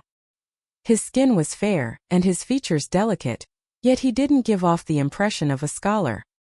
His hair was neatly tied with a jade crown, and he wore brocade robes, his entire being exuding an aristocratic air that immediately told anyone he was not from the borderlands. The group. Downstairs was Yuan San and his companions. Wang Hu saw a pretty boy emerge from the room and was about to make a sarcastic remark but was stopped by Yuan San's look. Ordinarily, they all deferred to Yan Minghua as their leader. When Yan Minghua was absent, everyone trusted Yuan San more. Yuan San stepped forward, clasped his hands towards Shun San. My lord, we originally had no intention to offend, but we heard that your men took our elder brother and sister-in-law, which is why we came all this way. Lam Chu hadn't recognized Wang Hu's voice at first, but she knew Yuan San's voice. She had a bad feeling and was about to go out to explain when the bed curtain moved slightly weakly. Lam Chu turned to look and saw Yan Minghua's hand, hanging limply at his side, stir faintly. Then his clear, cold phoenix eyes opened. His gaze was somewhat hazy, sweeping around the room before finally resting on Lam Chu. Lam Chu quickly ran to the bed, calling out, "My husband." Perhaps from enduring the cold wind today, her voice was a little hoarse. Yan Minghua looked at her and slowly raised a hand. Lam Chu paused slightly, then suddenly understood his intention. She took his hand, helping him place it on her cheek. Her face was very small, one could use the phrase palm-sized to describe it. Because she hadn't been in the borderlands for long, her skin was still smooth like a peeled egg. Compared to her, Yan Minghua's callous palm was somewhat rough. Lam Chu didn't understand why Yan Minghua made this sudden gesture and was speechless for a moment. But then she heard Yan Minghua say, "Don't worry, I won't die." Lam Chu looked at him, her throat tightened at those words, unable to speak. The dosage of anesthetic powder I used was by no means light. How did he wake up now? The physician, who was suturing Yan Minghua's wound, had a headache. Judging by his accent, he wasn't from these borderlands either. The noise in the room alarmed Shan Sen outside the door. He immediately abandoned Yuan San and his group and strode into the room. "He's awake." The physician looked at Shan San, his face full of bewilderment. This general suddenly woke up. "But the wound isn't stitched yet." Shan San looked at the bloody wound on Yan Minghua's chest. His eyebrows immediately furrowed. "This young master's place doesn't lack medicine. Use as much anesthetic powder as you need, why be stingy?" This physician was originally an imperial physician from the palace. Scolded by Shan Sen, he didn't dare to argue, only saying after Shan Sen finished, "This general's willpower is truly extraordinary." This subordinate did indeed use double the normal dosage. Lam Chu listened to the physician's words, looking at Yan Minghua's gaping wound, her heart filled with sorrow. What kind of torment must he have endured to forge such willpower, that even anesthetic powder had little effect? Then increase the dosage. Shan San didn't understand medical principles, but he knew that if Yan Minghua were conscious while his wound was stitched, that pain would be no different from torture in a prison. The physician hesitated slightly. As the ancients say, medicine is 3 parts poison. If too much anesthetic powder were used, he feared the side effects would also be severe. "Just stitch it." Yan Minghua suddenly spoke. His voice was hoarse but carried an undeniable pressure. Only then did Shan Sen look at Yan Minghua. "Young Marquian, do you value your life so little now? Then it seems my saving you from Feng Yan's clutches was also unnecessary." Lam Chu, who was prostrate on the bed, felt her heart jolt. Listening to the 6th prince's words, did it mean that after she left, soldiers came to that alley again? No wonder she saw a wound on Yan Minghua's hand as well. But at that time there were clearly no signs of a fight in the alley. Never mind, she'd wait until Yan Minghua was better and ask him then. She came back to her senses and saw that the entire room had fallen silent. Shun San stared at her, a murderous glint flashing in his eyes. Yan Minghua's hand, which had been stroking Lam Chu's face, lowered. He clasped her hand tightly, their fingers intertwining. His gaze returned to Shun San for this life-saving grace. "I Yan will certainly repay you in the future." Shun San's gaze shifted from Lam Chu. Lam Chu immediately felt her breathing lighten considerably. The imperial family was like that. No matter how handsome or bright they appeared on the surface, when they wanted to take your life they wouldn't go easy. Shun San suddenly harbored murderous intent towards her, because he had inadvertently revealed Yan Minghua's true identity. No wonder Jiang Wanshua was so surprised when she learned that Lam Chu knew Yan Minghua's true identity earlier. Lam Chu still appeared bewildered on the surface, as if unaware of the danger, but her mind was racing. Yan Minghua had protected her. Why did he do that? Was it to repay her life-saving grace? But in terms of practical contribution, her role in escaping Han Zichen this time wasn't significant. If not for Yan Minggua's arrow, perhaps the soldiers surrounding the room wouldn't have been intimidated by them. Since young Marquis Yan has spoken, this young master will not say more. Shun Sun walked back to the grand chair and sat down, lifting his chin to signal to the imperial physician stitch it.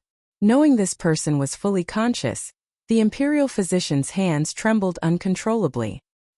He wiped the sweat from his forehead and said to Yan Minggua, "Little general, you must think carefully. Stitching like this will not feel pleasant at all."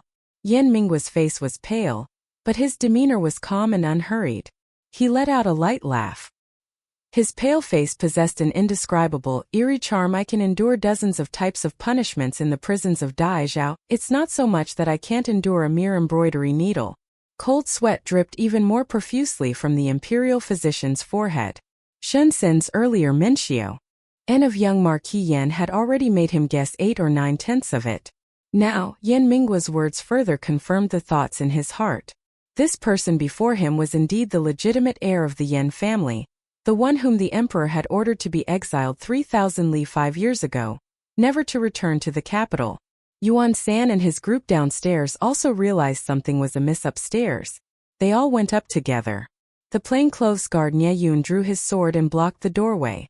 Wang Hu, with his fiery temper, was about to raise his fist, but Yuan San shouted at him to stop, though Wang Hu still yelled loudly, "Let this old man see Big Brother." Shun Sin frowned. Lin Shu also looked out the door. Yan Minggua said, "Wang Hu and Yuan San have arrived? Before, I looked for Military Doctor Hu in the alley to find you, but you weren't there." Military Doctor Hu must have been worried, which is why he went to the military camp to find the Yuan brothers.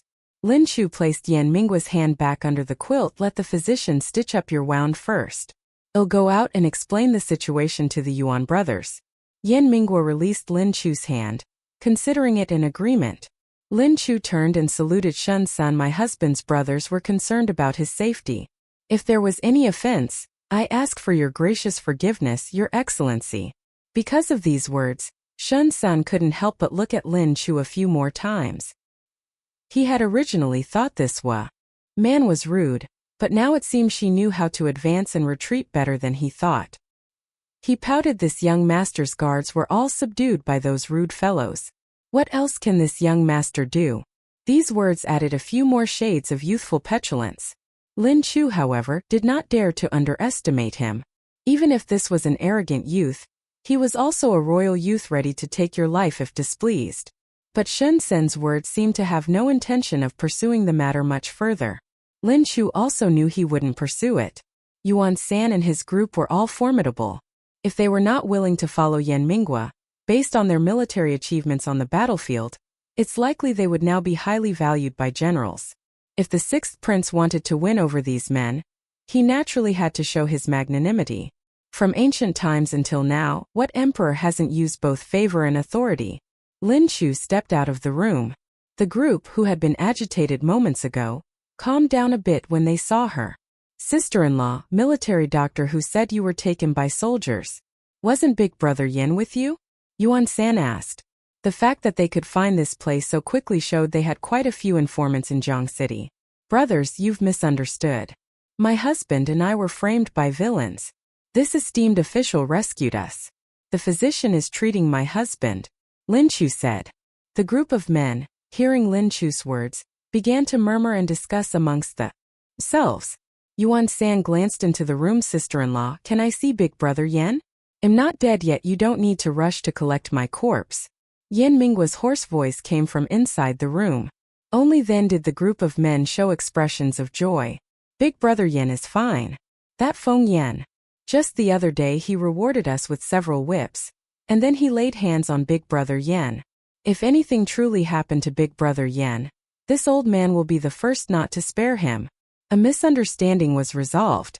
Shun San, as expected, did not blame Yuan San's group, and even ordered the waiter to prepare food for them.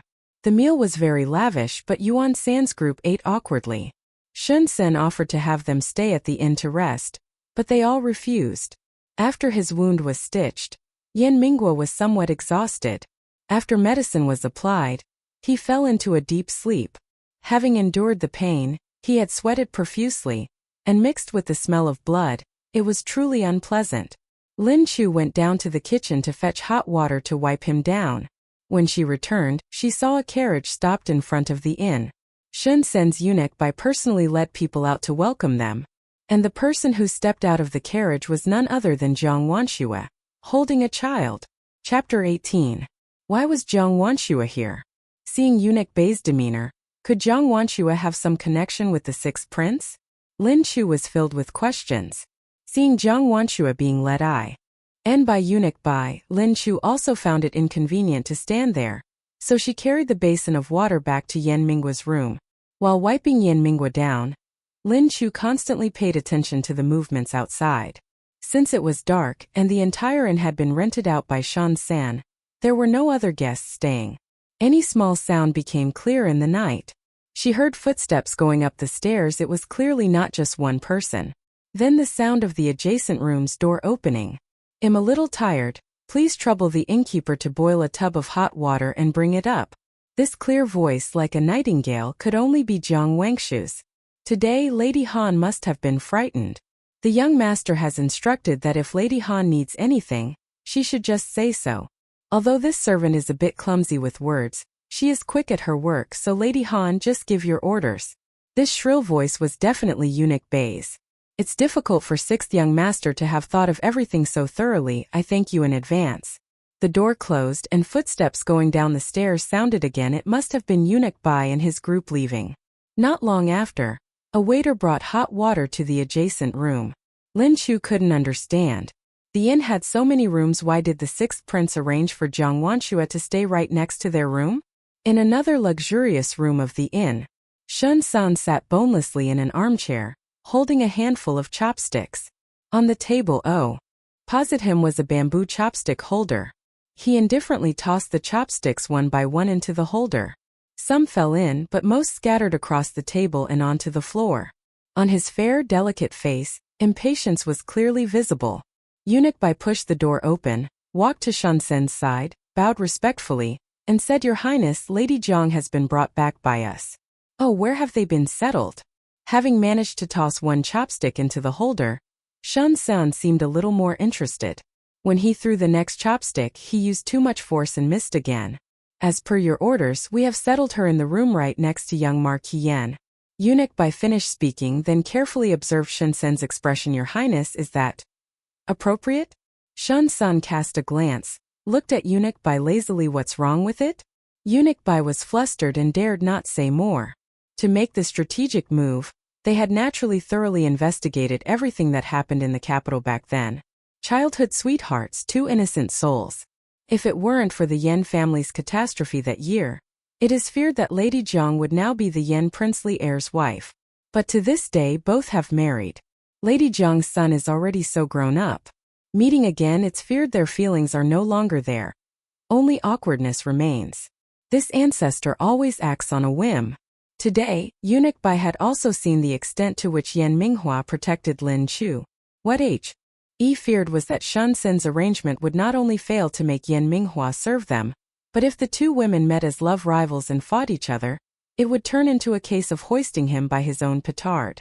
Sun San finished tossing the last chopstick in his hand, and seeing Eunuch Bai still standing there, he lazily lifted his eyelids. "Anything else?" Eunuch Bai dared not speak further about the matter of Jiang Wanshue and Yan Minghua. He took out an invitation from his sleeve and offered it to Sun San. "Just now, that old man Feng Yan sent someone to deliver an invitation, saying that today his subordinates were not strict enough in their discipline and had offended your Highness. In 3 days, a banquet will be held at the general's residence. 1. To apologize to your Highness. 2. To welcome your Highness. Hoping your Highness can do them the honor." Sun Sen Tisket. He tells this Highness to go, and this Highness goes? He's just a dog of Prime Minister Zhao. After the crown prince fell, among the princes the second prince was the most prominent. The emperor's health was increasingly poor. The shrewd old officials in court naturally had to find a new master for themselves. Prime Minister Zhao and his faction took the second prince as their leader. But the third prince's allies included a powerful border general holding military power. Currently, these two factions are clashing most fiercely. The Han family is a family of military generals. Seizing this opportunity, He thought of relying on the second prince. However, the Han family and the Yen family had a considerable friendship. And what happened to the Yen family was largely caused by the second prince's faction.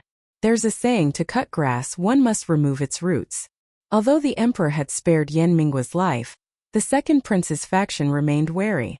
What if one day Yen Minghua returned? That's why there was a plan for Han Zichen to kill Yen Minghua. It would both eliminate a hidden threat and test the loyalty of the Han family. Eunuch Bai heard Shan Sen's intention to refuse the banquet and then withdrew. As soon as he left, Nye Yun, Shan Sen's close personal guard, returned. Nye Yun saluted Shan Sen, his voice a little urgent indeed, as Your Highness expected. Your subordinates have intercepted the letters Feng Yan sent back to the capital on their way out of the city. Only then did Shan San smile. That old fox, Duke Han, surely didn't expect that he sent someone to kill Yan Hang. But the one who died was actually his own son. This was not something Nye Yun could casually interject in, so he kept silent. Shan San rose from his armchair. The playful and malicious smile on the corner of his lips made him look like a mischievous youth who liked to tease others. But the words he spoke made one shudder. This sole bloodline of the Yen family has grown into a wolf on the frontier. It's truly a headache. How does one make a wolf obedient? In the room, Yen Minghua, due to excessive blood loss, was deeply asleep after taking the medicine. Lin Chu thought there was hot water in this inn, she might as well take a really comfortable bath. Previously at home, there was neither much water nor a bathtub, and coupled with the cold weather, she didn't sweat much, so she only used a wet towel to wipe herself. Luckily, the original owner was a clean person and had access to bathtubs and hot water in the military camp, so she had always taken thorough care of herself. In the past few days, Lin Chu had also made do. Now that she had the conditions to bathe, Lin Chu suddenly felt itchy from head to toe. She wanted to borrow another room to bathe, but thought it wasn't very proper, as they weren't the ones paying for the room after all. She glanced at the unconscious Yen Minghua, thinking he surely wouldn't wake up. So she told the inn servant to bring hot water into the room. This inn was, after all, the best in Jiangcheng. The inn servant was not someone who hadn't seen the world. When bringing in the bathtub and hot water, he always kept his head bowed. The two rough porters also did the same. Lin Chu had been a little apprehensive before, but now found it quite surprising. Not long after, the hot water was brought, along with a set of women's clothes and a bar of soap. The one who brought the clothes and soap was a round-faced maid. Seeing Lin Chu's surprise, she explained these are things the young master had already ordered this servant to buy beforehand. Knew. Madam, please feel free to use them. Shen San certainly wouldn't personally give orders for such small matters. It must have been Eunuch Bai who instructed. However, this maid was clearly very articulate. Knowing Shen Sen was not lacking these things, Lin Chu also didn't stand on ceremony, took the items and expressed her thanks. The round-faced maid, due to Lin Chu's attitude, which was neither arrogant nor obsequious, looked at her a few more times. Having followed Shen San, she had seen quite a few beauties. Lin Chu's appearance was naturally above average. It's just that women on this frontier, regardless of their appearance, mostly lacked refinement. Lin Chu, however, didn't appear petty, and this surprised her a little.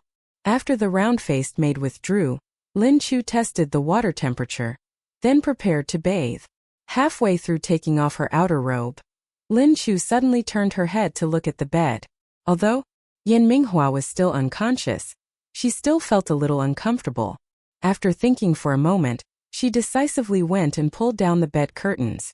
Although the bed curtains were made of thin, transparent silk, when pulled down, they still gave her a sense of security. Soaking in the hot water, her whole body warm, Lin Chu just wanted to sigh. She closed her eyes and enjoyed it for a while, then picked up the bar of soap placed beside the bathtub. She toyed with it for a while, still very curious about this ancient version of soap. Broth. Tea it to her nose to smell. It had a very pleasant fragrance. Lin Chu tried it for a bit and found it to be quite good. Except for not producing much foam, it wasn't much different from modern soap. Soap in ancient times was a luxury item. A bar of soap had to use white bean powder as the main ingredient, adding 5 types of fragrances: agarwood, sweet pine fragrance, sandalwood, musk, and clove. Then adding many kinds of herbs like silkworm powder and atractalodes. Finally adding egg whites and pig pancreas to make it. Only wealthy families could use it. Common people only use soap nuts to wash clothes. Lin Chu had previously used soap nuts to wash clothes, and that stuff was not easy to use at all. She thought she must find time to make a few bars of soap. As a woman who studied engineering, she had been tormented by organic chemistry enough. But now it finally had a chance to show its worth. The common method for making soap was very simple: use pig fat mixed with a strong alkali and a little water, heat until fully blended, then cool, and it's done. This item, though luxurious, if sold at not too high a price, surely many people would scramble to buy it. If she made a lot and sold it at an affordable price, perhaps she could get rich by selling soap. Thinking of her beautiful future life of getting rich, Lin Chu was a little excited. The water had also cooled. She stood up, intending to take the clothes placed on the chair beside her. Suddenly, she felt a gaze staring at her, which sent shivers down her spine. Lin Chu stiffly turned her head and saw Yan Minghua with one hand pulling back the bed curtains, his eyes dazed, looking in her direction. A scream almost escaped, but Lin Chu forcefully suppressed it in her throat. She cowered, sinking into the bathtub. Because the movement was too forceful, quite a bit of water splashed out. Lin Chu could feel her face flushing bright red. She even felt her head was probably steaming. Wasn't that guy asleep? Lin Chu's chain of reactions also made Yan Minghua fully wake up. He hurriedly let go of the bed curtains and coughed twice. I didn't mean to. His voice was still deep and warm as usual, only stammering. I just wanted a drink of water. I didn't know you were bathing. Yan Minghua tried hard not to think about the nosebleed-inducing images he had just seen, trying to keep his voice steady. In a semi-conscious state, he felt thirsty. Many years of living alone, a life of licking blood from a blade's edge, had made him accustomed to taking care of himself. Therefore, when groggily waking up, his senses not yet fully clear, he struggled to get up to find water to drink. Pulling back the bed curtains unexpectedly, he saw that scene. Chapter 19. Chapter 19. Lin Chu was so embarrassed she wished she could die. At this moment, anything she said would only make the situation more awkward, so she resolutely kept silent. She glanced towards the bed. Although a transparent silk curtain held it, she could still see Yan Minghua leaning against the headboard, not looking in her direction. I'm about to get dressed, don't turn around. Lin Chu was afraid he might inadvertently glance her way again, so she spoke preemptively to prevent it. Just by hearing her voice, Yan Minghua could sense his little wife's vexation. Although he had initially been truly surprised, then panicked and felt a touch of guilt, when he perceived her resistance and anger, an indescribable annoyance rose in his heart. A sentence just slipped out: "You are my wife, what is there that I cannot see?" Just as she was about to grab her clothes, Lin Chu stiffened at his words. What he said was so reasonable she couldn't refute it. Yan Minghua also realized his words were inappropriate, so he corrected himself. "You can change, I want." Look. The unwarranted vexation in his heart, he didn't know if it was directed at Lin Chu or at himself. Lin Chu hesitated for a moment, by which time the water had completely turned cold. She glanced towards the bed again, confirmed that Yan Minghua wouldn't peek, and then shiveringly crawled out of the bathtub. Her skin, which had just been soaking in warm water, immediately broke out in goosebumps upon contact with the biting cold air. Lin Chu felt her limbs trembling as she put on her clothes, unsure if it was from cold or fear. Not long after Lin Chu finished dressing, her voice choked him done. Only then did Yan Minghua turn his head. The vexation and awkwardness in his eyes now transformed into surprise. The dress was a light lotus color. Lin Chu's skin in turn was exceptionally fair. The light lotus color further complemented her smooth skin. As it was winter attire, the dress was lined with cotton. To keep warm, the cuffs were also cinched. This style was particularly selective about the wearer, yet when Lin Chu wore it, her arms didn't look thick or heavy at all. Her waist was slender, and this dress had a high-waisted design. Paired with a short jacket of the same color, it not only fully showcased her body curves, but also gave Lin Chu the feeling of being all legs from the chest down. She couldn't help but marvel that ancient people still had excellent aesthetic taste in dressing. The jacket's collar had a soft white fur trim, which felt pleasant against her neck, and also made her small face appear even more radiant. "The clothes are beautiful," Yan Minghua said, his voice a little hoarse. Lin Chu was quite surprised that the big villain suddenly praised the outfit. She thought Yan Minghua probably wanted to alleviate the awkwardness, so she replied, I think it's quite beautiful too. Looking at her soaking wet hair that was still dripping water, Lin Chu said, I'll go downstairs and ask the waiter to take the bathtub out, and while I'm at it, find a towel to dry my hair. Yan Minghua rarely replied to Lin Chu, though it was just an emotionless Lin Chu found Yan Minghua a little strange tonight, but didn't and much of it and stepped out. The moment she opened the room door, a cold gust of wind blew into her collar, making Lin Chu shiver. She tremblingly closed the room door again. She didn't know that from the moment she turned her back and walked out, the cold, ice lake-like eyes behind the bed curtain had continued to follow her. Yan Minghua maintained his posture, leaning against the headboard. Before his eyes now was the image of Lin Chu crawling out of the bathtub, and then the image of her in the light lotus-colored dress standing outside. Annoyed, he rubbed his forehead, suddenly feeling dry and thirsty. He thought he had been thirsty for too long. There was a low table by the head of the bed, with tea on it. Yan Minghua continuously poured and drained 3 cups of cold tea. He leaned against the headboard for a while, looking down at the quilt covering his body, his expression unclear, whether gloomy or annoyed. Lin Chu asked the waiter to take the bathtub out of the room, then found a clean cotton towel to dry her hair a bit. The waiter enthusiastically told Lin Chu to go down to the kitchen to warm herself by the fire. In ancient times, fires were all fueled by firewood. Not only was there smoke, but sometimes ashes would fly out. Lin Chu thought of her freshly washed hair being covered with a layer of dust and ash, and knew she would surely go crazy. She refused the waiter's kind offer, choosing to stay in the main hall to dry her hair by the warm charcoal basin. As she was dozing off, she suddenly heard the clinking sound of a stringed instrument. Just as she was about to wonder if this inn actually had a musician, she heard the innkeeper scolding the waiter that lady is playing in the courtyard. Why didn't you take the charcoal basin out there? The waiter had an aggrieved expression. Boss, it's not that I was lazy and didn't take it. That lady didn't need it. I put it next to her and she even got angry. Hearing it was a lady, Lin Chu immediately guessed it was Zhang Wanxue. That evening she had walked past the inn's backyard and seen a plum blossom tree in full bloom. What was Zhang Wanxue doing playing an instrument there in the middle of the night? Disturbing other people's sleep? Lin Chu couldn't understand this woman's way of thinking. The previous clinking sound was clearly for tuning. Now the fluent music rose. Mournful, sorrowful, graceful and melodious, like a woman sobbing and lamenting. It had to be said that Zhang Wanxue's skill at playing the instrument was indeed exquisite. By the counter, an old bookkeeper with a full beard was tapping a rhythm with his hand, swaying his head, his face utterly enraptured. The waiter and this old bookkeeper evidently knew each other.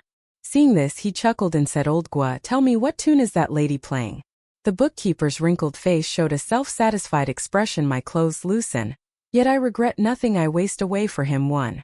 This tune, Butterfly Lingering on Flowers, is simply exquisite. Exquisite. Absolutely exquisite. He said exquisite 3 times in a row, clearly showing his immense admiration for the piece. Lin Chu hadn't studied much about ancient tunes, but she knew that Butterfly Lingering on Flowers was a melody played for one's beloved, to express feelings of affection. The corner of her eye twitched unconsciously. Zhang Wanxue playing this tune. Surely she wasn't playing it for Yan Minghua to hear, was she? With the intention of finding out the truth, Lin Chu wanted to go to the backyard to see. As she turned into a corridor, she heard applause. Lin Chu quickly hid behind a pillar.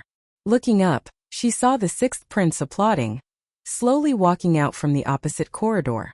The corners of his eyes and his eyebrows held an indescribable laziness, as if he were a debauched young master. Madame Han's playing of this tune can truly be said to echo for 3 days. His voice was also languid. The night wind rose, scattering plum blossoms all over the ground. Zhang Wanxue held her instrument and stood up. Bowing respectfully to Shen Senator, her nightingale-like voice carried a slight hoarseness that broke one's heart. Young master, you flatter me. I miss my late husband so much that I couldn't sleep at night, so I played a tune to convey my longing. I have disturbed young master, and it is my fault. After bathing, she hadn't styled her hair, so her knee-length hair cascaded down, fluttering in the wind. A few plum blossoms fell into her black hair. Her pure white gown further accentuated her slender figure, stirring pity in people's hearts. Her small face and skin, white as jade, glowed under the moonlight. Her eyes shimmered like autumn water brimming with tears, their edges slightly red. It truly was a sight that stirs pity. Lin Chu, a woman herself, couldn't help but swallow her saliva at the sight. But it's so cold, and Jiang Wanshua is only dressed like this while playing the instrument. She's really good at enduring the cold. Isn't she afraid of getting goosebumps? Shun San, hearing Jiang Wangshua's words, simply said, "Madam, you speak too lightly. This young master is also deeply saddened by the death of Crown Prince Han." A tear from the corner of Jiang Wangshua's eye spilled out at just the right moment, tracing a beautiful curve down her cheek, then dropping from her chin. Shun San hurriedly said, "Madam, please grieve less." Jiang Wanshua nodded, but her tears fell even more intensely. "The night wind is cold, Madam should return to her room to rest soon. If Madam falls ill, young Master Han in the netherworld will not be at ease." Shun San appeared sincere.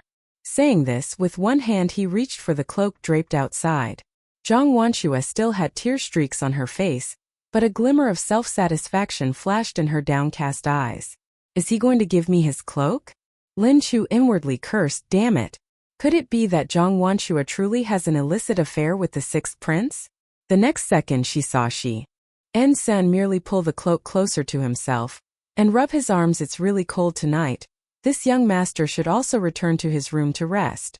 Saying this, he kicked Eunuch Bai, who was standing beside him. "Where's my hand warmer?"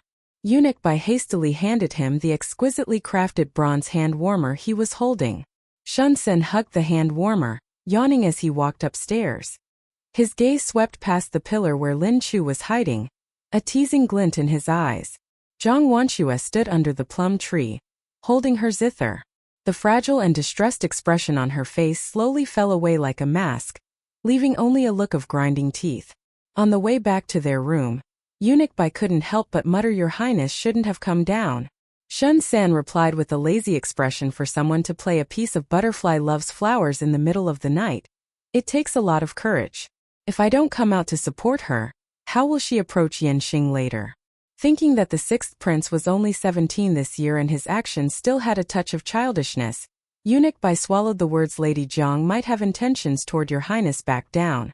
Eunuch Bai was an old man in the palace. Had he never seen the schemes of concubines vying for favor? Although Jiang Wangshua's tactics were clever, they couldn't escape Eunuch Bai's experienced eyes.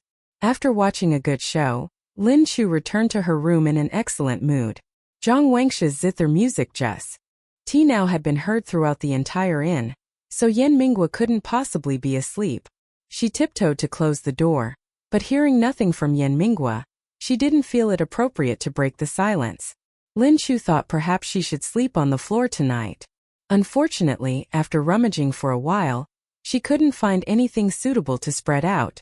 She thought, in any case, she had slept in the same bed with Yan Mingwa before, although today was a bit unexpected, as Yan Mingwa had said she was his wife. This bargain only Yan Mingwa could receive, as long as she hadn't divorced him yet. Why was she still pretending to be shy? Lin Chu inwardly scolded herself. She took off her shoes and crawled into the covers from the foot of the bed. As soon as Lin Chu lay down, the person beside her suddenly turned his head. A clear voice spoke, "The candle isn't out." The orange candlelight pierced through the silk curtain, softening the hard lines on Yan Mingwa's handsome face by a few points. Lin Chu inwardly sighed at the heavens. She hadn't extinguished the candle earlier, fearing it would be inconvenient when getting into bed. But this ancestor had spoken, so she had no choice but to get up and put out the candle. Just as she was about to get up, she suddenly noticed something wasn't quite right about Yan Mingwa's gaze. Lin Chu looked down at her own chest and immediately exploded, "Where are you looking?" These are 2 lines of poetry from the poem Butterfly L.'s Flowers by the Northern Song Dynasty poet Lu Yong. The full lines are, "Wai dai jian quan zhong biu hui, wei yi xiao de ren qiao si dai jian quan zhong bu hui wei yi xiao de ren qiao cui," which means my belt gradually loosens, yet I have no regrets, I pine away and grow thin for her. Chapter 20. Compared to Lin Chu's anger, Yan Mingwa calmly averted his gaze. There isn't much flesh anyway. Lin Chu. If she didn't remember that this guy would become the great villain later, She would really want to kick him to death. Yan Minghua, who had successfully teased his little wife, turned his head with a smile on his lips. He threw something, and the entire room plunged into darkness, concealing his surprisingly fleshed ears. Lin Chu was secretly cursing the great villain with a straw doll. When she suddenly heard Yan Minghua ask during the day in the alley, "You said your name was Lin Chu?" Perhaps because the candle was out and her eyes couldn't see, her other senses became sharper. Lin Chu felt that Yan Minghua spoke this sentence very close to her. His warm breath brushed against her earlobe, tickling. But the great villain's words immediately extinguished any romantic thoughts she had, making her nerves tense. Lin Chu tried to make her voice sound normal. "Yes, that was my name before I was sold to the Sun estate as a maidservant. The original owner's family was poor. When sold as a maidservant, the original owner was only 4 or 5 years old, having almost no impression of her birth family. The original owner's status as a servant only came after she became a maid. Proof of her existence in this world also only began from then. Even if Yan Minghua investigated, he wouldn't be able to find anything." Although a pitch-black night lay before her, Lin Chu could still feel Yan Mingguo's gaze on her face. At that moment in a life-or-death situation, she didn't know why she had said that. Now Lin Chu felt so angry she wanted to spit blood. She had no choice but to fabricate a story in my hometown.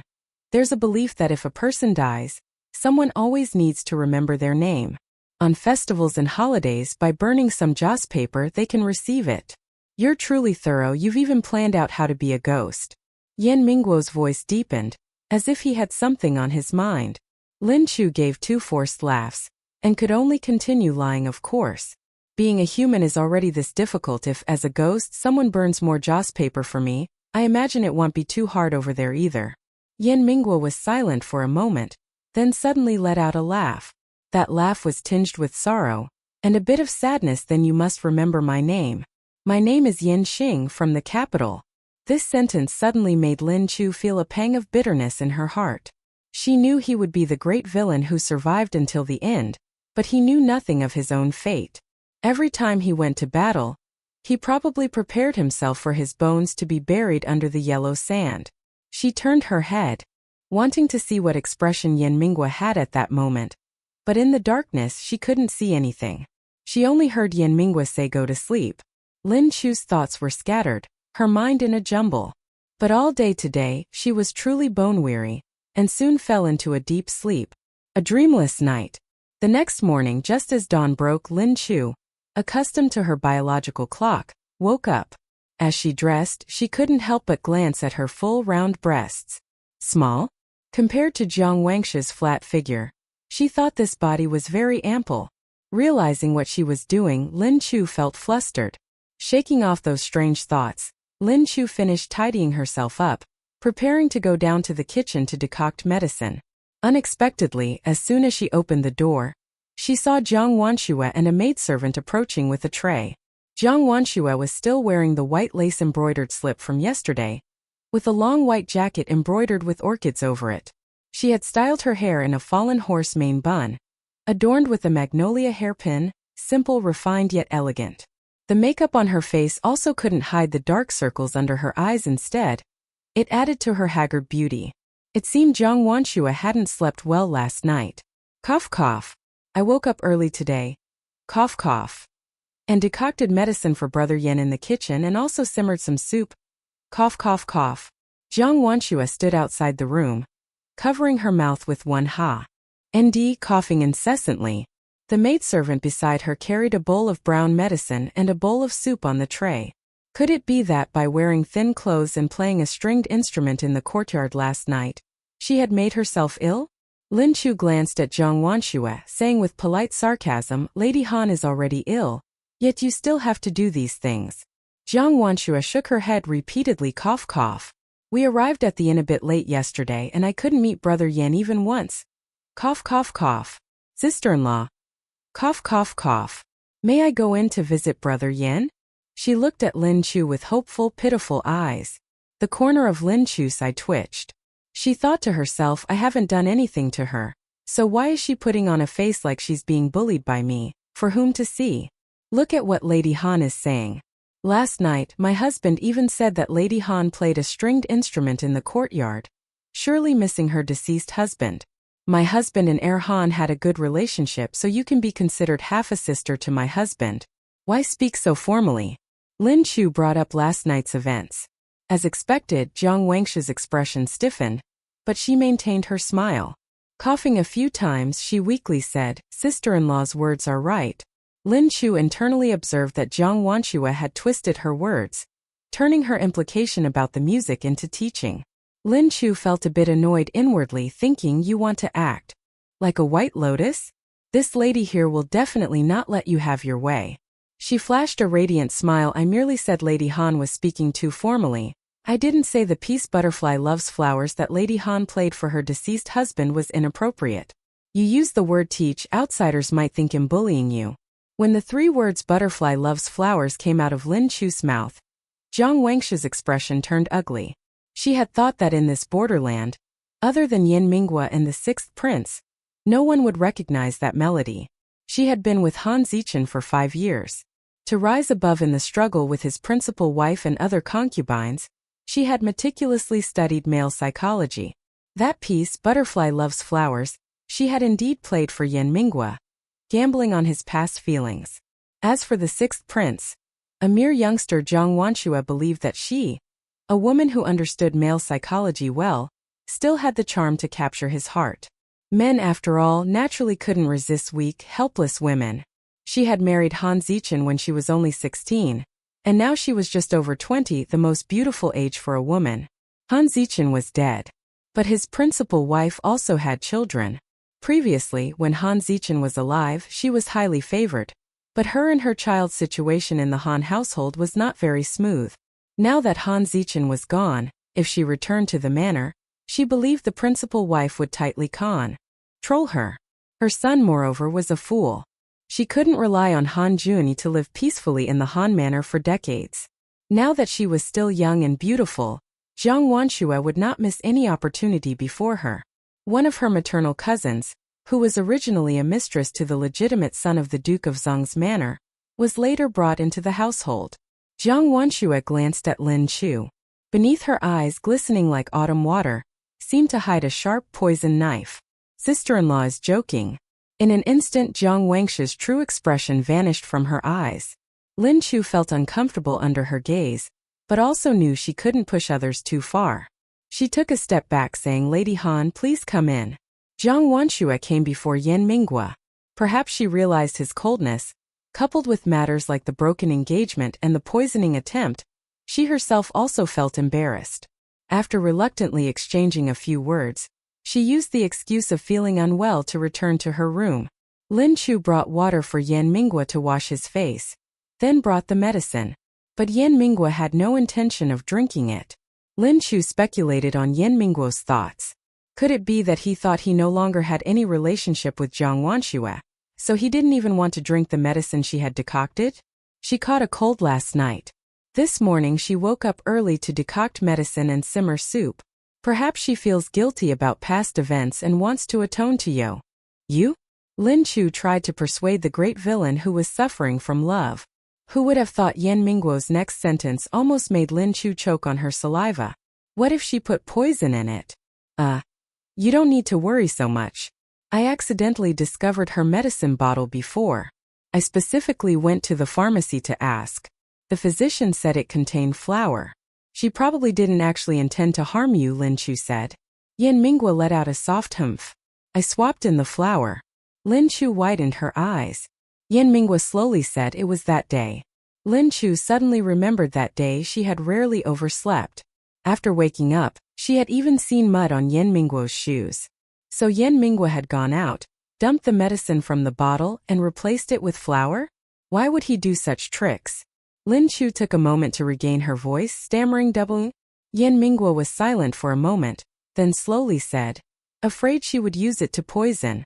After hearing this, Lin Chu felt a bit vexed. There was also a constricted feeling somewhere in her heart. What more could be said? She had no intention of harming him from beginning to end, but he was always wary of her. He's the great villain after all, Lin Chu told herself inwardly. But her mood still worsened.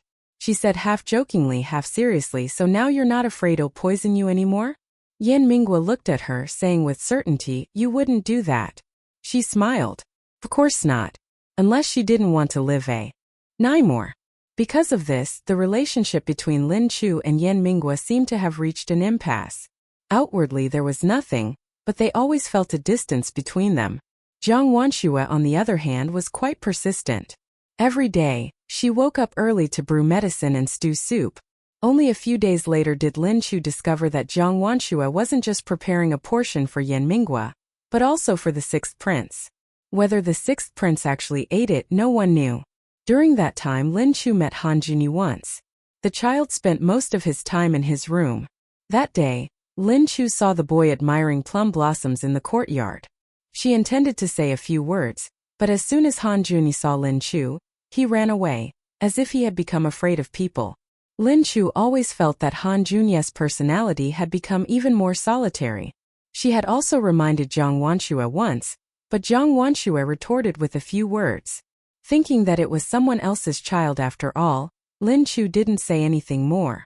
Watching Jiang Wanxue intentionally and unintentionally approach the sixth prince, Lin Chu also confirmed that Jiang Wanxue genuinely intended to follow the path of the sixth prince. She didn't know what Jiang Wanxue was thinking. Not to mention that the young man appeared innocent and playful, but in reality, his schemes were so profound that one couldn't guess them. Even if the sixth prince truly favored Jiang Wanxue, the royal family could not allow a married woman to enter their household. When the first snow fell on Jiangcheng, Yan Mingguo's wounds had completely healed.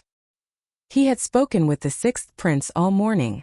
What agreement they had reached was unknown. All she knew was that in the afternoon, he suddenly told Lin Chu they could pack their belongings and return home.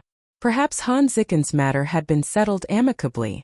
With the sixth prince present, Feng Yan would not dare to do anything else. The sixth prince had specially arranged a carriage to take them back. This was Lin Chu's first time riding a carriage in ancient times. Once in the carriage, she was a little curious, pulling back the window curtain to look outside. Today heavy snow fell, blanketing the entire Jiangcheng in white. Few people were seen on the streets. Yan Mingguo rode his horse beside the carriage. A worn ordinary set of armor, when worn by him, exuded an aura of fierce combat, valor and wildness. His appearance was even more striking than the sixth prince's, but the aura around him always made people overlook his looks. What are you looking at? Yan Mingguo broke the silence. Nothing. I was just thinking when we return, it seems the servants also prepared a carriage for the sixth prince. With such heavy snow today, where does the sixth prince intend to go? Lin Chu said. Yan Mingguo seemed inclined to talk to her, so he explained half a month ago, the general hosted a banquet and he refused once. This time the general invited him again, so he should make the trip. Regarding his own identity, Yan Mingguo did not intend to hide it from Lin Chu. Today, the general is hosting a banquet to welcome the sixth prince? Lin Chu's eyes suddenly widened. In the original novel, the barbarians attacked the city precisely on this day. Chapter 21. She suddenly became restless. Yan Mingguo also noticed her unusual behavior and softly asked, "What's wrong?" Lin Chu's heart was in a panic. How was she supposed to tell Yan Mingguo that the barbarians were about to attack the city? With such heavy snow, it must be hard for the soldiers on the city walls. The original novel mentioned that precisely because of this heavy snowfall, coinciding with a banquet at the city lord's manor, the defenses on the city walls were lax, allowing the barbarians to easily breach the city. She wanted to bring this up to make Yan Mingguo vigilant. Yan Mingguo's deep eyes locked onto Lin Chu. He seemed surprised that she suddenly said this. The general's horn bow cannot be drawn. The governor's iron armor is cold and hard to wear. Jiangcheng has always been like this after winter begins. This poetic line is from the Old General's March by Tang Dynasty poet Qian Qi. It implies that the general's bow cannot be drawn, and the governor's iron armor is piercingly cold and difficult to wear, depicting the harshness of the winter weather. Lin Chu seemed to have no effect. Unwilling to give up, she said, "Then what about the grasslands? With such heavy snow, the cattle, sheep and goats have no grass to eat. The barbarians live a nomadic life. How will they survive this winter?" With no food left on the grasslands, They would naturally have no choice but to desperately raid inward to plunder supplies. Something suddenly flickered in Yan Mingguo's deep, ice lake-like eyes. His hand clutching the reins couldn't help but tighten further. He said, "You think too much." Lin Chu knew Yan Mingguo was now wary, having achieved her goal. She began to feign innocence. "I've always liked to overthink things. Didn't I even think through what would happen if I went to the underworld before?" Yan Mingguo glanced at Lin Chu, his gaze somewhat profound. As Lin Chu worried inwardly, she saw Yan Mingguo tighten the reins, and the horse stopped. He said, "It's been a long time since I've been to the military camp. Today I'll go take a look. You go home first." Lin Chu nodded, then symbolically said a line, "Be careful on the way." Because of this remark, the corner of Yan Mingguo's mouth seemed to curl into a subtle curve. He instructed the coachman take her to South Alley. The coachman was a local, and recognizing Yan Mingguo, he repeatedly assented. Lin Chu rested her chin on the carriage window, watching this scene, and an indescribable feeling welled up in her heart. Being cared for was quite nice. Yan Mingguo turned his horse around. As he passed the window, one of his hands pressed on Lin Chu's forehead, gently pushing her head back inside. "It's windy outside. Be careful now. To catch a cold." His palm was very warm. Lin Chu felt as though the warmth from his hand still lingered on her forehead. She still wanted to say something to him, but he had already whipped his horse, galloping into the swirling snowstorm. Only when his figure became a tiny black dot in the distance, no longer visible, did Lin Chu settle back into the carriage. The barbarians attacked the city at night, but a large army from the grasslands would also need some time to reach Jiangcheng. Therefore, Lin Chu was certain that as long as Yan Mingguo sent scouts out of the city to investigate, they would be able to discover the approaching barbarian army. Whether this battle could be avoided, however, remained unknown. Lin Chu's heart was heavy. Not long after, she arrived at South Alley. As soon as Lin Chu stepped out of the carriage, a gray furball rushed out from Aunt Song's house, rubbing against her skirt and barking. It was Xiao Hui. It seemed Xiao Hui had been staying at Aunt Song's house these past few days. Hearing the sound of the carriage wheels, Aunt Song came out from her house. As soon as she saw Lin Chu, she hurriedly walked across the snow from under the eaves. "Where did you two go?" "That day, I went to the city wall to bring food to Old Song, and when I returned, I saw your courtyard looked like it had been robbed, and there was a large pool of blood inside the house. Old Song and I were so scared." Aunt Song held Lin Chu's hand. Her eyes red. "I told Old Song to report it to the authorities, but after more than 10 days or half a month, there was no news. We thought something had happened to you too. In this unfamiliar place, devoid of relatives, to have someone care for her like this." Lin Chu was deeply touched. She squeezed Aunt Song's hand tightly, evasively saying, "That day, our family encountered some misfortune, but fortunately, we were helped by a benefactor. We've been staying at that benefactor's house these past few days. A person who has lived half a lifetime always possesses keen insights." As soon as Aunt Song saw the unusual carriage that brought Lam So back, she knew that the noble person's status was certainly not low. She didn't ask further, taking Lam So's hand and walking towards her house. "It's very cold today. Come inside to warm up."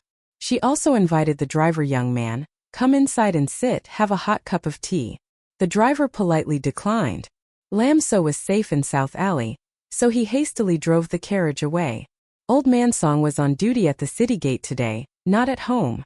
Aunt Song led Lam So into the house, telling her to warm up by the charcoal stove.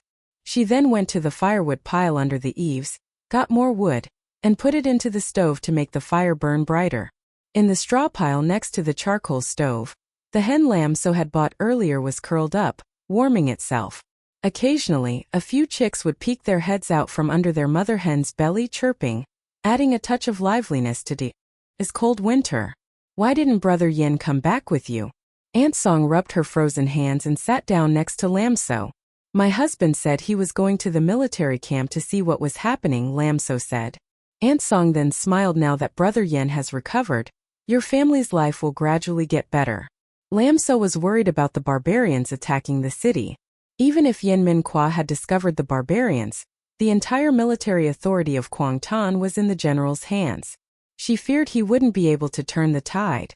Thinking of the scene described in the book, where all of Guangtan was stained with blood and ice with no one surviving, Strangers were one thing, but what about Aunt Song? Looking at Aunt Song's kind smile, Lam So's heart felt heavy. Aunt Song was talking when she suddenly noticed Lam So was distracted and very downcast. So she asked Madame Yen what's wrong. Lam So, startled, shook her head. It's nothing. How could Aunt Song not know she was lying? Thinking that perhaps the couple had argued, she advised Brother Yen's reputation outside isn't very good. But he and I have been neighbors for 5 years. I know his character. This child, he's just quiet and doesn't like to talk. But he remembers anyone who treats him kindly. That year he was injured in the army, I thought he had no one to care for him, so I cooked him a bowl of egg noodles. After he recovered, he carried water for our family for a whole year. He is a grateful person. Aunt Song patted Lam So's hand as she spoke. Lam So nodded, remembering Yen Min Kwa, feeling a mix of emotions in her heart. She made an excuse to go home to tidy up, wanting to go outside for some fresh air to calm herself down. Just as she reached the gate of her own courtyard, she heard the clatter of horse hooves. Looking up, she saw a person riding a horse, galloping as if flying, amidst the swirling snowstorm. As he drew near, the person on horseback pulled hard on the reins, and the horse lifted its front legs high before coming to a stop. Yen Min Kwa's expression was unusually cold. A layer of frost and snow had almost formed on his eyebrows. Lam So was stunned for a moment before stammering, "Why are you back so quickly?" Yen Min Kwa didn't say a word, bent down, hugged Lam So's waist, and directly lifted her onto the horse's back. Lam So couldn't help but let out a gasp of surprise. Yen Min Kwa vigorously cracked the whip, and the horse galloped into the snowstorm once more. Lam So sat facing Yen Min Kwa on horseback. Although this way she wasn't exposed to the cold wind, the horse's back was bumpy, and she occasionally bumped into Yen Min Kwa's armor, making her nose and forehead ache. Looking up, she only saw Yen Min Kwa's tightly set jaw. Covering her aching nose, she asked, "Where are you taking me?" His forehead was harder. Shed still better cover her nose. "To the inn. A carriage has been prepared there. You're going to Yao City." Yen Min Kwa's voice blended with the snowstorm, seeming even colder. Yao City was a city behind Kwangtan. Its terrain was treacherous, not easily attacked by barbarians. It seemed he had investigated the movements of the barbarian tribes. Lam So blurted out, "What about you?" Yen Min Kwa lowered his head and looked at Lam So. His gaze was usually indifferent, but at this moment it was extremely profound, like an ancient well, bottomless and captivating. Lam So's heart pounded wildly. She secretly thought that this cold, alluring troublemaker was truly a disaster. She pretended to be innocent. Has something happened? There's going to be a war soon. Yen Min Kwa's voice was devoid of emotion. If she didn't know the plot, Lam So would have almost thought this was just an unimportant war. Will we win? Her question was very naive, but Lam So actually wanted to probe Yen Min Kwa's thoughts, to see what the chances of victory were. Yen Min Kwa did not answer this time. Lam So felt her heart clench. So, it truly couldn't change the original trajectory of events? Yen Min Kwa's hand rested on her head. Rubbing it twice. Don't think too much. Just get to Yao City. Didn't the general order the evacuation of the common people? Lam So asked. Yen Min Kwa remained silent for a long time. Lam So thought of the general's level of wariness towards Yen Min Kwa. She guessed that at today's welcoming banquet, the general probably didn't even meet Yen Min Kwa. The several deputy generals were also the general's men. Naturally, they wouldn't pay any attention to a mere centurion like Yen Min Kwa. This meant that all of Kwangtan's military strength was practically just for show.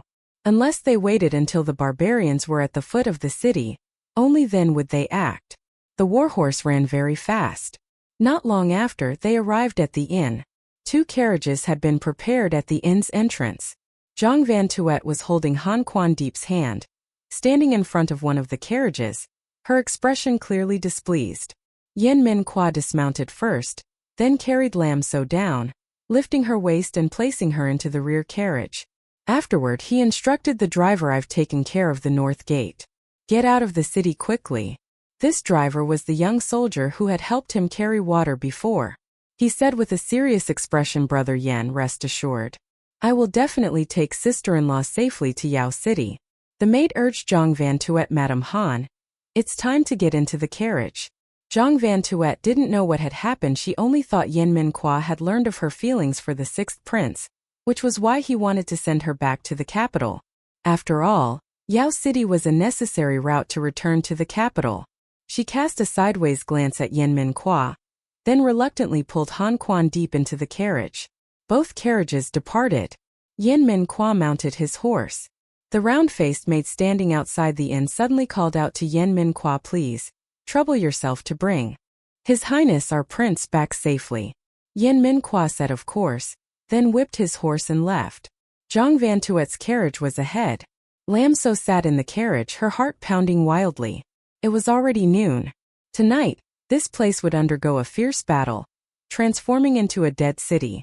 She knew the fate of everyone in this city, but she was powerless to change anything.